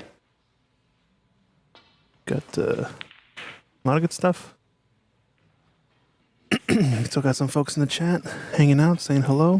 Let us know where you guys are watching from. We got some pretty good matches, I think, coming up today, but tomorrow's going to be the real crazy day. Quarterfinals and semifinals matches are going to be pretty spicy, if I say so, indeed. Top donation of yesterday, I think, too, was $10 whole. So, see if anybody can break the record. If you guys are enjoying the content as well, drop us a like. Subscribe to the channel. We are streaming on 4 different channels: Ox Billiards, Pan American Billiards and Snooker Association, IBSF, and the Sacramento Snooker and Billiards Club, our venue here. So drop us a like, subscribe to our channels, try to grow the audience and the sport. Helps us out a ton. Helps us grow the game here in America as well. Who knew there were snooker players in America? Well, we knew there were a few, but they might have just been in hiding. Oh, Dave, you're back. How's it going? It's been a long day. Long yesterday, I guess. We had a long group stage, right? Yes. Definitely endurance was needed yesterday. But when you love what you do, it doesn't feel like work. True. It was a classic clash, I would say, between these two players. The sort of methodical, tentative, pensive type style from Arif versus the more rhythmic, maybe quicker pace, but also rhythmic type pace that Andy McCloskey brings, more high offense. Do like Andy's like pause his backswing when he's about to deliver. Mm-hmm. He certainly has a large backswing. Yeah, still very deliberate. Just a different pace. Like I said, it's more about the style clash here. Arif maybe a little bit stronger in the safety department, playing some of the tactics differently, but Andy can score with the best of them at times. He is a Seattle Snooker Open champion of 2024 and Arizona Q Tour Stop winner over in, I think it was in December or November of last year as well. Got some tournaments under his belt here in the States. And he is the official USSA coach for the United States National Snooker Association. Good to see him involved, and he's doing a great job here in running this tournament. And I believe the reigning Seattle Snooker Open champion. Yeah, that's what I mentioned, I think, at the first. Did you mention the first? My Yeah, apologies. Yeah. No, all good. Sorry, Christian. Who knows? Good, Maybe Mike. he'll be back. I think we might be hosting it in about June this year, something like that. Maybe June, July. We'll see, but hopefully we can have him back again. It was a good tournament and turnout last time. He took down CCU in the semifinal match. Could have been the final, that one. And then took down Kevin Quay in the final, who I think was undefeated up until that point. But Yeah, Kevin Coy will be up at the BC Open. is he coming up? He is coming up. Very good. Great to see him. Yeah, he should. He'll be competitive in that group for sure. Watch out for him. Yeah, especially we haven't seen many American players. I must admit there was a beautiful story that came out of the PABSA Championship this last year. There's a gentleman by the name of Mark. I can't remember Mark's last name. It's eluding me right now, but he lives in Cooperstown. Obviously, baseball USA there. That's where the Hall of Fame is and all that stuff. Upstate New York. And he loves his snooker like no tomorrow. It's always finding a challenge for a table. He actually had to drive, I think, maybe 2.5 hours to get to a table that had a room that only had one table, and it actually had, you had to get a drink minimum to play on it, and usually there was at least an hour wait to get onto it. Oh, yeah, he lived in North Carolina, right? Mark, I know you're talking about tall gentleman. German last name, I forgot. Could be very thick mustache, stand-up chap. Maybe not. Maybe a different guy. Pardon? Maybe I'm thinking of a different guy, sorry.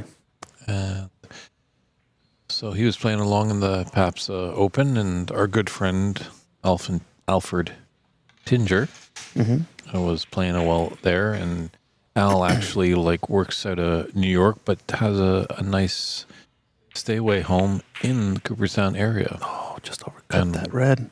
What does Al have in his room? Snooker table. A snooker table. Heck yeah. So Al and Mark quickly became friends.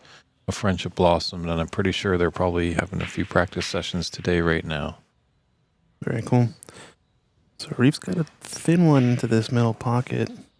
It's tricky because this is the type of shot you tend to slow roll. It's going up the nap. It's going to be kind of like aim it for the far jaw, but tough to trust these tables sometimes on these slow rolling shots. So might just choose to pass this up.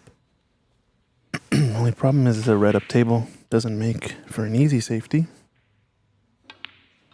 Yeah, and you think 4 frames in, he's got a little bit of an idea of how the table is rolling. Yeah, definitely. I think this is the best option. Just play tight to the top cushion, try to get it in behind the black, and make Andy to force the mistake. So, Like, come first frame about that previous shot that you were alluding to, Christian, I could see him Ooh. refusing it. yeah. I think this type of frame, though, is going to favor Andy playing a little bit more of aggressive safeties. Because if he can get in amongst the balls before Arif, he can do some damage. This is potable. So now he goes through the side. Don't think this plant is anywhere near this middle pocket, so you might go for the red closest to the black, try to pot it. And just, yeah. Play for the black there. Slipped a couple of shots into the right middle. We saw Arif rifle one into the left middle earlier, so definitely capable. We'll know if he makes it from here.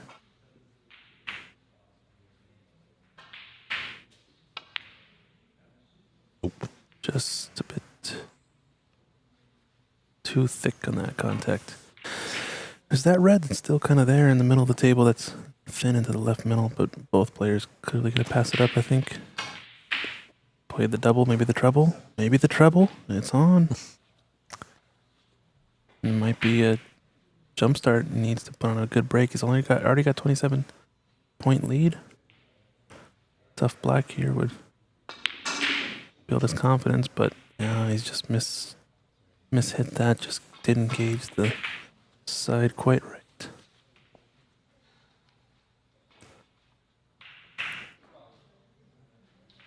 Might be a turning point if somebody does take on this red into the left middle, as it's kind of a bait shot. It's there, but not something you want to take, especially at this distance, slow rolling. Yeah, all those reds are converging on Hassanine Alsultani's favorite pocket. Yeah, we won't talk about that. He had about 4 or 5 misses into that pocket slow rolling.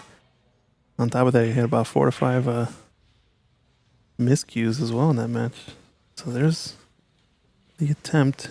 Figured it was going to be sooner or later before somebody tried it. And then like this, a little bit more aggressive. Can he double him up?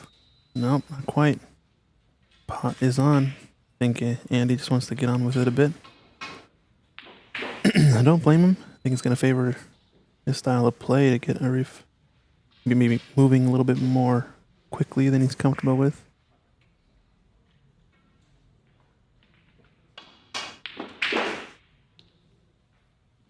This is pretty close to the cushion, so probably end of break unless he tries to go for this black.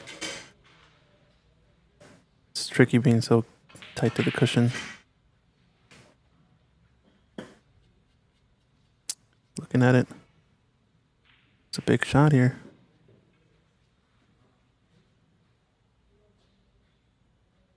There's a plant onto left middle next. Oh, and he's just playing it safe. Get the black back out in the open. It's not bad. But would have liked to do more damage if he could.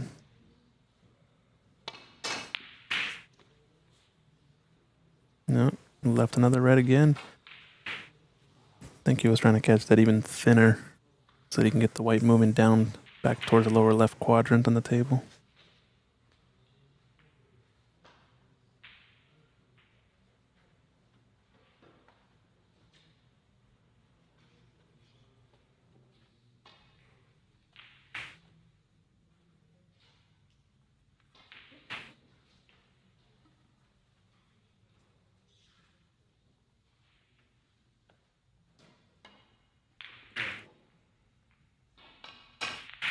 Plant is on, but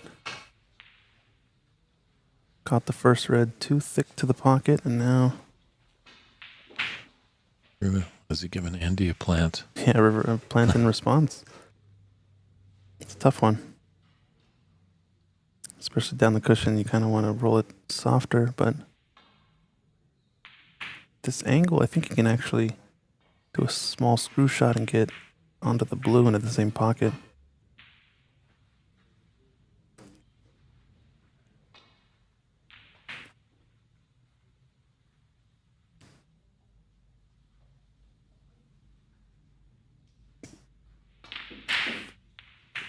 Yeah, I think it's better to shoot that at pace just because of how tough it is. You either want to smash it in, get shape on the blue, or miss it by a lot so that you don't leave it over the pocket. No sense in trying to trust the table there on the slow roll. Is this potable? This red? Close.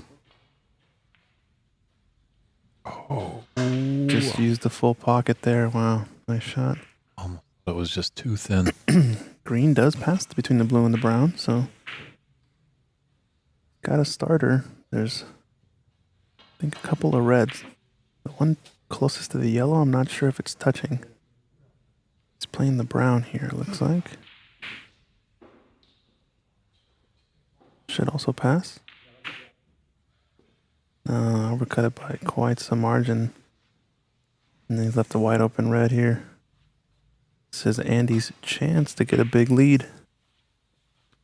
Still got a lot of reds that are tied up though, so if Andy manages to clear up from here, this is just ship him the win, you know? Give him the trophy now. Oh, there's still a lot more work to get that trophy, but No, but if he gets out from here, I mean, you know what I mean? true. At least, as you mentioned, that there are some tied up reds, some that aren't elementary, but Andy with a 26 lead and growing now, it's just going to help him that much more. Oof, almost screwed off into the corner pocket there. And Nice to see the pink come back home to its spot. I can cut that red into the left middle he chose, beyond the pink. There's also a red near the top right corner after that.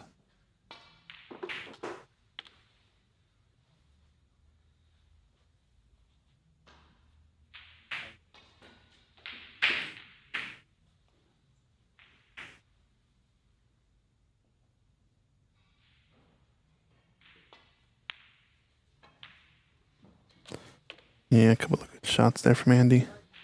He's overrolled this one maybe a bit. I don't know if he can get to this red closest to the upper left corner pocket.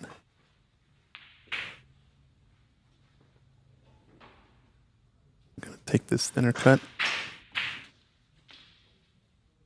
Yeah, he's shooting a bit quicker now. Black's developed nicely with that little kick off that red. Yeah, it's just a shame he's tight to the cushion here a little bit. He's gonna take the blue on, it looks like. No, I think I like slow rolling the black still. Not slow rolling, but leveling out and rolling the black in. Decided to play the safety, maybe. If the black is blocking the pocket. Definitely think it is for one red, just not sure about that other red, just to the left of the brown. I mean, he would have had a look at it, so I'd be surprised he's playing the safety and it goes, so I'd have to imagine it doesn't. And Arif is passing it up, so I'm guessing it's blocking. Yep.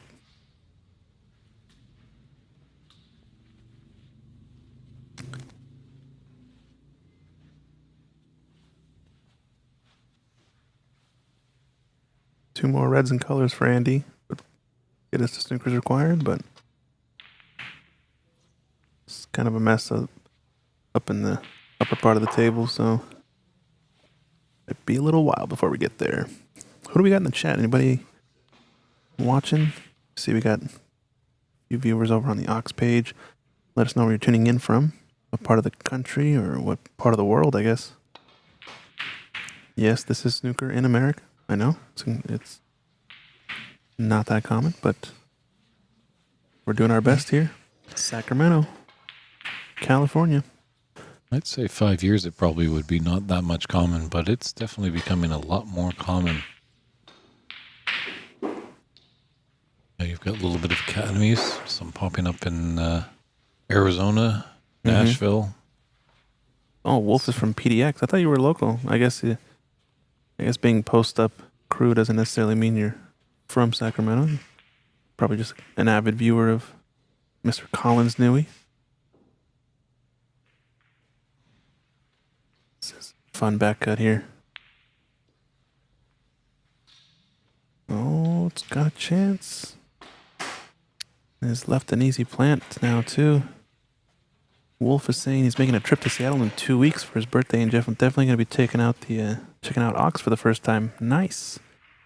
Fortunately, I won't be around anymore, I don't think. I moved to the East Coast, so I'm coming to visit for the Seattle 9-Ball Open. It's happening next weekend, but yeah, you definitely should come check out Ox if you're a snooker player. World-class equipment, star tables.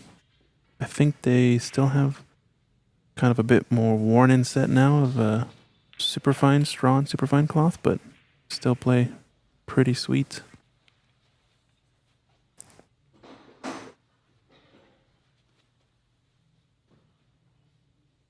What I like to tell people who don't play snooker when they try it out for the first time, especially if they played pool before, you take them to a star table, especially if they've seen Ronnie O'Sullivan play, Judd Trump play on on YouTube and whatnot, and you show them the video that they've been watching, and you show them the table right in front of them at Ox, same exact table, and you set up a ball about a centimeter off the bulk cushion. Say, go ahead and try to pot this down the cushion.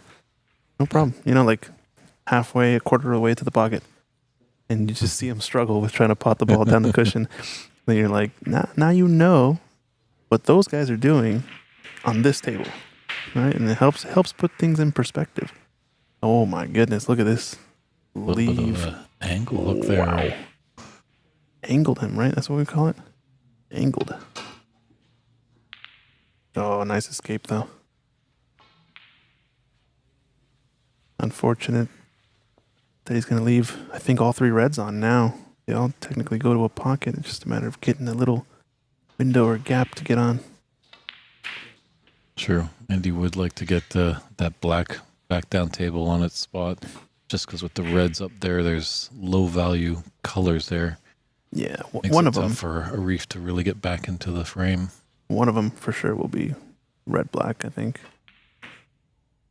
Wolf is saying, snooker is a humbling game. That is for sure. Nice cannon on the brown to hold position for this next red. It's got maybe a bit too much angle. If he can screw back off of this, it would be perfect to get on the black. If not, you might want to cannon into the black with a good bit of pace and punch it up to the center of the table. As you've got, blue, brown, yellow in the area. He's chosen to go around it, which isn't my preference because you kind of wanted to leave that red there. It was so accessible. But what do I know? We're going to see another safety here. I think he's gotten enough points, though, to get it to more than one snooker required. This red passes the blue. It does. No, really? Wow. It does. So this is a frame clearing opportunity now. He wants to get over with this frame too. I know.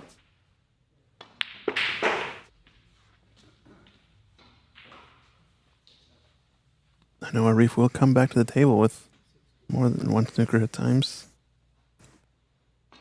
Somebody in the chat asking, could you tell us where and which snooker club the Pan American Snooker Championship 2025 will take place? Well, we're actually here at the very club. So this club is hosting the US Snooker Masters. And hopefully, I don't know, not confirmed yet, but hopefully we'll get to stream the event for the PABSA Snooker Championship 2025. It's going to be hosted here as well. When Arif is coming back to the table. I think this is just a matter of mind games for him. A bit of chuckle there.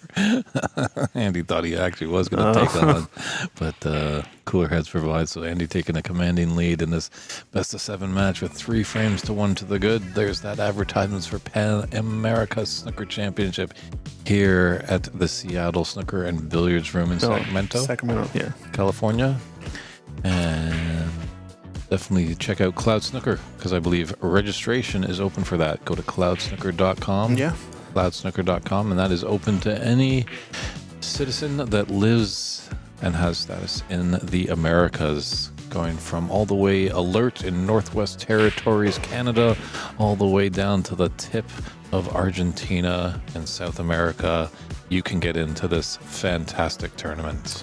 I believe even residents of each of the countries too. I think green card holders for the U.S. I think are eligible to sign up for the Pan American Snooker Championships. So do check it out. It's going to be a good one. I think the whole week is filled with 2 events. We're going to have, I think, a seniors event in the first few days of the championship, and the winner of that is going to get to advance to the World Seniors Final at the Crucible tournament that happens immediately following the World Championships in Sheffield.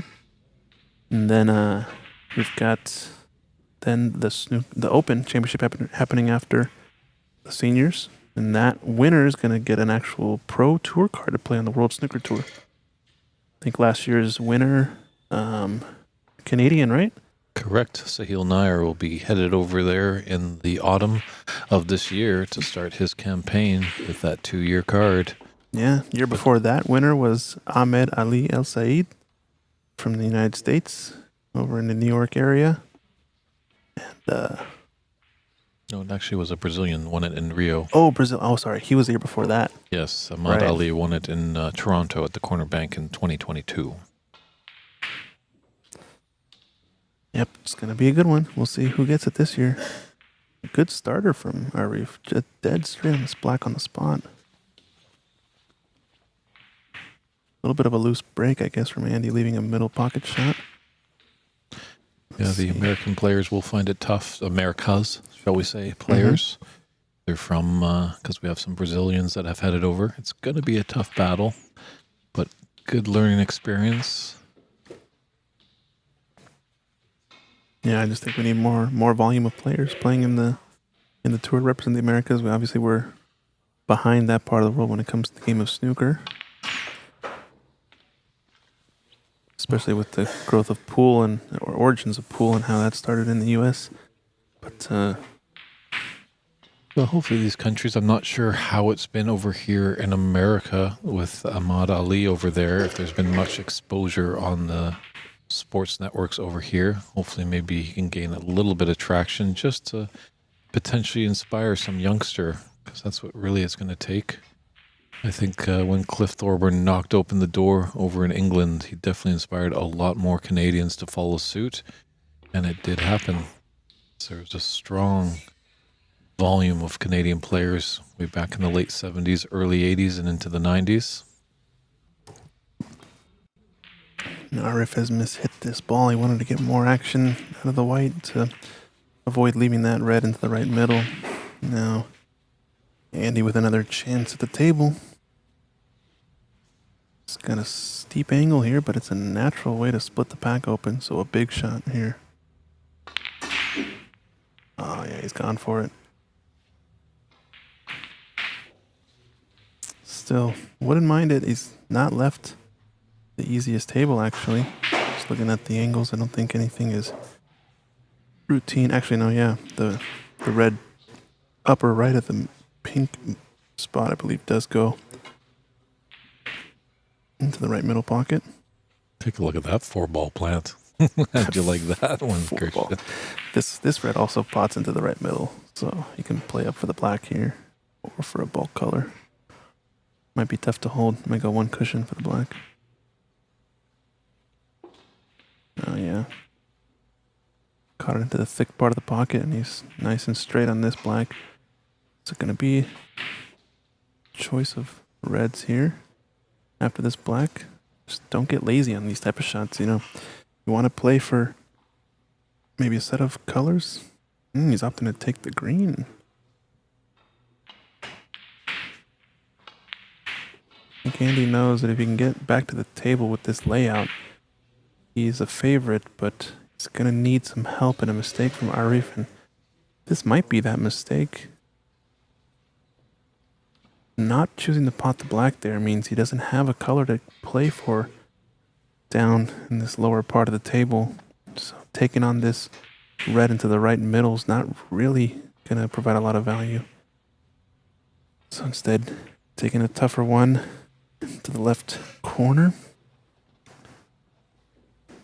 It's a big shot. Overcut it. He's just about in the exact same spot for the black, so I found that interesting. He didn't take the black when he had it, chose green instead, and you would have thought taking green was to get, an obvious or more appropriate position for the next red, but didn't really end up on anything.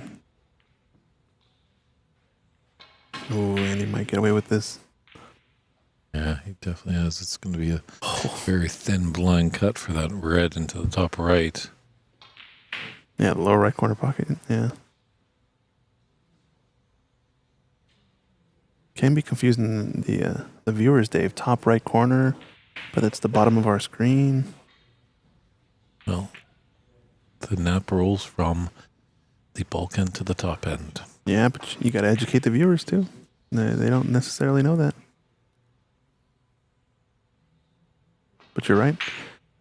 Bulk cushion being the cushion at the top of our screen here, or the north part of our screen, we could say, instead of overloading terms. And then down by the scoreboard, that's the top cushion, right?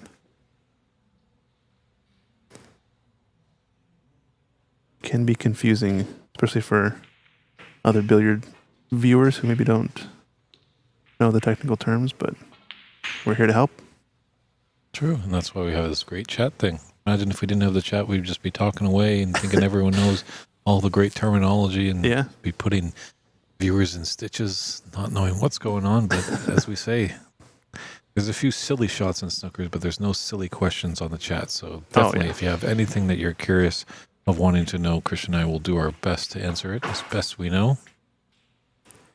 And then now and again, I'll throw in a pool term, just for funsies. Is funsies a pool term? No, that's a Christian term. Okay. I never was a religious person. I set that one up on a tee for you, Dave. Just gave you a nice little box to bat at, and you got a base hit. That was good. You got a base hit. I brought my golf clubs. I can take a nice drive and give it a little draw into the fairway. Yeah, the drugs are getting better over time. It's like a good wine. Where's this blue spot? Come up with that red covering the blue spot will come up under the highest point value available in this case. Nice, it goes on the black there.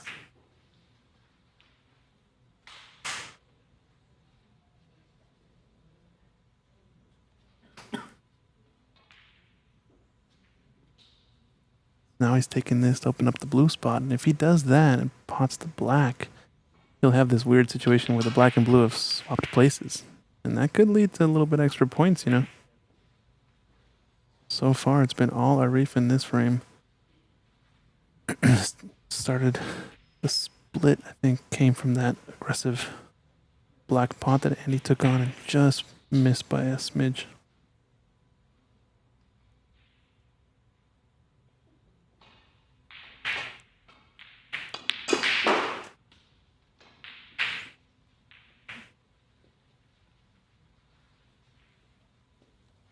Left anything really good there after that brown powerfully struck it into the green pocket.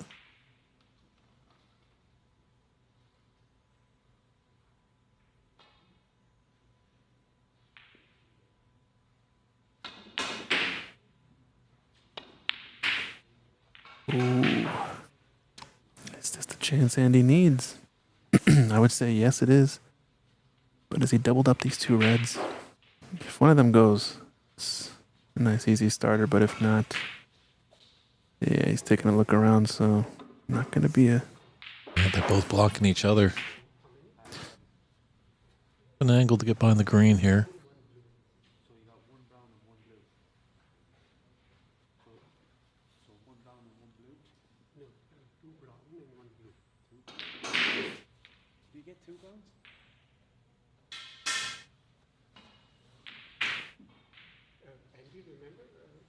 Little scoring discrepancy right here. take a look at the stream. So I'm just going to bring up the stream for these gentlemen and take a look.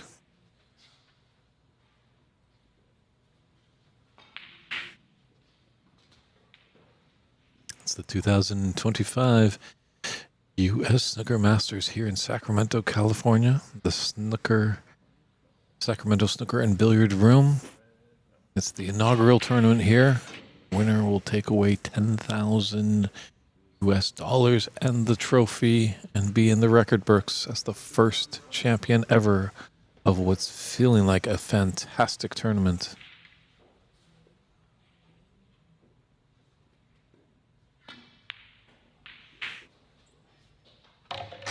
They try and go for the pot.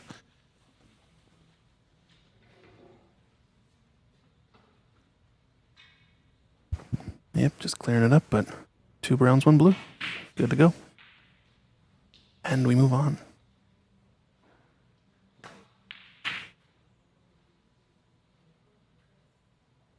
Oh, this is going to lay up. This is going to lay up nice. Uh-oh. That reef might be in some trouble here. Bit of a saving grace. It's that these 2 reds below the pink are a little bit tricky. They are kind of lined up for a plant, though, which is interesting. And the pink does go, so it's taking it on. It's just overcut it there. Great little camera angle there. It's coming over right into your living room.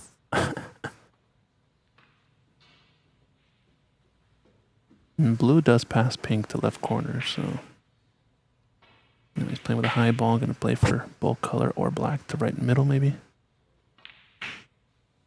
Oh, it's much more angle than I thought. Oh, he overcut it, though. Yeah. It's getting a little bit sloppy out there, but this is middle of the day. I think energy will start to wane at this point. Table's not looking too good.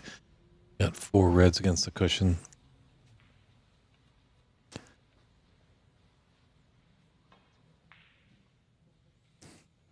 Blue's on a spot, but not its original, and then only green or yellow and brown are on spots.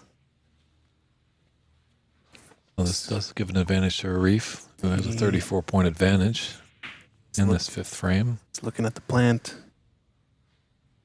Good if it goes. No, I thought about it for a sec. He looked down the line and it was tempting, but tricky. Now I think a little bit of maybe frustration settling in for Andy as he wants to just get this frame on with it.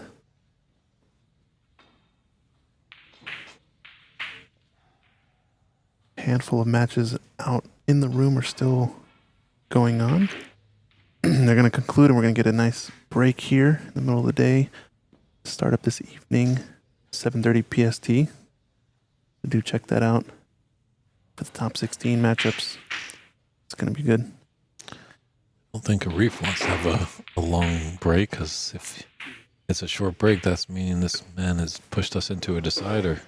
True. I mean, there's only so long you can do 3 frames, right? Mm-hmm. I don't think they'll go till 7:30 from here, but famous last words? 4 hours from now? 4 hours and 3 frames?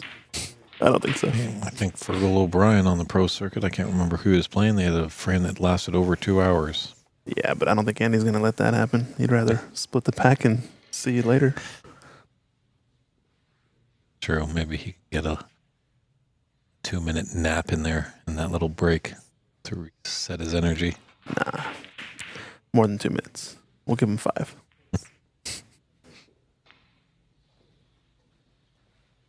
All right, so this might be a potting opportunity. Blue's kind of in the way here. Wants to avoid running into any of the reds on the right side, so he might just play a safety and push it, go around the pink, but he's going for the pot. And this might fluke the red up in the corner. No, it's off. Yeah, just trying to force the issue there. He knows he's kind of coming up against it. One or two more big mistakes. Probably going to be enough to end the frame.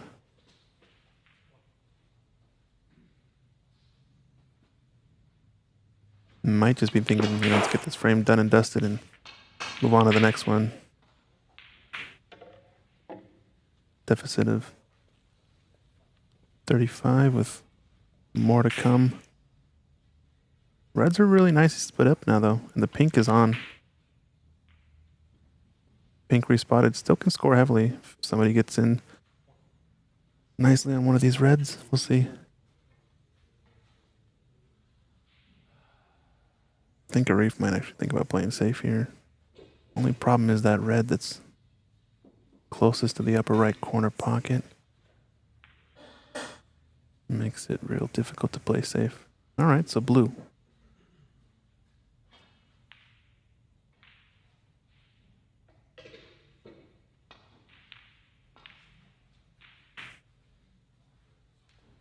Starter for Andy. That was a big pressure pot,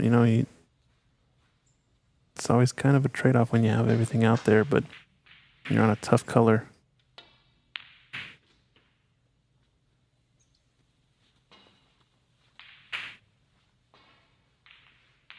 It's almost like splitting the pack, leaving reds over the pockets, but then getting stuck behind the back of a red or something.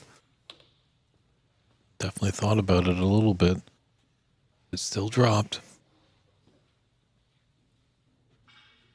I see two more easier reds left.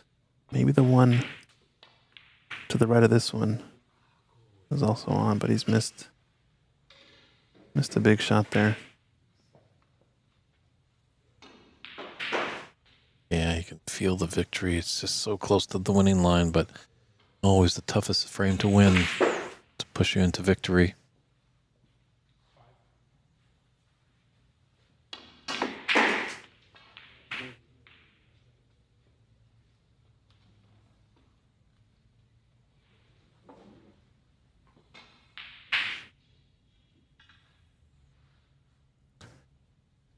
A little extra difficult here using the rest.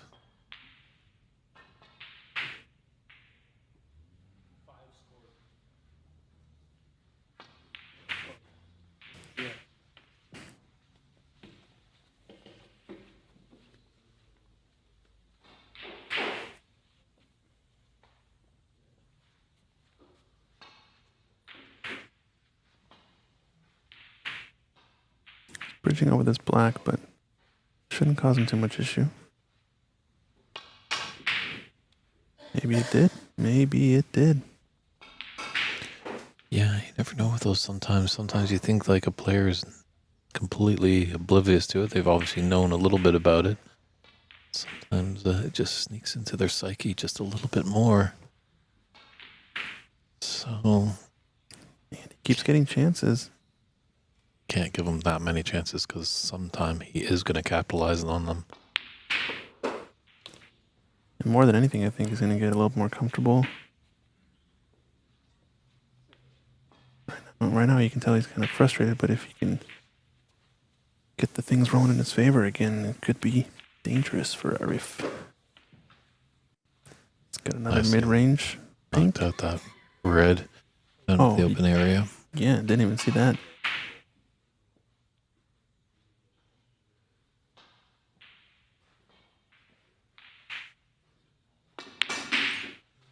No, he's just completely crude across the ball there.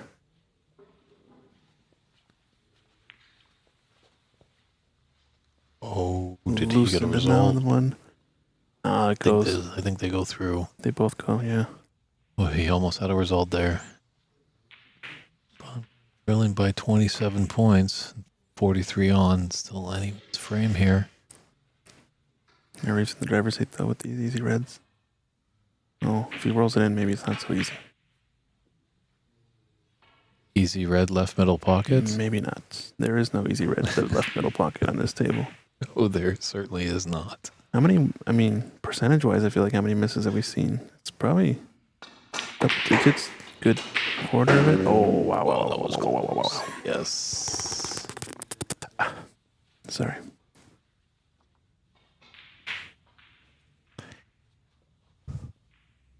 hopefully, as our sport continues to grow, we're always asking for scorekeepers, referees, commentators, streaming producers, tournament directors. Green ball. We just need a statistician. Yeah, statistician would be cool. Although I would much rather prefer we fill the other spots before the statistician, right? We get a consistent referee and a scorekeeping crew. Holy smokes. We're taking off. This is a spot now. I think he's just marking the ball there. If I can get a tight shot. Looks like you can see just about half of that long cushion or so. It's going to go at this one rail. And they are playing with 3 putbacks, 4 attempts until snooker's required stage. It's going to be putting them back, I'm pretty sure, each and every time here. I don't think Andy's going to be really quick to jump out of his seat. It's pretty close, maybe a millimeter off, but not bad.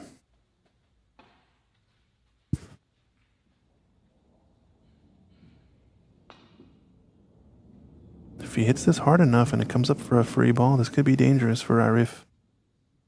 Look at this. No, not quite. I don't think Andy will call that an additional foul. He's perfectly entitled to. Maybe, yeah. You're right. I mean, if we don't have rules, players are going to show up in jean shorts and tank tops. I don't know if that specific rule would be enough to mean that tank tops and jean shorts will be in effect. But you are right. Technically, that is the rule. I will give you that.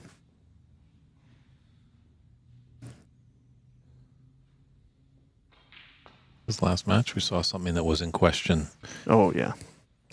We won't talk about that one. Jamal was, just jostling a little bit with that ball, and it looked like his opponent thought the tip hit it. That's right, yeah. We'll have to post that video later, but I don't think it was a foul. We'll find out more later from an official referee, though. So that's full 16 points, for 4 misses. Correct. No free ball is on. Playing behind the black here. Look at Andy here with the tactical play. Brilliant shot there. Just after your opponent's reeled and given up 16 points, they're about to just be sick to themselves. Now their next shot is back to the table. They're just in a tough predicament all over again.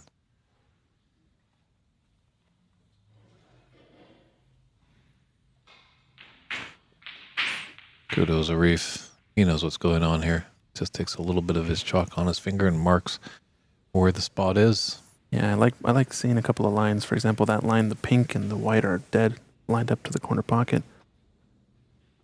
A good way of verifying.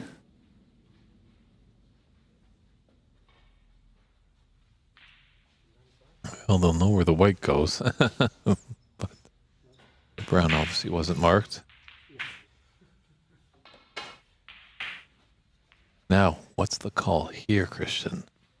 That's going back. He saw Andy kind of jostling with his cue. What if he hit the cue ball with his tip? And he's not even at the table. No. You're getting ridiculous now. If you're calling those fouls, I think. It's a very simple game when there's a referee. Players don't touch the balls at all. Right? Correct. Clear and simple. There's no need for any of this. I adjust this, blah, blah, blah, blah, blah, right? And the referee's decision is the final decision. Mm-hmm. It might not be the correct decision. We are human. We do make mistakes. But if there is a dispute, always put it in writing, and the committees will attend to it after the match. So that's a third foul now. It's red. Always a key thing. If you're a player in a tournament and you feel like you've been wrongly cited in your match, always put something in writing. Because definitely when you're fresh off a loss, there's a lot of emotion going through. And if you really want to get through to the tournament directors and the governing bodies, put something in writing. It shows that you're concerned about it.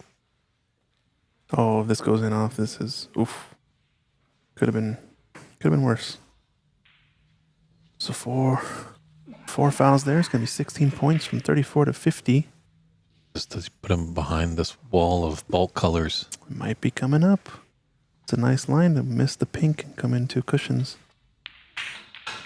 Go one cushion maybe. I think he's missed the shot there. He might go in off actually. That. Oh yeah. I think he's more concerned with the red really there more than anything. Playing to miss the pink. 2 cushions might have left the red somewhere near the right middle pocket or the upper right corner. Ooh, it's gonna rattle a little bit. Yeah, just got the jaw nicely for Arif, so. Safety battle engaged. Ooh, watch out, yellow. Yeah. It's a good red ball though. They're dancing. They're dancing out there. And one thing you can notice too is Arif's sort of tempo of play feels like it's been hurried a little bit. You know what I mean? I think the way he started this match and the way that I know him to play is a little bit more methodical and maybe a little slower. But it seems to be playing a little bit more to Andy's pace now. I think Andy's kind of starting to take control of the situation when it comes to the tempo. That's never a good sign. Yeah. You always want to play your game, play your match, your control of the table. If you start chasing someone, you're going to be falling down that cliff and there won't be a vine to grab onto.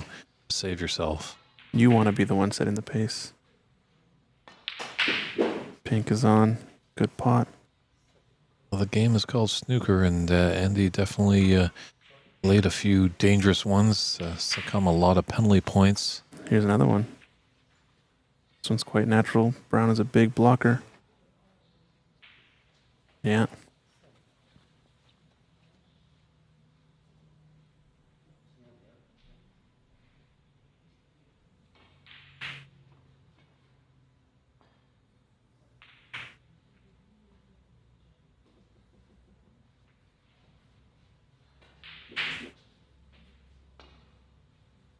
Two cushions in behind.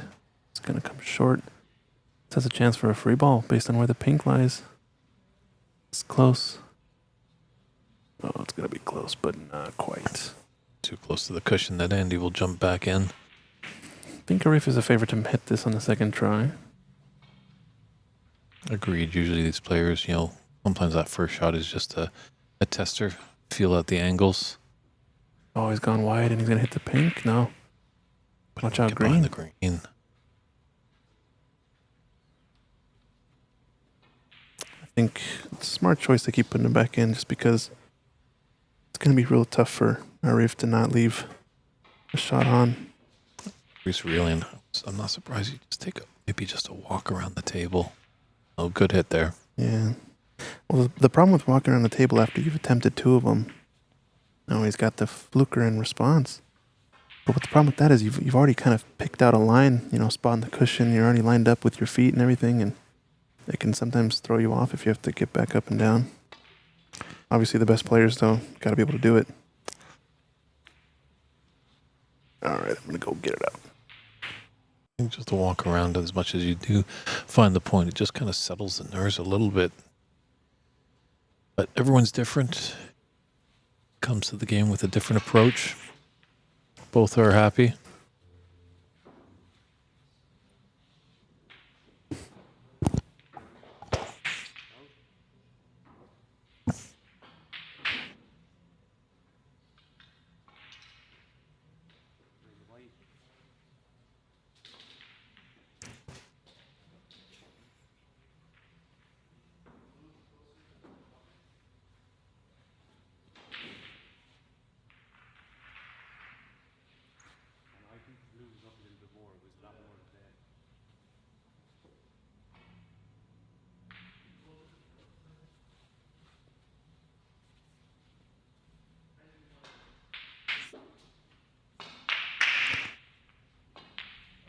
Interesting as well, they're just kind of adjusting the balls here.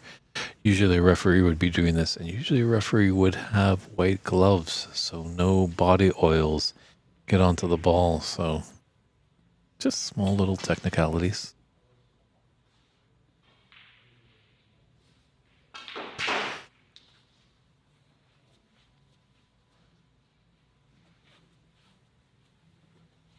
So here comes the third attempt for Andy. So he's got this one or one more. Would like to hit it here, lessen the damage.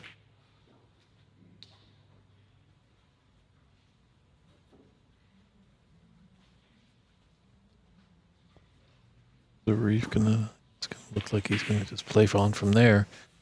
He's enjoying this thing cut into the middle. Just wants to take a look at the score.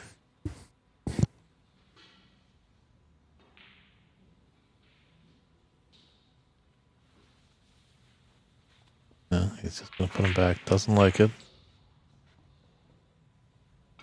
Time frame that he has to make the decision.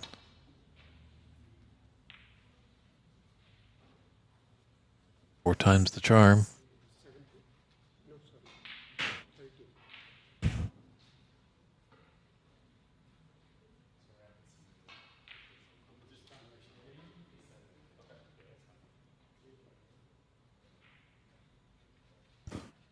Yeah, so 13 more points worth of fouls there. So back in it is Arif into this frame.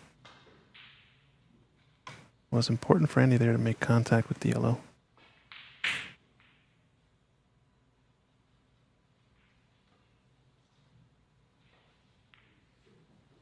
This has been underhit by quite some ways.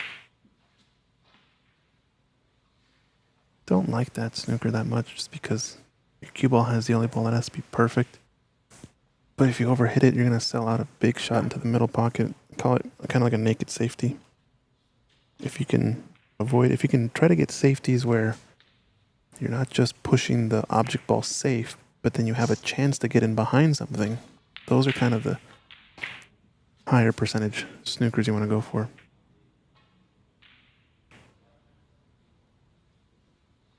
And this is partially blocked. It's not quite potable, I don't think. Although it looks close.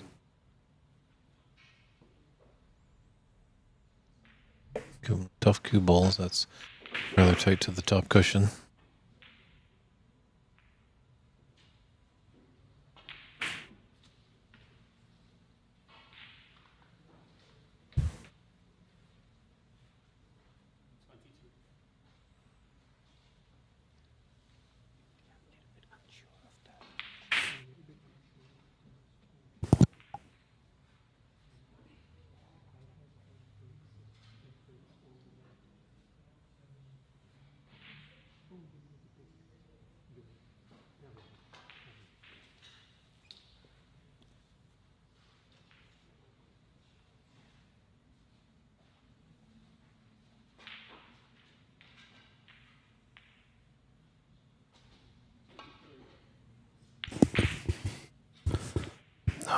White was so close there. Wow.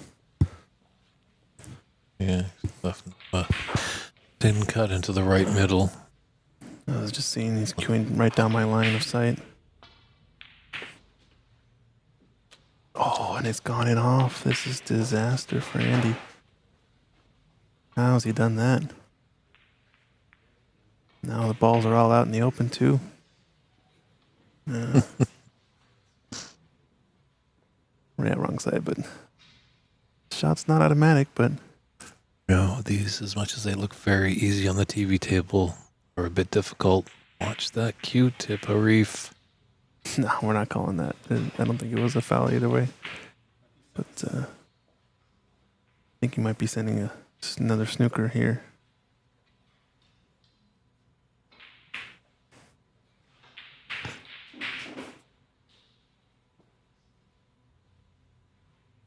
This is a Reef's chance, though. He could take it. Slow rolling it. It's not worth. Trusting that shot is so tough. Could be the turning point.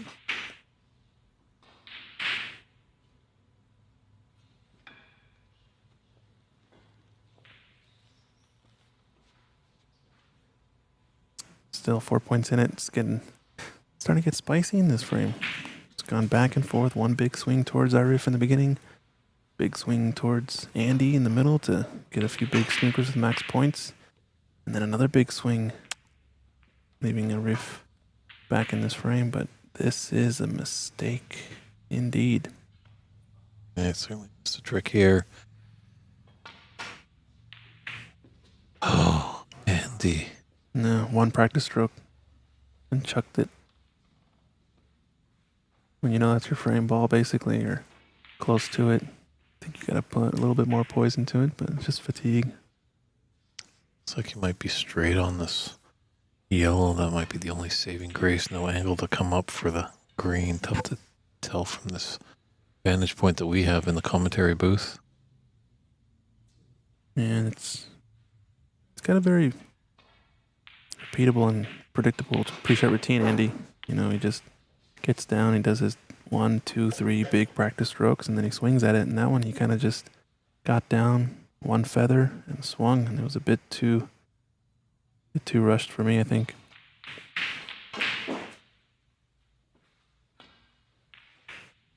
Oh, that looked a little bit scary. Kind of decelerated on the shot there. Doesn't get the cue ball exactly where he wants it. He might still have some action yet. Doesn't have the great angle to come back down for the blue. Now to come off some cushions.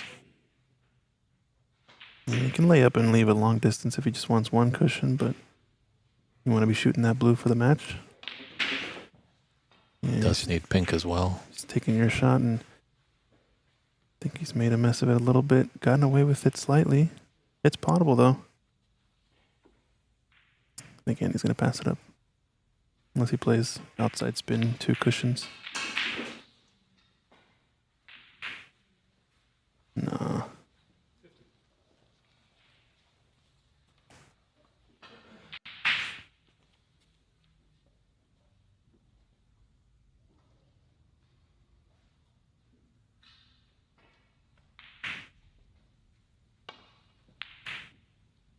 Winner's going to have to take 3 of these last 4 balls, I'm pretty sure.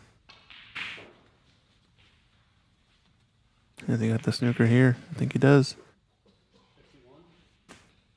Good shot. Just before the side pocket here. Tough to keep this safe. And now a chance for Arif.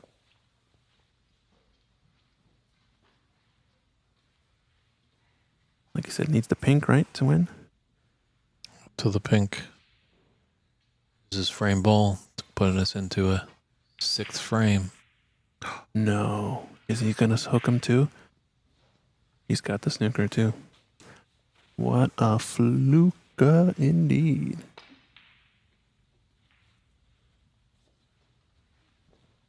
Another chance for Arif. As long as it's not into this right middle pocket, I think he's going to be a little bit better percentage, it seems. We'll see.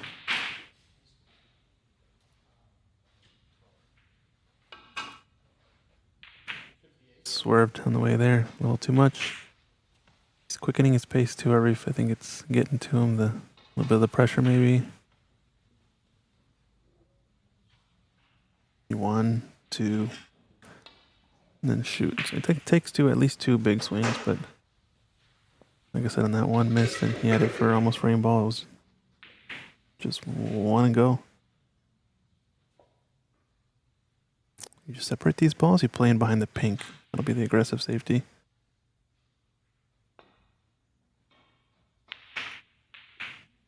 It's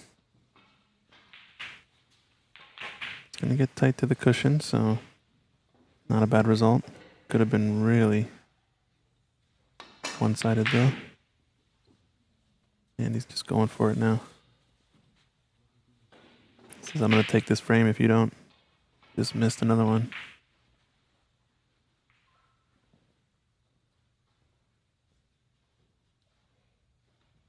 Anything visible at this stage. Pressure just mounts as the frame gets longer and longer. And Arif just waiting for Karim Nemec to take his shot on the adjacent table.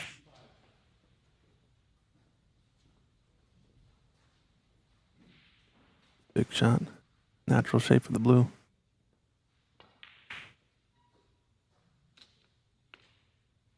Gonna overrun position a little bit. Might have it still to the right. Yeah, it's a thin one. Kind of a back cut now.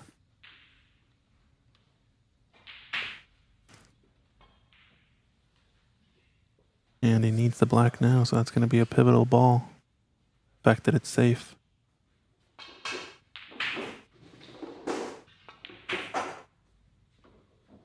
The fact that it's safe definitely favors Arif in this one to stay alive. Play this 3-cushion middle and trying to get the white tight to the bottom of the screen. Not bad. Cue ball tight to that top cushion.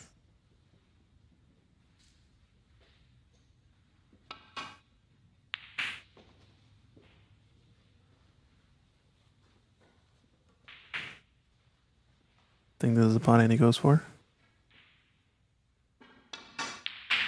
One pump and go. Start it again. Being up 3-1, obviously he's playing a little bit with house money. Yeah. To lose this frame, though, would definitely start to shift momentum into Arif's favor.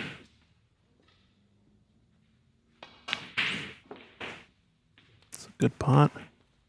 Still needs pink. Arif needs one of the 2 remaining balls, and Andy needs both.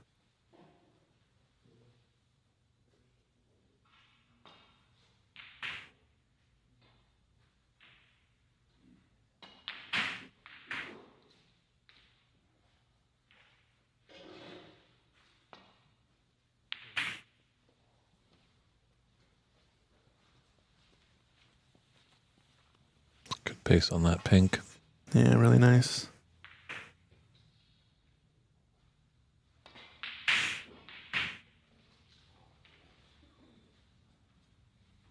Not sure what he was trying there. Just trying to pot it, maybe? Yeah, he kind of held his head and goes, what was I thinking? Yeah. Can't even look from the side of the table.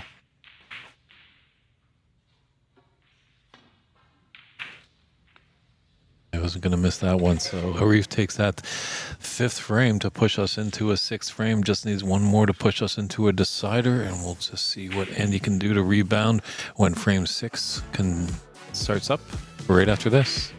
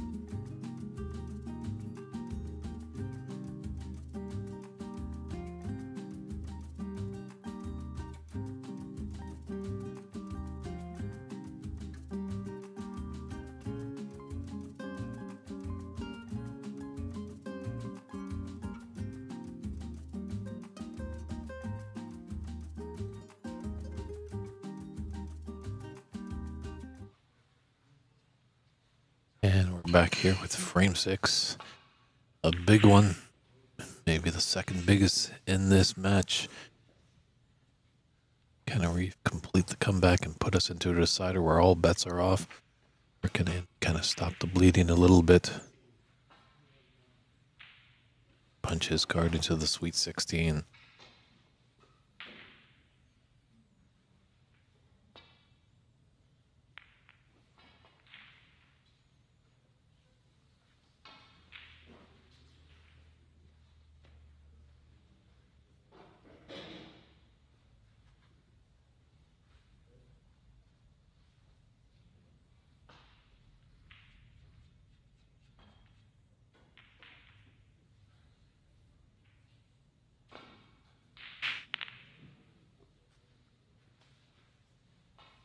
A little bit more pace.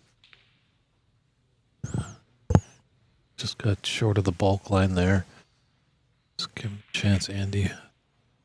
Long pot into the top right corner.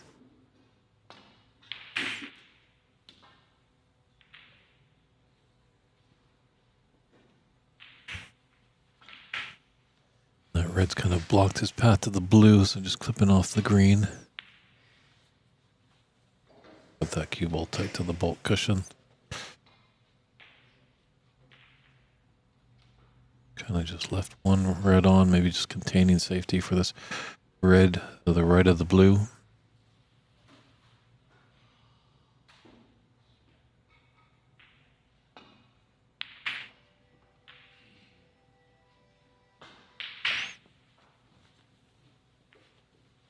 Cell phone going off in the room.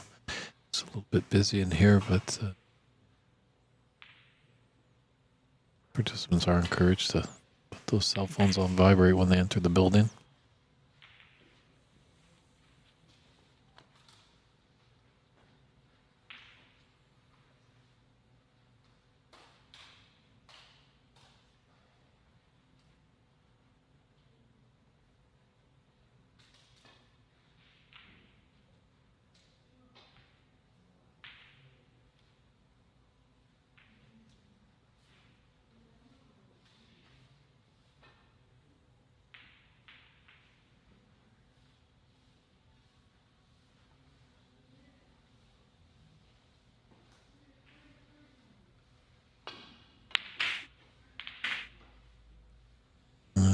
Missed that red. Is that going to come and hold? He does have a thin cut for it into the middle. Just needs one chance. I was talking to him in the break. It feels like if he could just get a couple of chances, make a 20 break, play safe and run away. That's all he needs to close out this match, but he's just struggling with getting the tables down. This is a good start for Andy. If he can get the machine going, it's tough to stop it.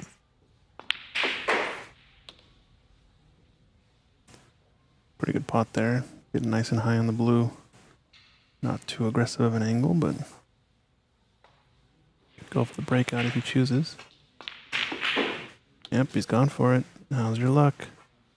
Oh, he's perfect on a red here into the left corner pocket. It looks like that black passes to the opposite, so It's just danger mode for Arif. just think there's a little kind of little smile coming out of Andy there. I think he's realizing the opportunity here. He's just gotta not get ahead of himself, stay in the moment. Yeah, staying in the moment is right.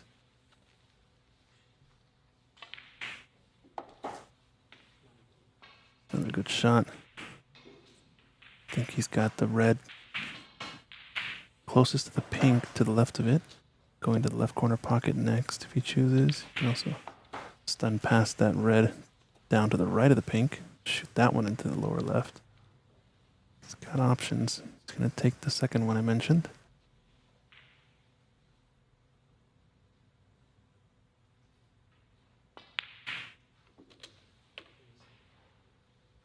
Decent little shot there, although he's a little bit hampered now, so probably see him take the red to the right corner next and play up for blue. Oh, he's zipping it. He's feeling it. He wants to get this over with. He's on a red to the right middle.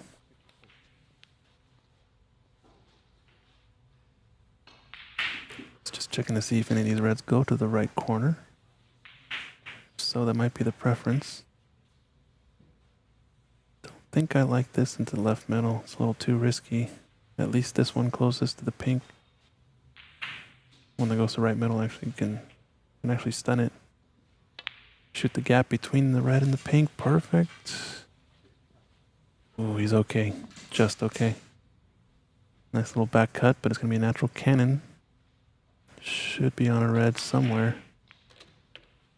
Ooh, cannon the pink out. It helps and it doesn't. This red passes to the right corner. Not the one closest to the pocket, but the one to the left of it. Oh, he can see the one closest to the pocket, maybe. He can make either of these two reds. Then this layout is on for a pretty decent break. Every time I say that, though, they start to miss shots, so maybe not. We'll see. Taking a back cut to the left corner. This is a dicey one. Does have a path between the black and the red to the right of the black to go up table for a bulk color off of one cushion. No, is that? I don't think that red is blocked by the blue. That red into the green pocket. There's like a little gap through there. Yeah, you're right, but he made this one. It must have blocked it, or I believe Andy would have taken that because that has a lot less danger if he is to miss. Yeah, he's nicely on this blue too. You're right though, this does pass up into the green pocket, this red. Don't know if he'll have to play for it. It's just checking, does he want the mid-range red to the left corner next? Would require slow roll in the blue or stun running it. Does he want to just draw back and play for red to lower right corner instead? The mid-range game is the one that struggled the most, I think, for Andy so far, so wants to keep things simple.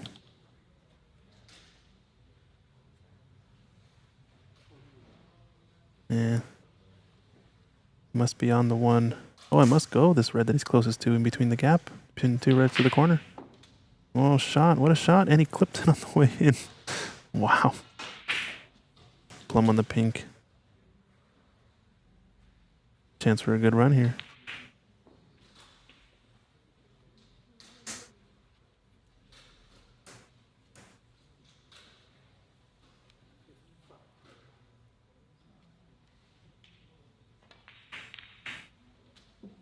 Oh, nice plant there. Yeah, the reds are disappearing at an alarming rate here.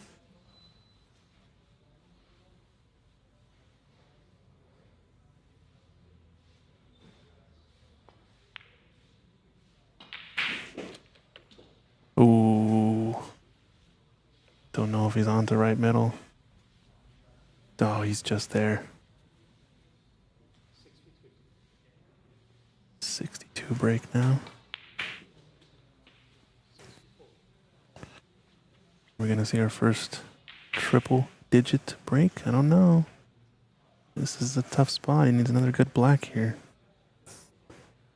Get this black and another red, and that's definitely going to be frame and match. Too thick. Nope. Let's push the black safe, though.